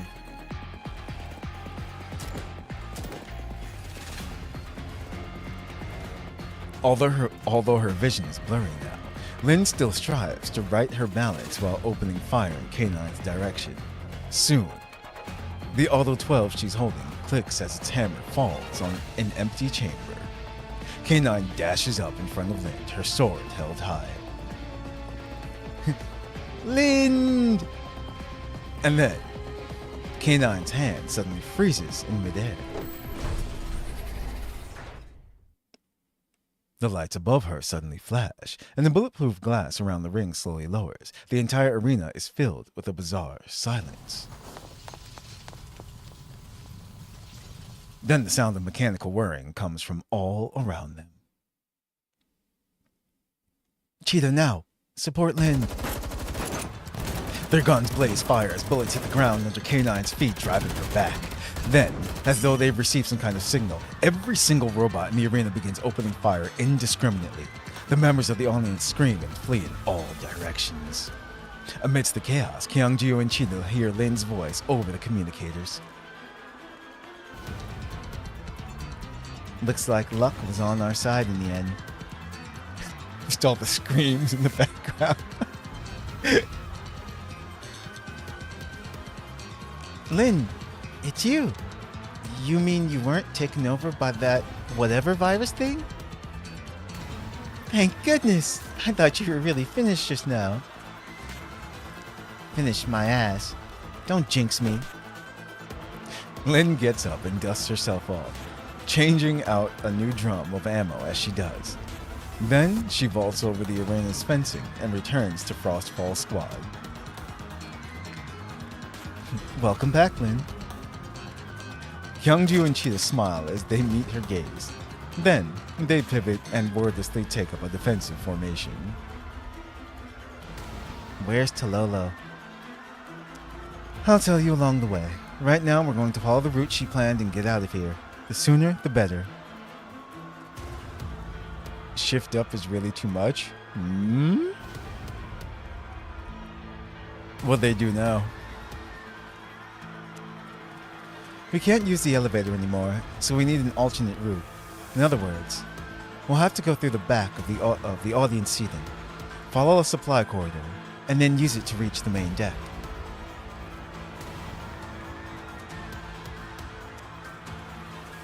Cheetah, prepare to fall back.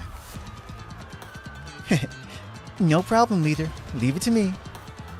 Cheetah pulls a flashbang out of her waist pack, pulls the pin on it, then throws it on the ground. Took it and threw it on the ground. Hey, remember that squad we just executed? Here's some new figures. That's diabolical. But you see, that's a smart business tactic. Get them while you can, guys, because you never know when they might be gone. That's basically what they did. Or, like you said, remember that squad that used to exist? And now you can have them in the comfort of your own home forever. So you'll never lose them. Oh, man. Get us while it's fresh in our mind, right? Exactly. That's terrible. Smile for the camera. A blinding flash of light envelops the arena, and K9 is forced to shield her eyes. When she can finally open them, all K9 can see is the trio running into the back of the seating arena. Or area.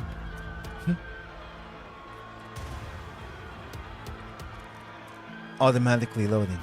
Pursuit command. Target identification. Successful. Still looking in the direction where the trio have fled, K9 stands up once again and gives chase.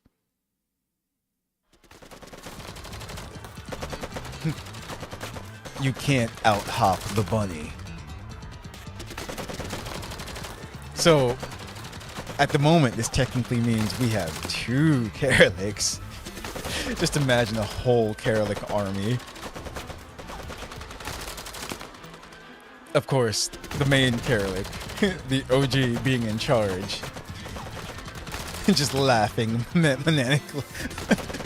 Just sending them off into battle.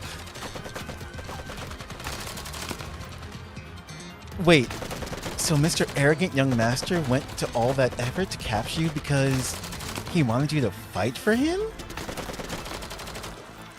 Cheetah's exclamation is so loud it echoes through the hall. A bunch of security troopers come to investigate, but a hail of fire forces them to take cover behind the pillars. As Lynn shoots, she gives Cheetah a "give me a break" look.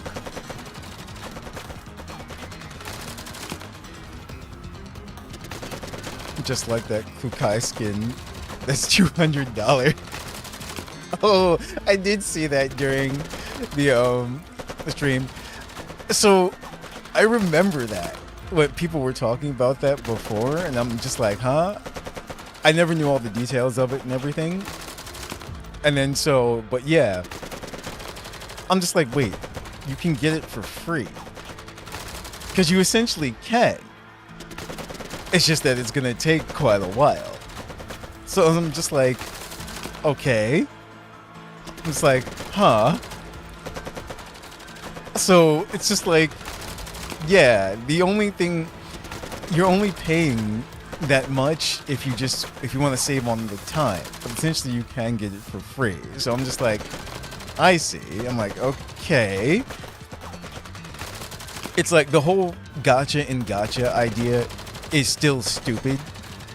Like, absolutely stupid. Nikkei does it as well too.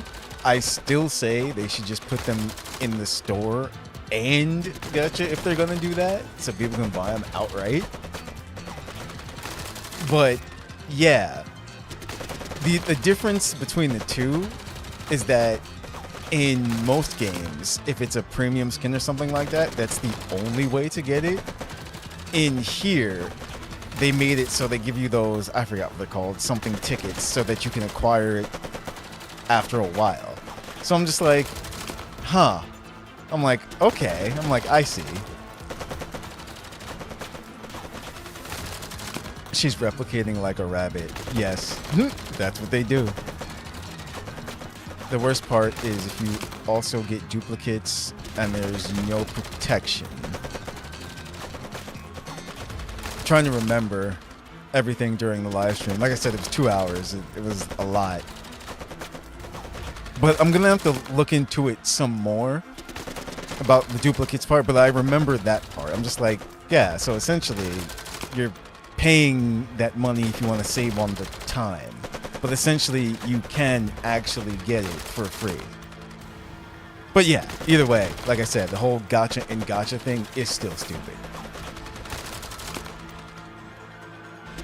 That was the major deal. It also shares the pool with the other skin. I'm trying to remember. I know there was a Center Racy one that they announced as well, too. I love this. We're just talking over the gunshots and everything.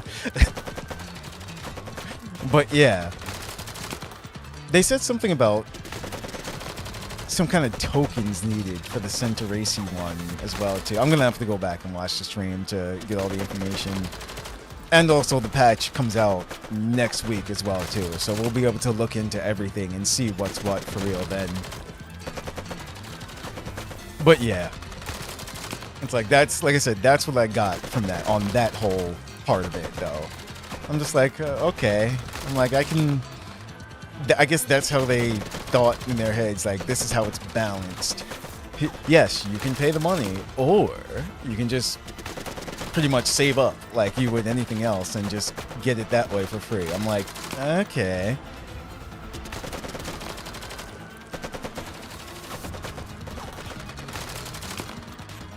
Hello?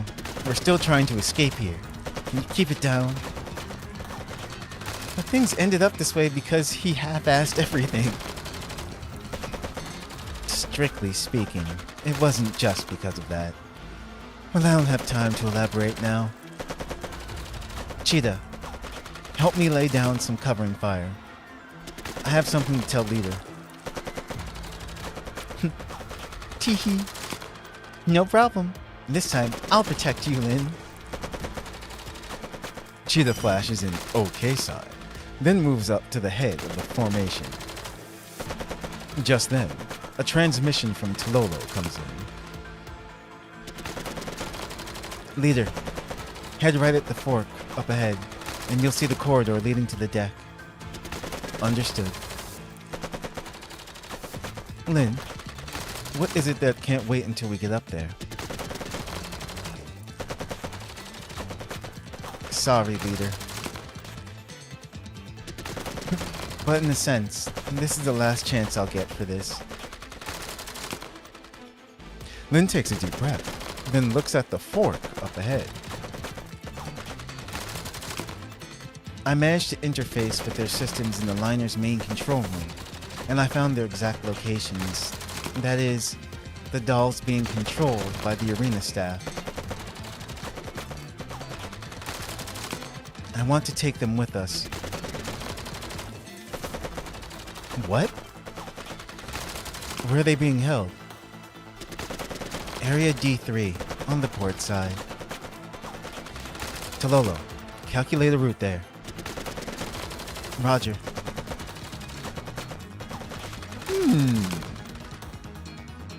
This could be an opportunity for them to add new dolls, like just in general.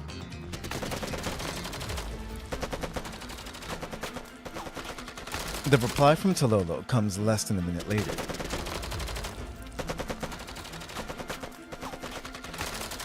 The left path from the fork ahead leads to Area D3, the exact opposite way from the exit. And ship security is closing in on your location. It would be a risky course of action.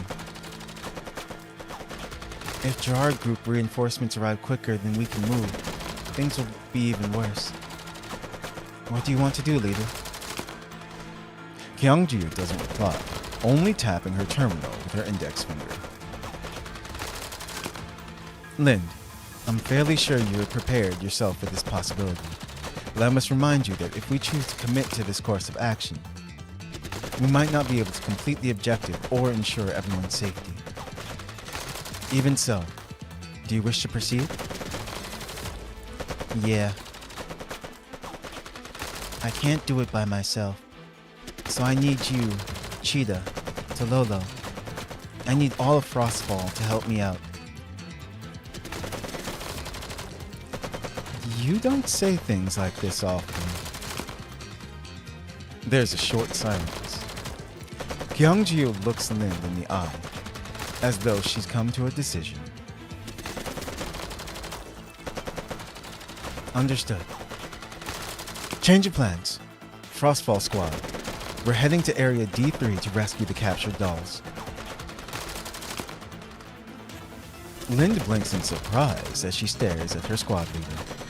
The mental image she's always had of Kyungju is someone who has always been cautious and diligent.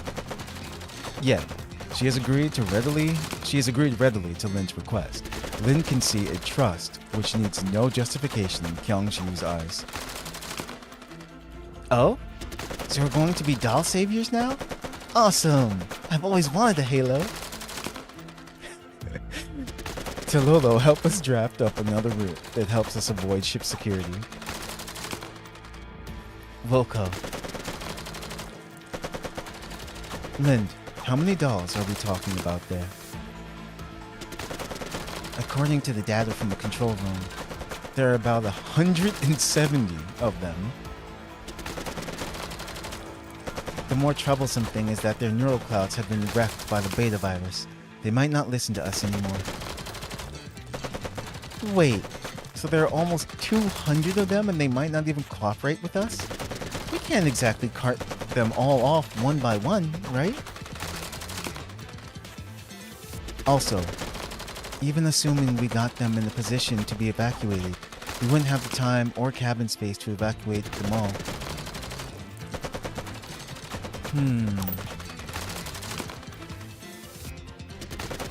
Kyungju opens her terminal and begins thinking as she studies the ship blueprints.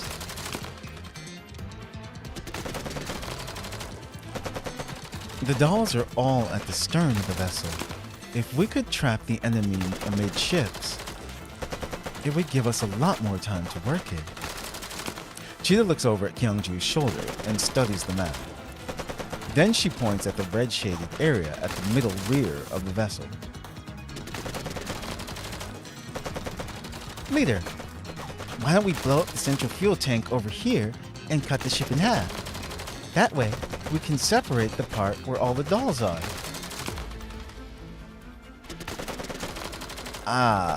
Wait. You want to blow the ship in half? Do we even have anything powerful enough to do that? Have you forgotten this genius's forte? Cheetah produces a little ball out of nowhere and tosses it up, a wicked glint in her eyes. Ta-da! Behold, my remote bomb. At last, a place for it to see proper use. Anyway, give the order, leader. That bunny-eared doll is coming after us. Kyungju's gaze hardens as she focuses on the incoming figure in red. She quickly judges the feasibility of the mission and makes a decision.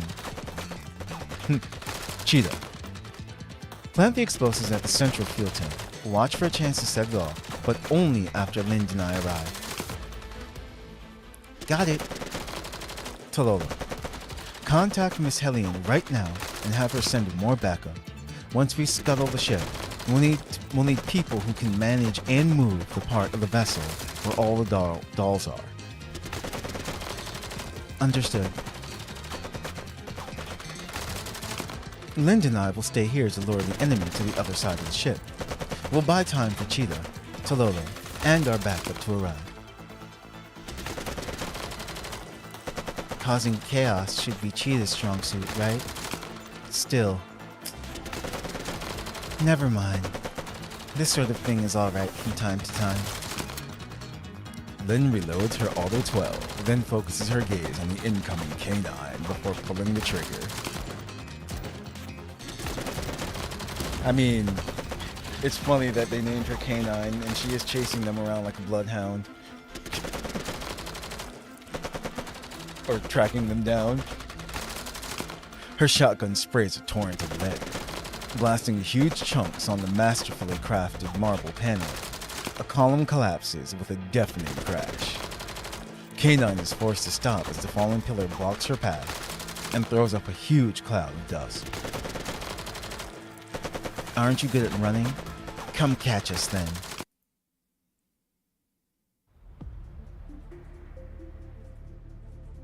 Damn.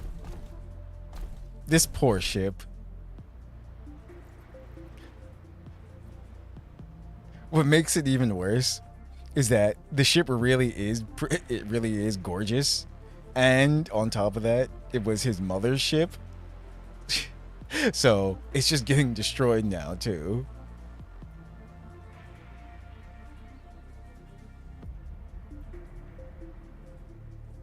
Let's see, where is she? Where are you, Tololo? The crew is essentially back together now.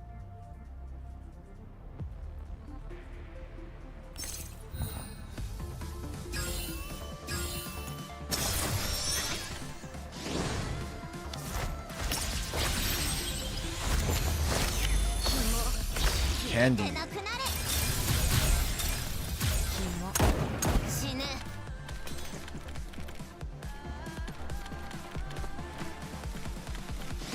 Hey! I love the outfit they gave Cheetah too.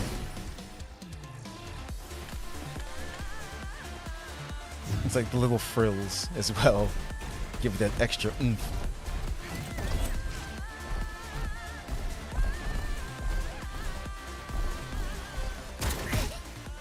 Oh no.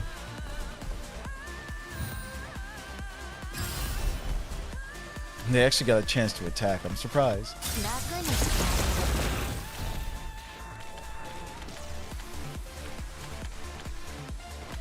Actually, this is an evacuate mission anyway.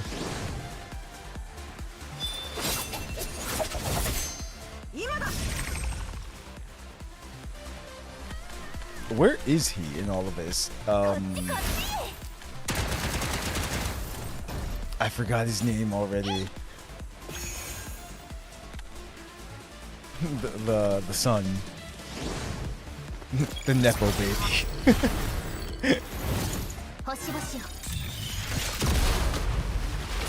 What was it? Carl? I think so.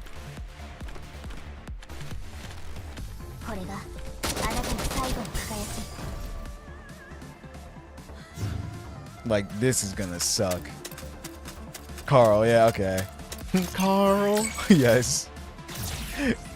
Oh man, if everyone was already calling him a failure, which they were, after this incident, and his father's gonna be pissed.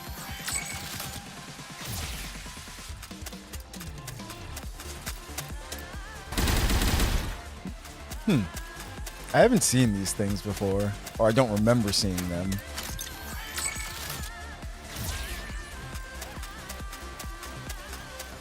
He went into stealth mode.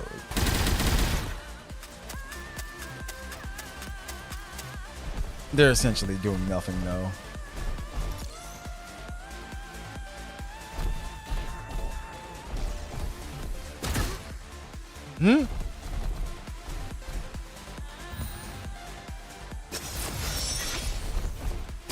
I'm not sure if this is the final battle done or anything.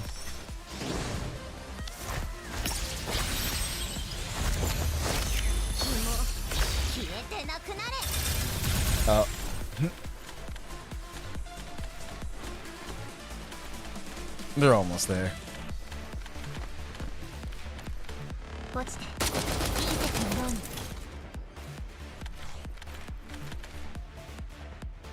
Yeah, Tololo made it first. She's like, I'm out.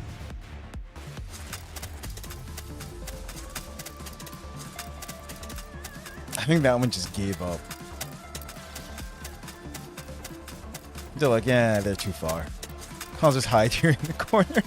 They're hiding their shame behind the walls. They couldn't complete their task.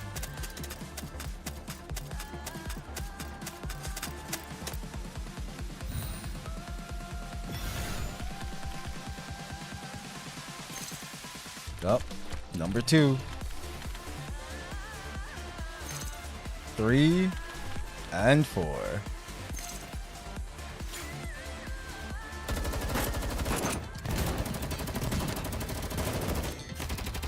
There's another ship over there in the background. That's a nice pool. Well, if it weren't for all the broken glass and stuff around it and stuff. But yeah, like I said, this is a nice ship. Kyungju and Lin used the terrain to mount, hit, and run attacks on K9 and their pursuers. They managed to strand them on the B1 deck and get them to the main deck on time.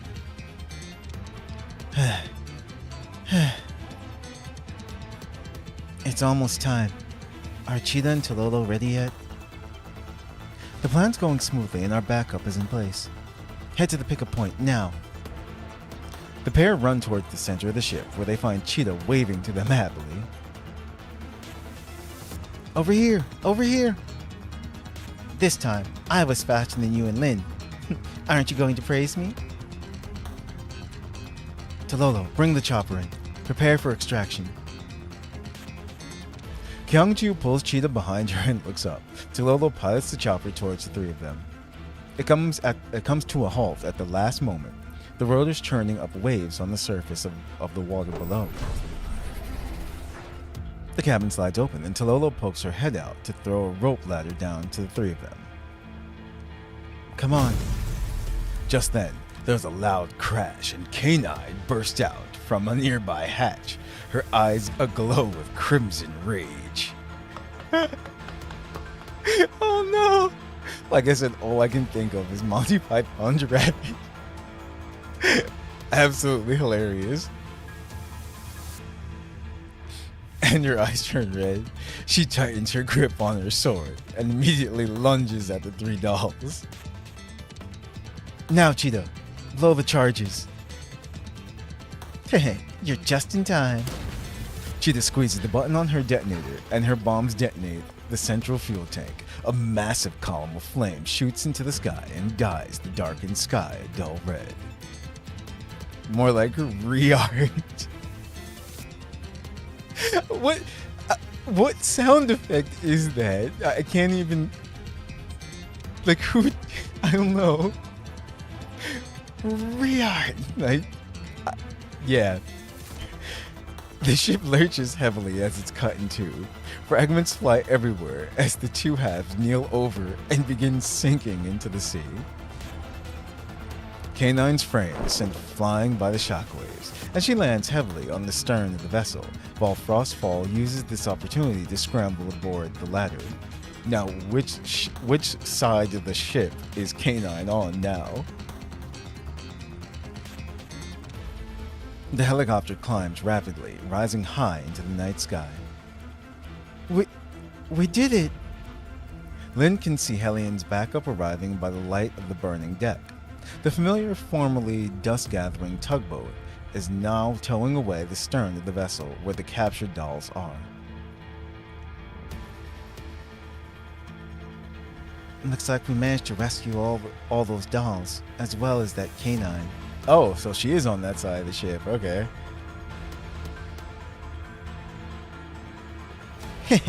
Things went better than expected. We're lucky that our backup arrived before Gerard's forces did, but we can't get careless because of that. Tololo, activate EW stealth systems. We need to get out of here ASAP. Understood.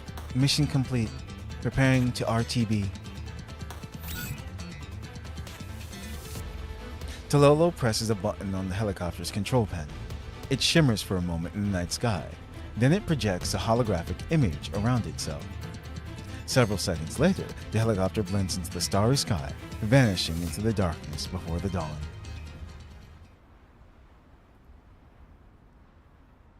Meanwhile, on the other side of the ship. A bedraggled figure struggles to his feet before pounding on the locked room like a madman. Yeah, he's kind of done after this. Damn it! Damn it! Damn it! Carl jabs at his communicator. He presses so hard that his fingers have gone white from a lack of circulation. The door thuds heavily under his pounding.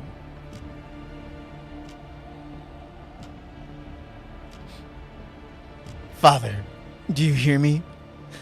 Mother's ship is about to sink. Yeah, see, like I said, that was his mother's ship too. It's kind of, he's losing everything. I know you must have some way to do it, so please save this ship. This is the last thing Mother left behind.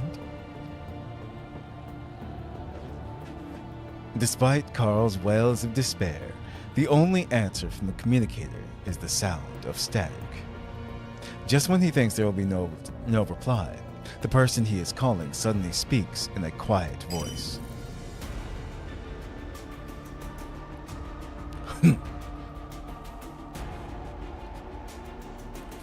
Father? Is that you? Thank God you answered. You'll save the ship, won't you? If I were you, I'd think of how to get out of that room first rather than whine and cry about a boat when your life is in danger. It's just a tool for making money. Is it really that important? It doesn't matter if it's blown up or scuttled. Once something loses its value, it doesn't matter what happens to it. You're the only one who's so dedicated to something left behind by a corpse. No. It can't be. This is Mother's legacy. How can you care so little about it? Also, I'm still on the ship. I'm your son. You can't just abandon me now. Abandon you? Yakov can't help but snort, derisively, at Carl's naive plea. My biggest mistake was not abandoning you after realizing that Celia had raised you into a failure, and even going as far as to give you a chance after chance to prove yourself. Damn. Including this one. What do you mean? Are you saying you already knew about my plan? But when did you... What do you think?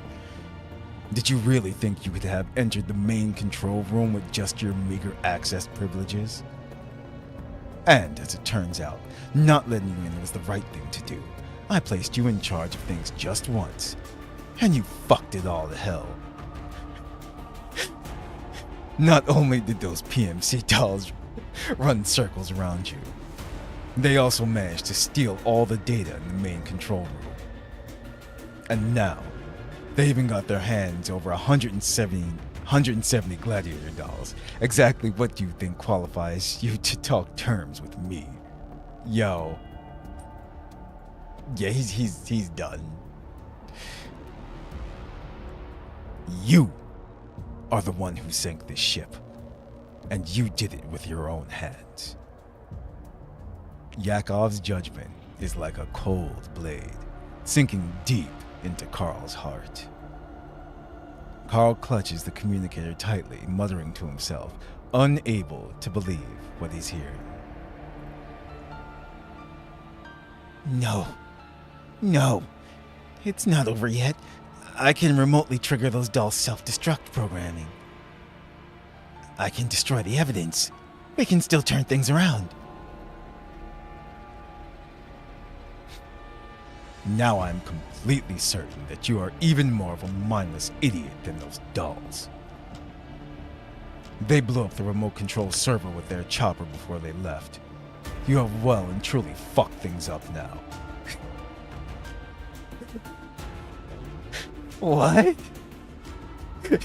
Yeah, at every turn. Fail, fail, fail. Upon realizing there is no coming back from this, Carl slumps to the ground. Oh man. This isn't my fault. Those damn dolls were only able to take advantage of the situation because I didn't get the full beta virus. It's not my fault. If you just gave me another chance. Another chance? You still want another chance? The company's had its hands full dealing with Fobin recently. Oh yeah, her. I remember, the leader of the Fobin group. The CEO is tearing his hair out by the handfuls over them. Did you know that? And you chose now of all times to pull off a stunt like this. There will be no more chances for you. Carl's mouth hangs open as he looks at the door that will not open for him. Oh shoot. He is stuck in there too. Just going down with the ship.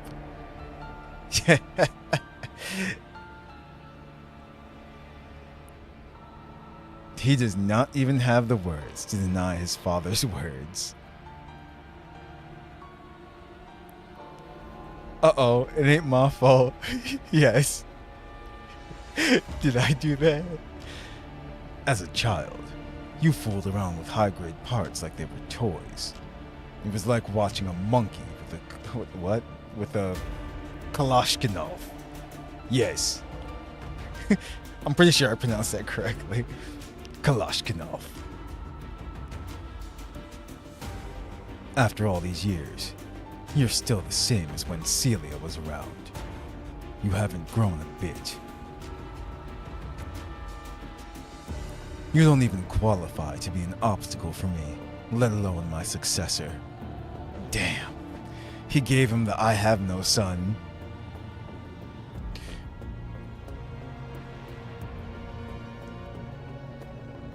So, once something loses its value, it doesn't matter what happens to it.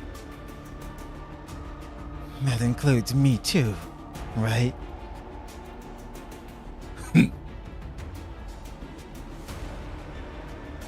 If you were this smart each time, you wouldn't have ended up like this.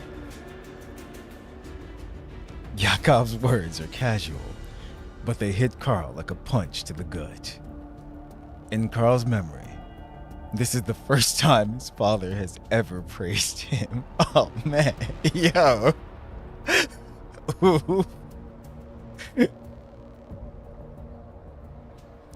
But it seems it will also be the last. No, you're my father. You wouldn't do this, right? You won't do this to me, right?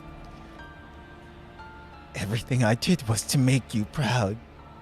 Ever since Mother died, I've been working hard all this time. Don't bring up that mother of yours. Yakov suddenly explodes with rage. His resentment that has festered for so many years is finally pouring out.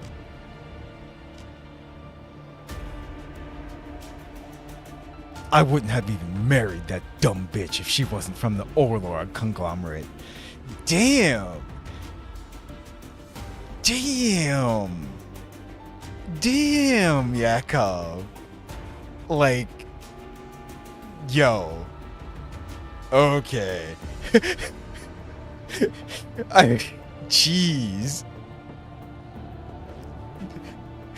So, they honestly did a good job portraying exactly like Carl's history and every Yakov is just,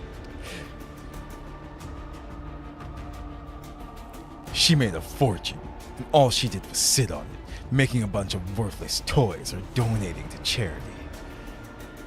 Not only did she criticize me for obtaining 16 Labs dolls tech, she was even planning to reveal the secrets between me and the CEO to the public. And so she had to die. And good fucking riddance to her. Oh shit! Yo! Yo! No! Yo! Yeah, nah, he is just cut through, like...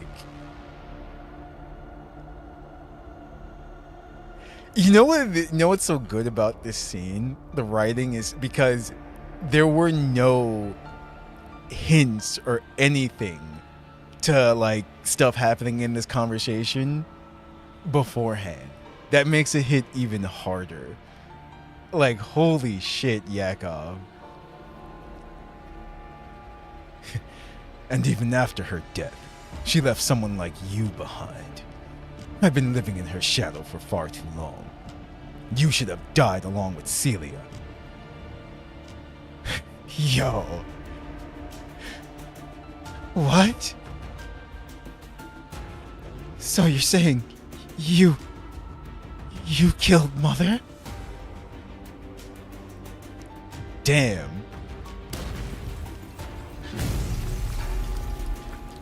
The nearby portholes collapse under the force of the explosion, and glass rains down like hail.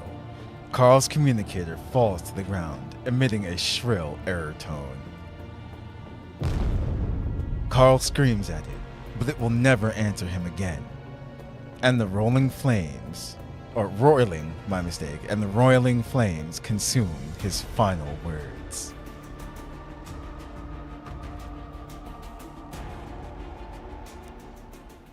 You extinguished the sparks Mother left behind. Yo. Yeah, see? That was it. Sugared misery. Even someone with a painful past can still move forward for the sake of protecting others, unlocked by completing all stages in Turbulent Undercurrents. Oh man. Wait. So okay, I was about to say. Okay, that's why I forgot. That's what happens. That's the last battle stage. Now comes the epilogue to it. Okay, here we go. I was gonna say, I'm just like, hold on. Forward unto dawn. Actually, even before that, though, that was crazy. It really was. That was absolutely amazing. Now comes the reading. Yes, now comes the reading. But I have to give it to them for that. All that dialogue and that whole conversation right there. That was something else. See, Yakov he's that kind of villain. He's one that you just have to kill, plain and simple. Like if he gets in, if he shows up later, like in the main story or something like that, we're gonna have to kill him. Plain and simple. He's gotta go. He's one of those. And he mentioned the CEO of crap, I forgot the name just now, but I remember her as well too. She's doing all kinds of shit and everything. She's another one that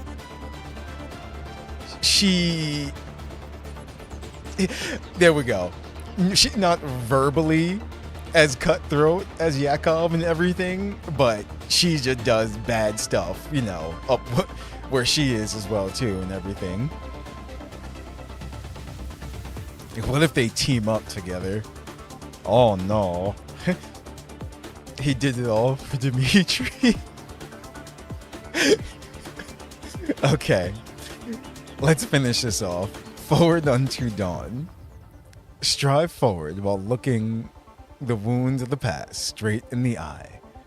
That is the meaning of your suffering.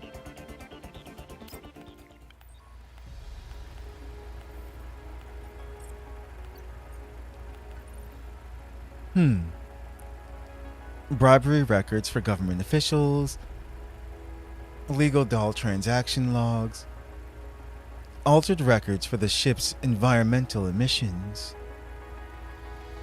The Gerard Group has quite the litany of sins to its name. Frostfall Squad is going through the data Lind copied from the main control room. It is certainly quite impressive. There's a breakdown for the MV Novalis' income and expenditure here too. Let me see.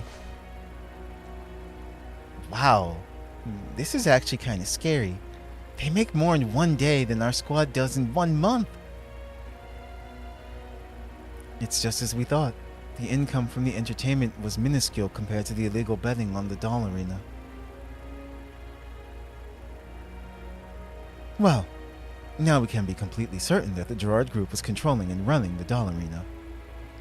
They could make a killing from the black market and use that opportunity to utilize their otherwise defective dolls. The Gerard Group wins either way. The beta virus was probably developed for that purpose and tested on the arena dolls. Oh yeah, speaking of which, don't you think you should get your frame checked out, Lind? It would be bad if there were traces of that virus left behind in your neural cloud. Don't worry. I'm not weak enough to be taken over by an incomplete virus. I'm more interested in why it works on IOP dolls. Wasn't it meant to target Gerard Group dolls? Lind, are you saying you suspect that the Gerard Group stole 16 Labs doll technology? Lind nods. This virus isn't like normal programs. Its right locations and logic would require a target with highly similar base layer code for it to work. But if the base layer code were too similar, then it would essentially be intellectual property theft. If that's really true, we can use the evidence from the doll arena as proof of the Gerard Group's crimes and make them pay for what they've done. I don't know about that. Because, I don't know, they may have a plan for that. Because Yakov knew everything that was happening and he didn't really seem to care. So they might have had a backup plan or something. Indeed. Even without the technology theft, just the proof of their crimes is enough to bring the Gerard Group to court. I'll contact Miss Hellion now. Once we get back, we'll verify the matter ASAP. I'm pretty sure that what we found will help the commander and Miss Kalina out in some way.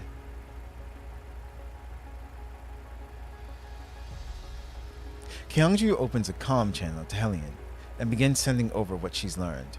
I'm trying to remember. This group already made it back to the Elmo, right?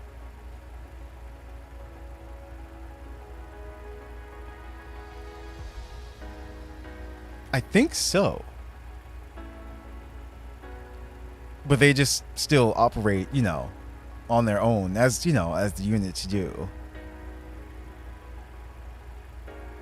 I think that's what happened already. After receiving Hellion's reply, Kyungju's stern expression softens considerably. I have good news.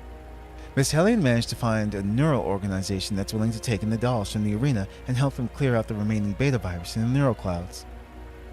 Really? That's great! They'll finally be able to shake off the Gerard Group's control.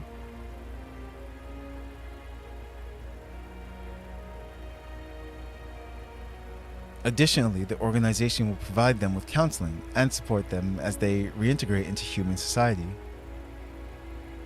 The Clown Squad and 404. It's like the Clown Squad.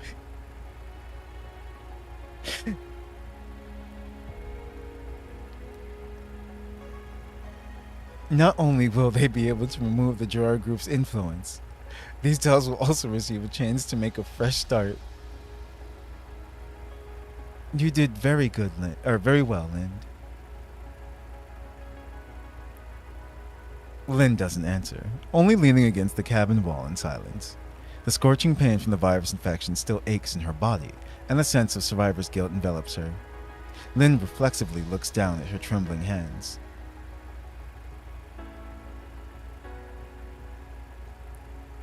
I'm sorry. Eh? Lynn, leader was praising you. Why are you apologizing?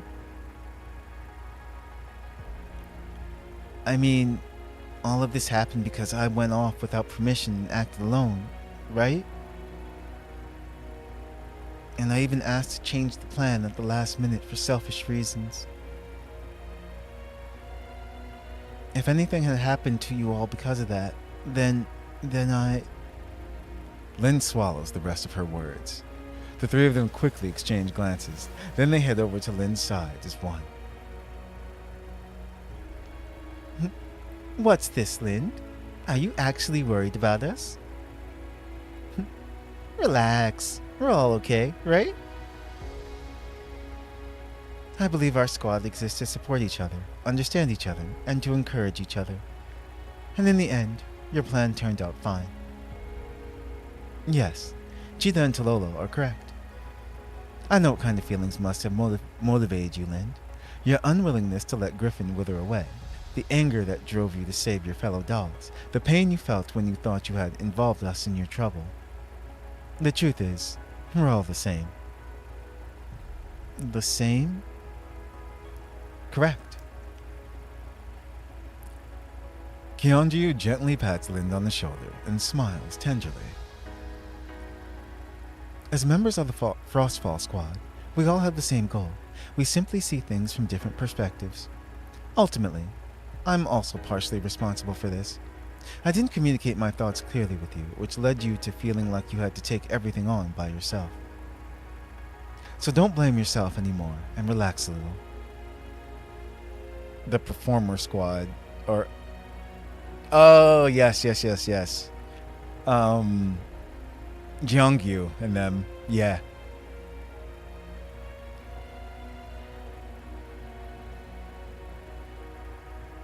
Okay. Lin looks up, her eyes filled with gratitude. It is then that Kyungju notices the wound K9 made on Lin's arm. Here, I'll help take care of that for you. Kyungju takes out the repair kit and patches up the cut with a gentle touch and practiced skill. The pain from the wound makes Lind wince.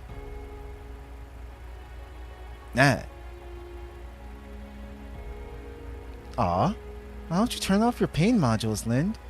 Patching wounds up hurts, you know?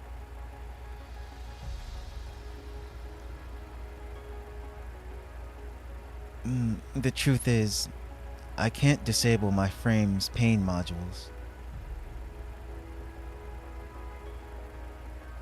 Why not? Doesn't that mean you've been enduring all that pain during each battle? Lin falls silent, and then nods. Oh, damn.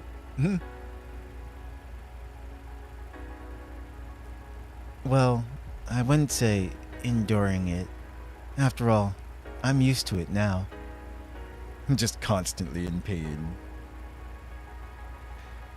I was an experimental doll used in clinical trials. Part of the reason why Carl kidnapped me was because of that. The troop, yeah.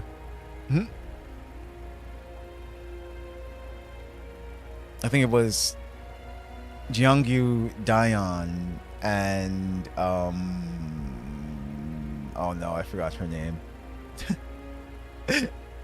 I forgot her name, but I remember the fact about her that her facial expressions, like it was damaged, and she just decided to leave it like that. Her, their leader. What? Lynn doesn't feel the disgust or awkwardness she expected when discussing this part of her history that she didn't want to disclose. Instead, she feels free. My first memories of this world were an icy cold research institute and endless days of clinical trials. My frame received special modifications in order to meet certain experimental requirements. Not being able to switch off my pain modules was one of them. But doesn't that make fighting in everyday life really inconvenient? Why don't we ask Miss Hellion to change out your frame when you get back? I'm sure she'll be able to think of something. Lynn shakes her head.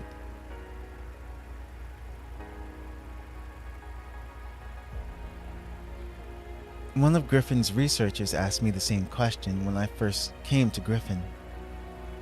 He said that human sensory feedback would affect my performance in battle and recommended I change to a more convenient body. But I refused.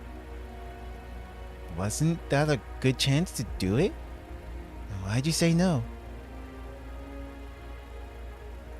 I didn't know why I did it back then. I just did it out of reflex. Same thing with my name. I ought to be repulsed by the name Lind. The lab I was in gave it to me, and it contains all the painful memories from back then. But even after getting the chance to change my name, I still chose this one. At that time, I didn't know why I was so insistent on it, but now, I think I'm slowly beginning to understand. Lynn looks at her friends. Back then, I thought I existed to be a test subject and that my pain was the only value I had. To deny this pain would be to deny my entire life and the reason I had for existing. It was in Griffin that I came to understand the true worth of a doll. And it was my bonds with everyone that helped me realize that I could keep going forward, even while carrying the pain of the past, and that I could fight to protect others. I mean, the first step of accepting your past is being able to look it in the eye, right? Lind. And that's why I won't change my body, and I won't change my name. Frostfall Squad made me feel like I belonged, and you helped me understand my reason for existing. Thank you all for that. A can of cool fruit juice suddenly presses itself against Lynn's cheek. Lynn looks back and sees Cheetah grinning at her, waving a pack of snacks she squirreled away for a moment like this. Presses it on her cheek. Ha, you can feel that, right?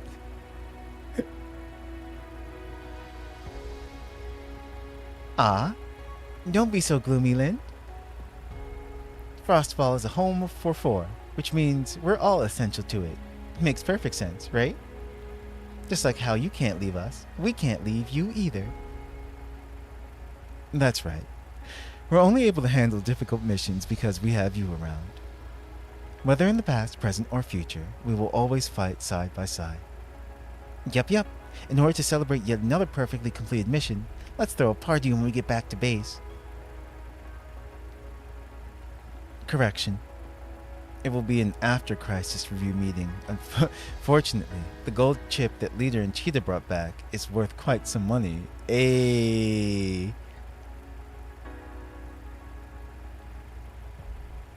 Indeed.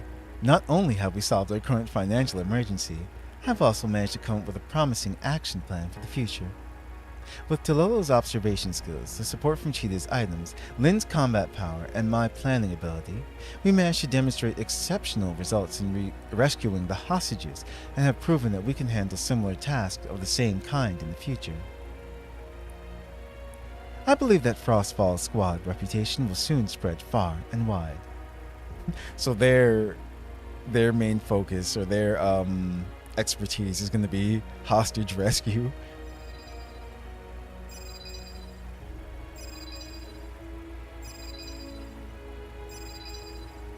The communicator rings. Upon seeing the name on it, Kyungju smiles. It's from Miss Hellion. Let's take it together. The 4 members of Frostfall Squad look at each other and smile. Then as one, they press the receive button. As the helicopter rises through the last of the collapsed particle clouds, the warm light of dawn shines on their faces. This is Frostfall Squad. Mission complete.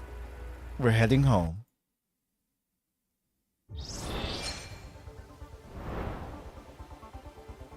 The end. Wait, what the heck is heroic mode? Huh. In heroic mode, enemy units level will dynamically scale with the commander's level.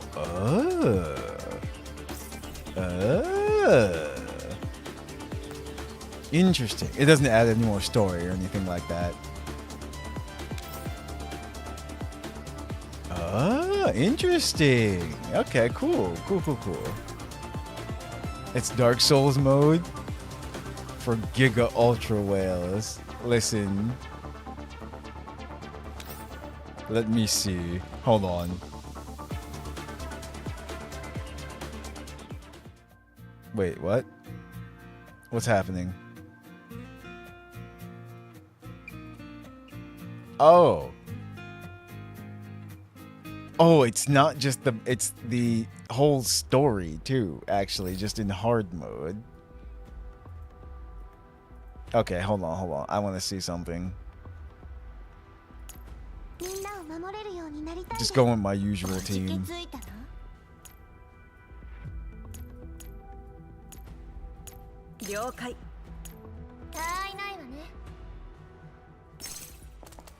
Let's give it a go. They will one-shot your units. I want to see if I can kill them first.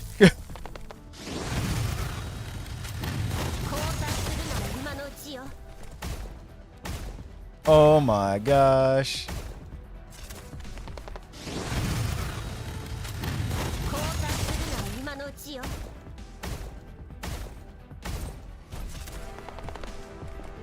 Oh, most of them did.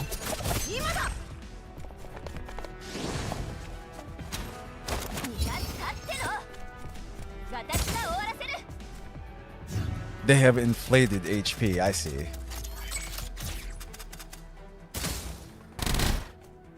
Nah, they'll be fine.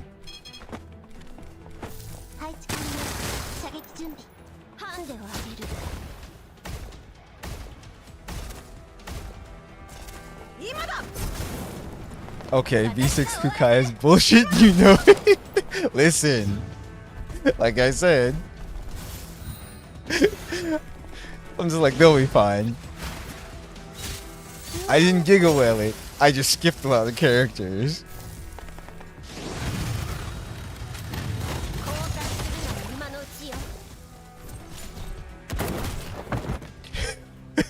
Yay! Do you get any extra rewards for doing this, or is it just like the mode?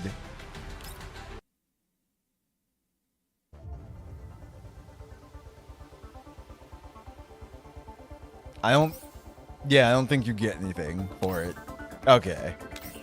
Yeah, there's really no more point to doing it then. It's just really if you want the challenge. Okay. But yeah. There you go.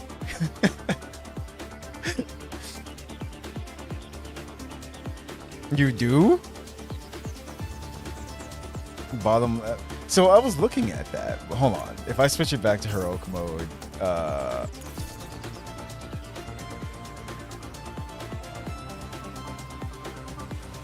thought it was just for the regular mode. Wait. Let me see something. If I take it off of heroic mode now and go back to normal mode, I don't think you do. I think it's just because we didn't do the other, all the extra battles. That's all. Yeah. I don't think so. I'm clicking on it itself and it's just this. Oh, wait. Hold on. No, 15, 24 out of 30, 24, 42. So, yeah, I don't know. Like, there's not a separate section for heroic mode rewards. But we're not going to go through all of that anyway. You do? Okay. I'll take your word for it. I'm going to do it all before the event ends anyway, but... Okay. I just wanted to see what heroic mode was like. So also, during this event, there's artifact recovery. I haven't touched this either. I was waiting until we streamed it and everything. I'm pretty sure this has showed up before, right?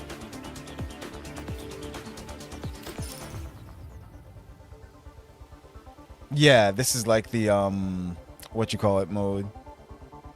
You get a pat on the back. You know what? Okay. But yeah, this event this has shown up before actually. So we know what that is. These are the rewards for the event here, which we can collect now. And this is the store here. I've already been collecting stuff. But also, per tradition, if it's all unlocked, we usually do all of the challenge mode.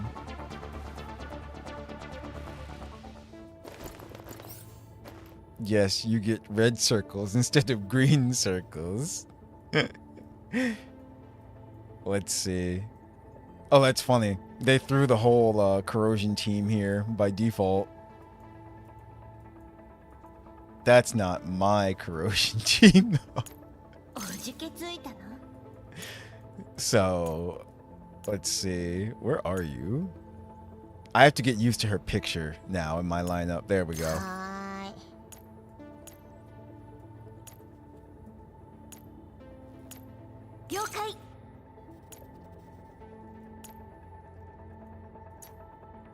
Let's see. This is technically my corrosion team.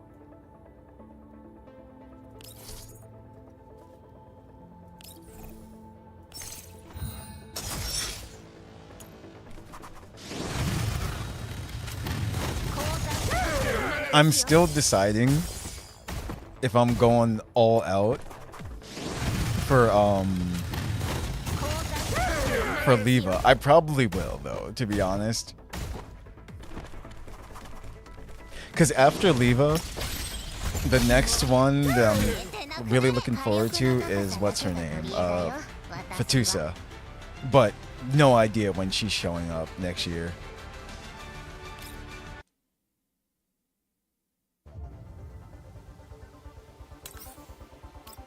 Let's see. The event has been out for a while, so I think they're all unlocked now. We should just be able to go through all the battles.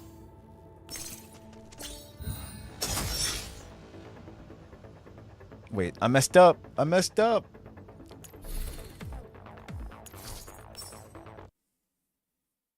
Got stuck with the default characters. I forgot it doesn't keep them sometimes.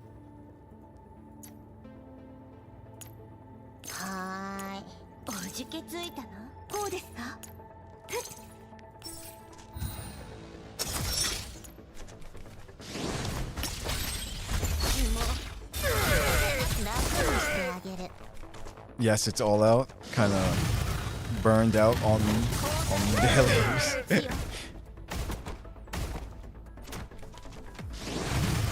I'm gonna spend the rolls and hope I get Leva, then probably quit. Because it's like, and I'm done.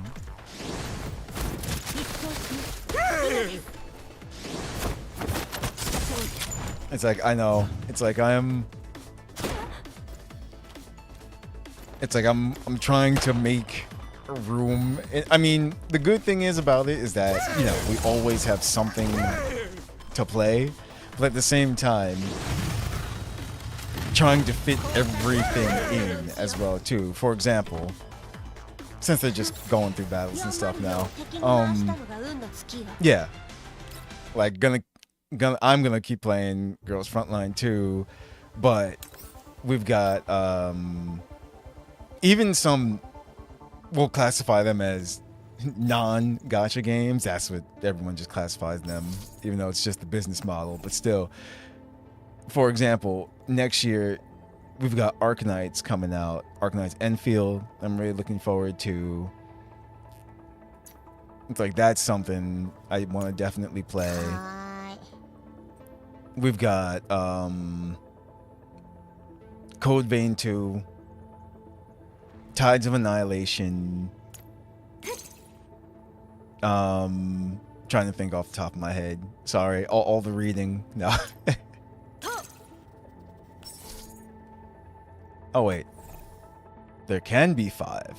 Ah, okay. So then she's level 15, but she's still corrosion, so it works. 降参するのは今のうちよ What else am I looking forward to? Vindictus Defying Fate. That's another one too. Definitely gonna be playing. 降参するのは今のうちよ I don't even really play the game. I watch it played, so. 消えてなく楽にしてあげる Well, you can. There you go. You don't have to worry. You can watch me watch the game played. So. さよなら It's like, no, I really enjoy. It's like Girls Frontline 2 story-wise, and you know, everything universe plot-wise and the characters. But I understand what you mean, though. You know what is Wriggle? 俺がベテランと That just means that you made your characters too strong, sir. For me, I do it on purpose. I like to watch them just mow things down, and we just don't have any trouble getting through the stories and stuff. Like in all games, that's my thing. I like to break the games by breaking the characters. 今のうちよ But yeah, I get where you're coming from. Like yeah, if something's not fun anymore to you, yeah, you just stop playing. Plus, you can always come back to it later if you feel like it. 降参するのは今のうちよ But off the top of my head, like I said, I was mentioning those because those are games that I want to focus on a lot next year. 真理と総合を捧げん What happened? Oh, the enemies didn't spawn yet.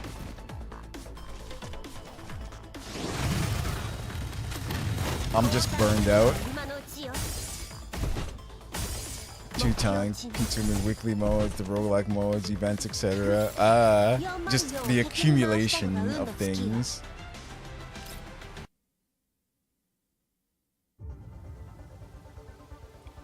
There it is. Okay. We're fighting Niter.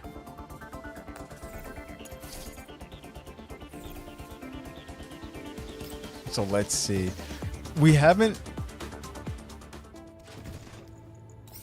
had another there hasn't been another boss just yet in these challenge modes that actually made me play the game again. Oh, the freaking bot. That thing was disgusting. Only strong one is Tololo and Centurace. That combo is fucking hilarious. I don't have Centurace yet. But the sad thing is, it's because they kept putting her with characters that I wanted more. They're like, oh yeah, Centurace is coming out. But here's, whoever. Oh yeah. It's like Centurace's rerun banner is out, but here's I'm just like, you know what, damn it. 降参するなら今のうち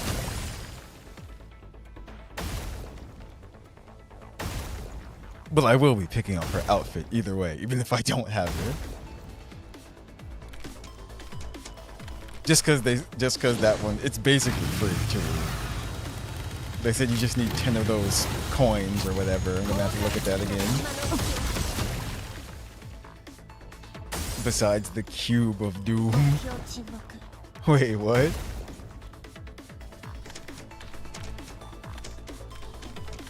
When neither playable when?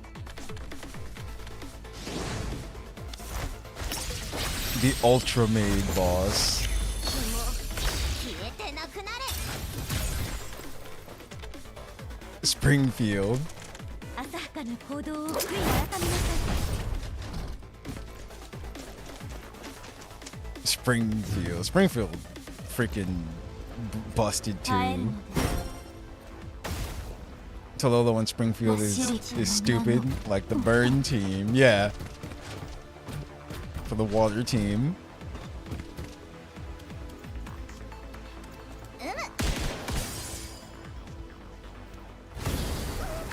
Oh, she's dead. Damn.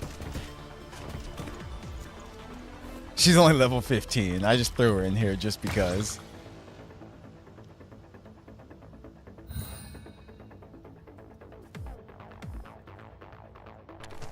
So who's next? Oh, they're dead.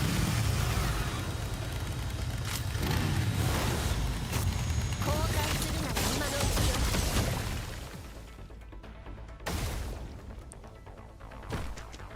ちよ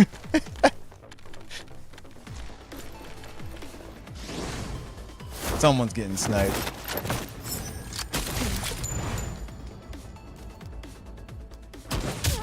Ow, and this nemesis.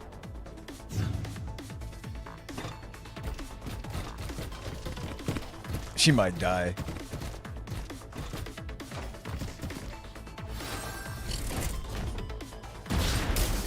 Oh.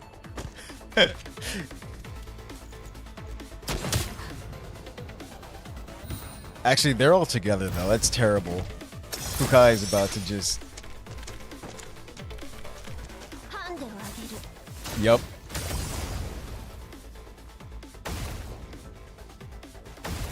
They shouldn't have done that. Just everything gone.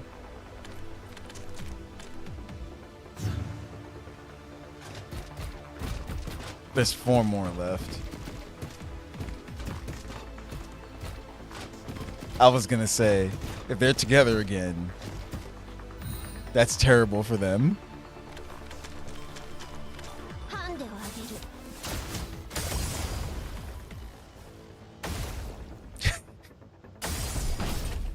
Oof.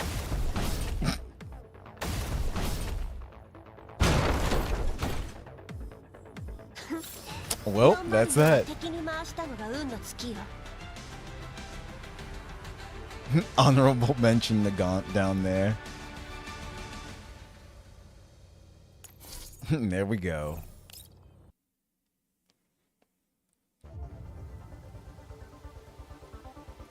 There is a heroic mode though. No. Even for this? Too funny. Well, they're level 70, so they're even higher. Interesting. But damn it, I don't see any reward. No.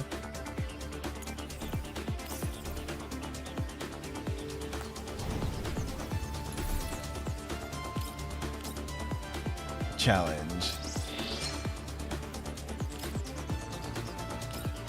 That's just story. And that's the artifact recovery. Yeah. Which I didn't mean to do that actually. Hold on, I'll just begin exploration. Yeah. Prove damage by increasing the dull stats. Yeah, that one. It's the roguelike. When attacking a target with a freeze type debuff, damage dealt is increased by... Yeah, sure. That works.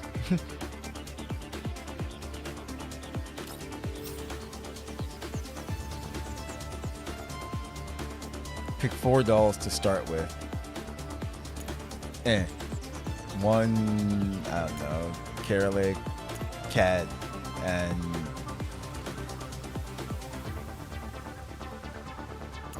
you. Wait. I thought you said 4. I did. 1, 2, 3. I'm confused. Do I have to drag? Oh. That's why. I'm like, why isn't this working?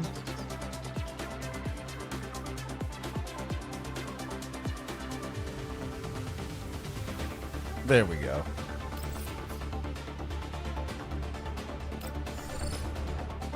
Just to show what it is. See? Just like CZN or something like that. You kind of just go through sleep berserking syndrome, HT sleep with overbuffs, Lin, who make all corrosion hilarious. Okay, I got you. I don't have Michi, so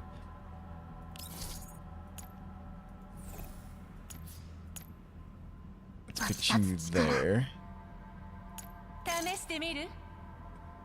Our angry rabbit and yeah, that works.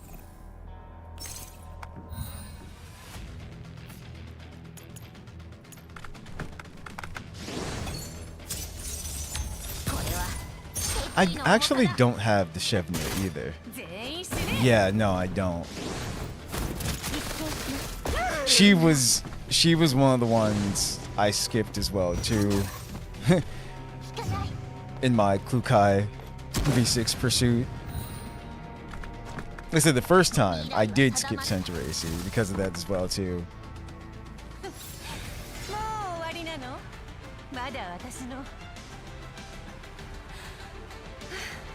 It's her new key thing is. Ah, okay. That's right. Wait, date information change, return. Oh, that's right. I forgot. Time zone and whatnot and stuff. We be in here now. New day started. That's what happened actually. But that's perfect because you know what? Yeah. We just completed everything anyway. And that was the last of, you know, everything of the event.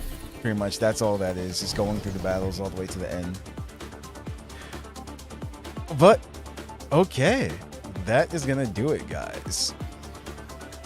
So, with this final patch before its first anniversary, we now have Lind. Oh, wait, no, we're not finished yet, though. My mistake. I did forget. Hold on. Coming back to the main screen was actually a happy accident. Because this. Let's see. Nope. It's public area.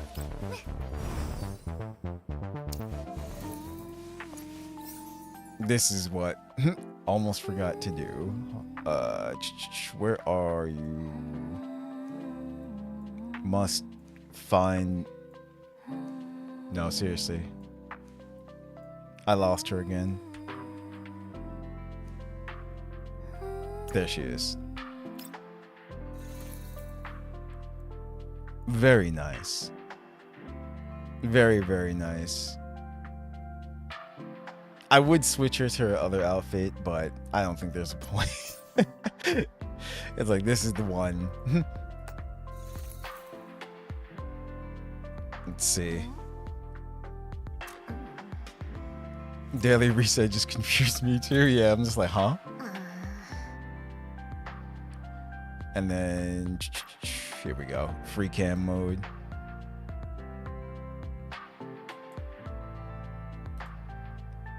It's funny. It's like, yeah. Quite a few of them like to sit near the window, actually. But she's messing with the radio. Can you actually... Oh, wow. You can actually read the words on it and everything. That's, it's pretty funny. Huh. But here she... Uh-oh. You mentioned it before. Let me stop.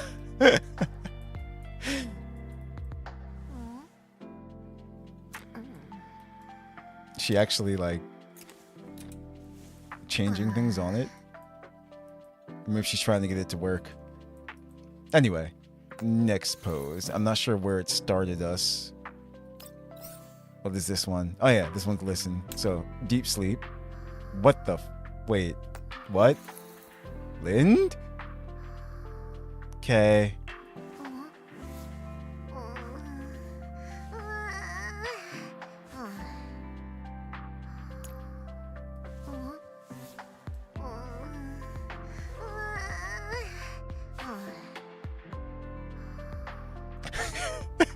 I couldn't help it. Yep.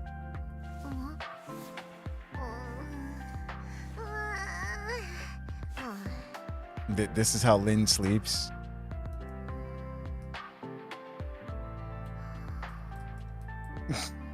Okay. Trying to like actually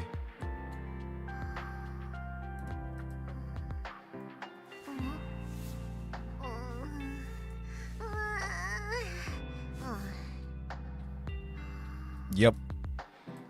The sugar rush has ended. Let's see. Next one. Observing.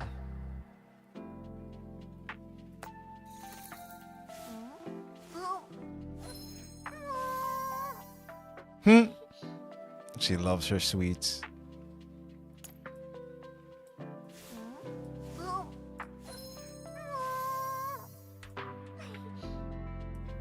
Nice.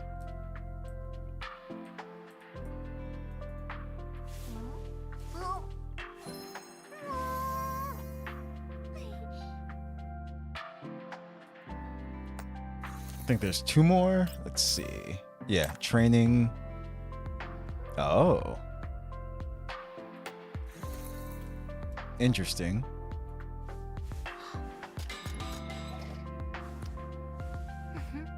Nice. Target practice. Let's free cam it.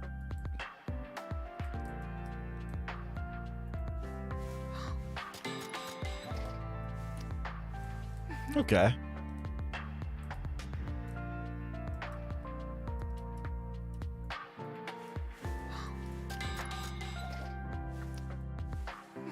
There you have it.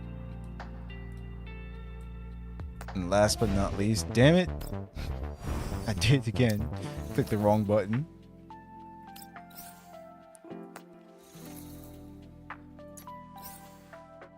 Go back. Go back.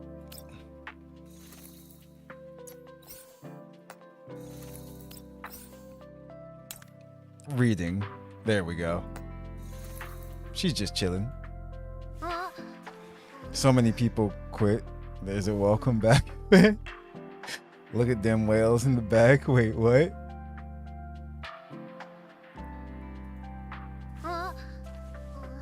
She fell asleep.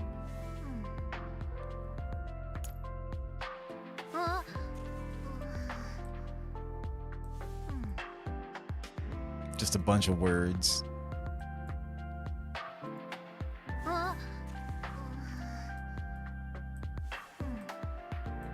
Yep. And that's pretty much it.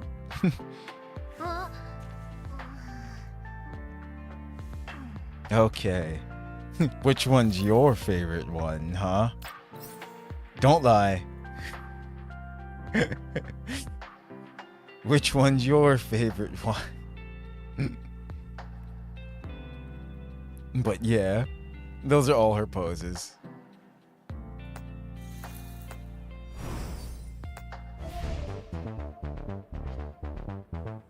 The fact that her swimsuit isn't customizable is a crime against humanity. Damn. And then what does her whatchamacallit look like? Okay. That's what it looks like. It's this one.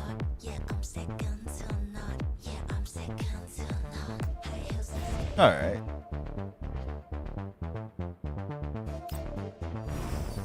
But you know what?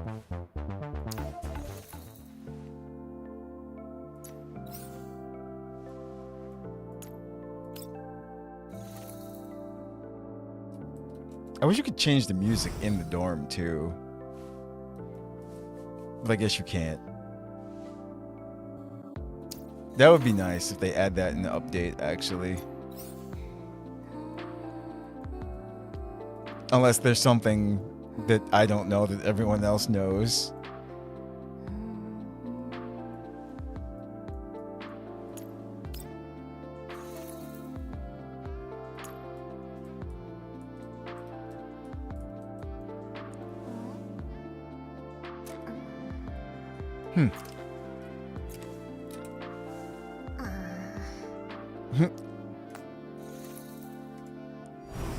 But it's a nice outfit either way and everything.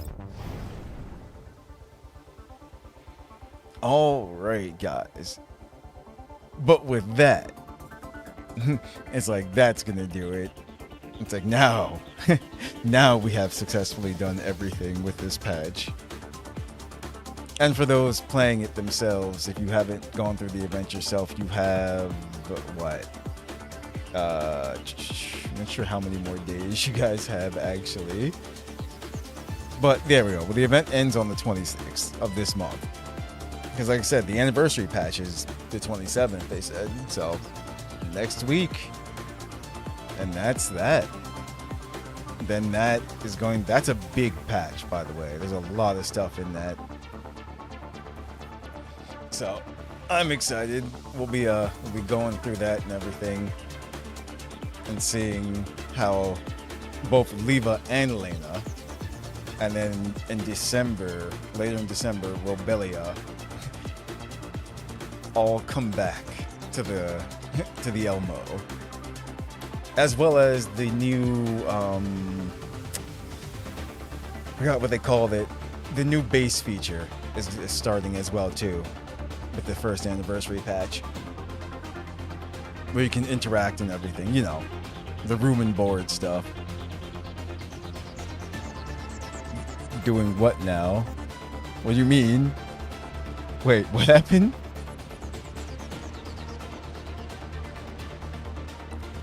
The anniversary patch. That'll be pretty much our next Girls Frontline streaming will be when that drops. For you guys playing with it? What? No. I said I said for those who are playing the game, who haven't gone through the event yet, those who are playing it as well, not playing with themselves. We went to the dorm rooms for 5 minutes and people are playing with themselves. Oh man, it was the feet, wasn't it? Is that what did it? It was the feet. Too funny. Just, you know what, just because. There you go. I just want to see something.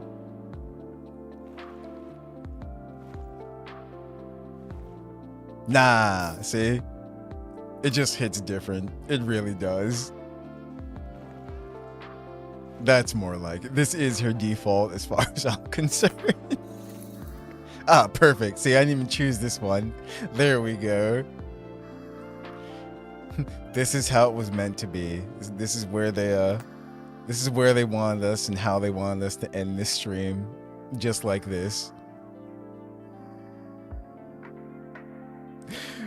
But yeah, guys, look forward to more Girls Frontline 2. And the next time you will see it will be in first anniversary territory and everything. So with that said, I hope you guys enjoyed and everything. It was a good event.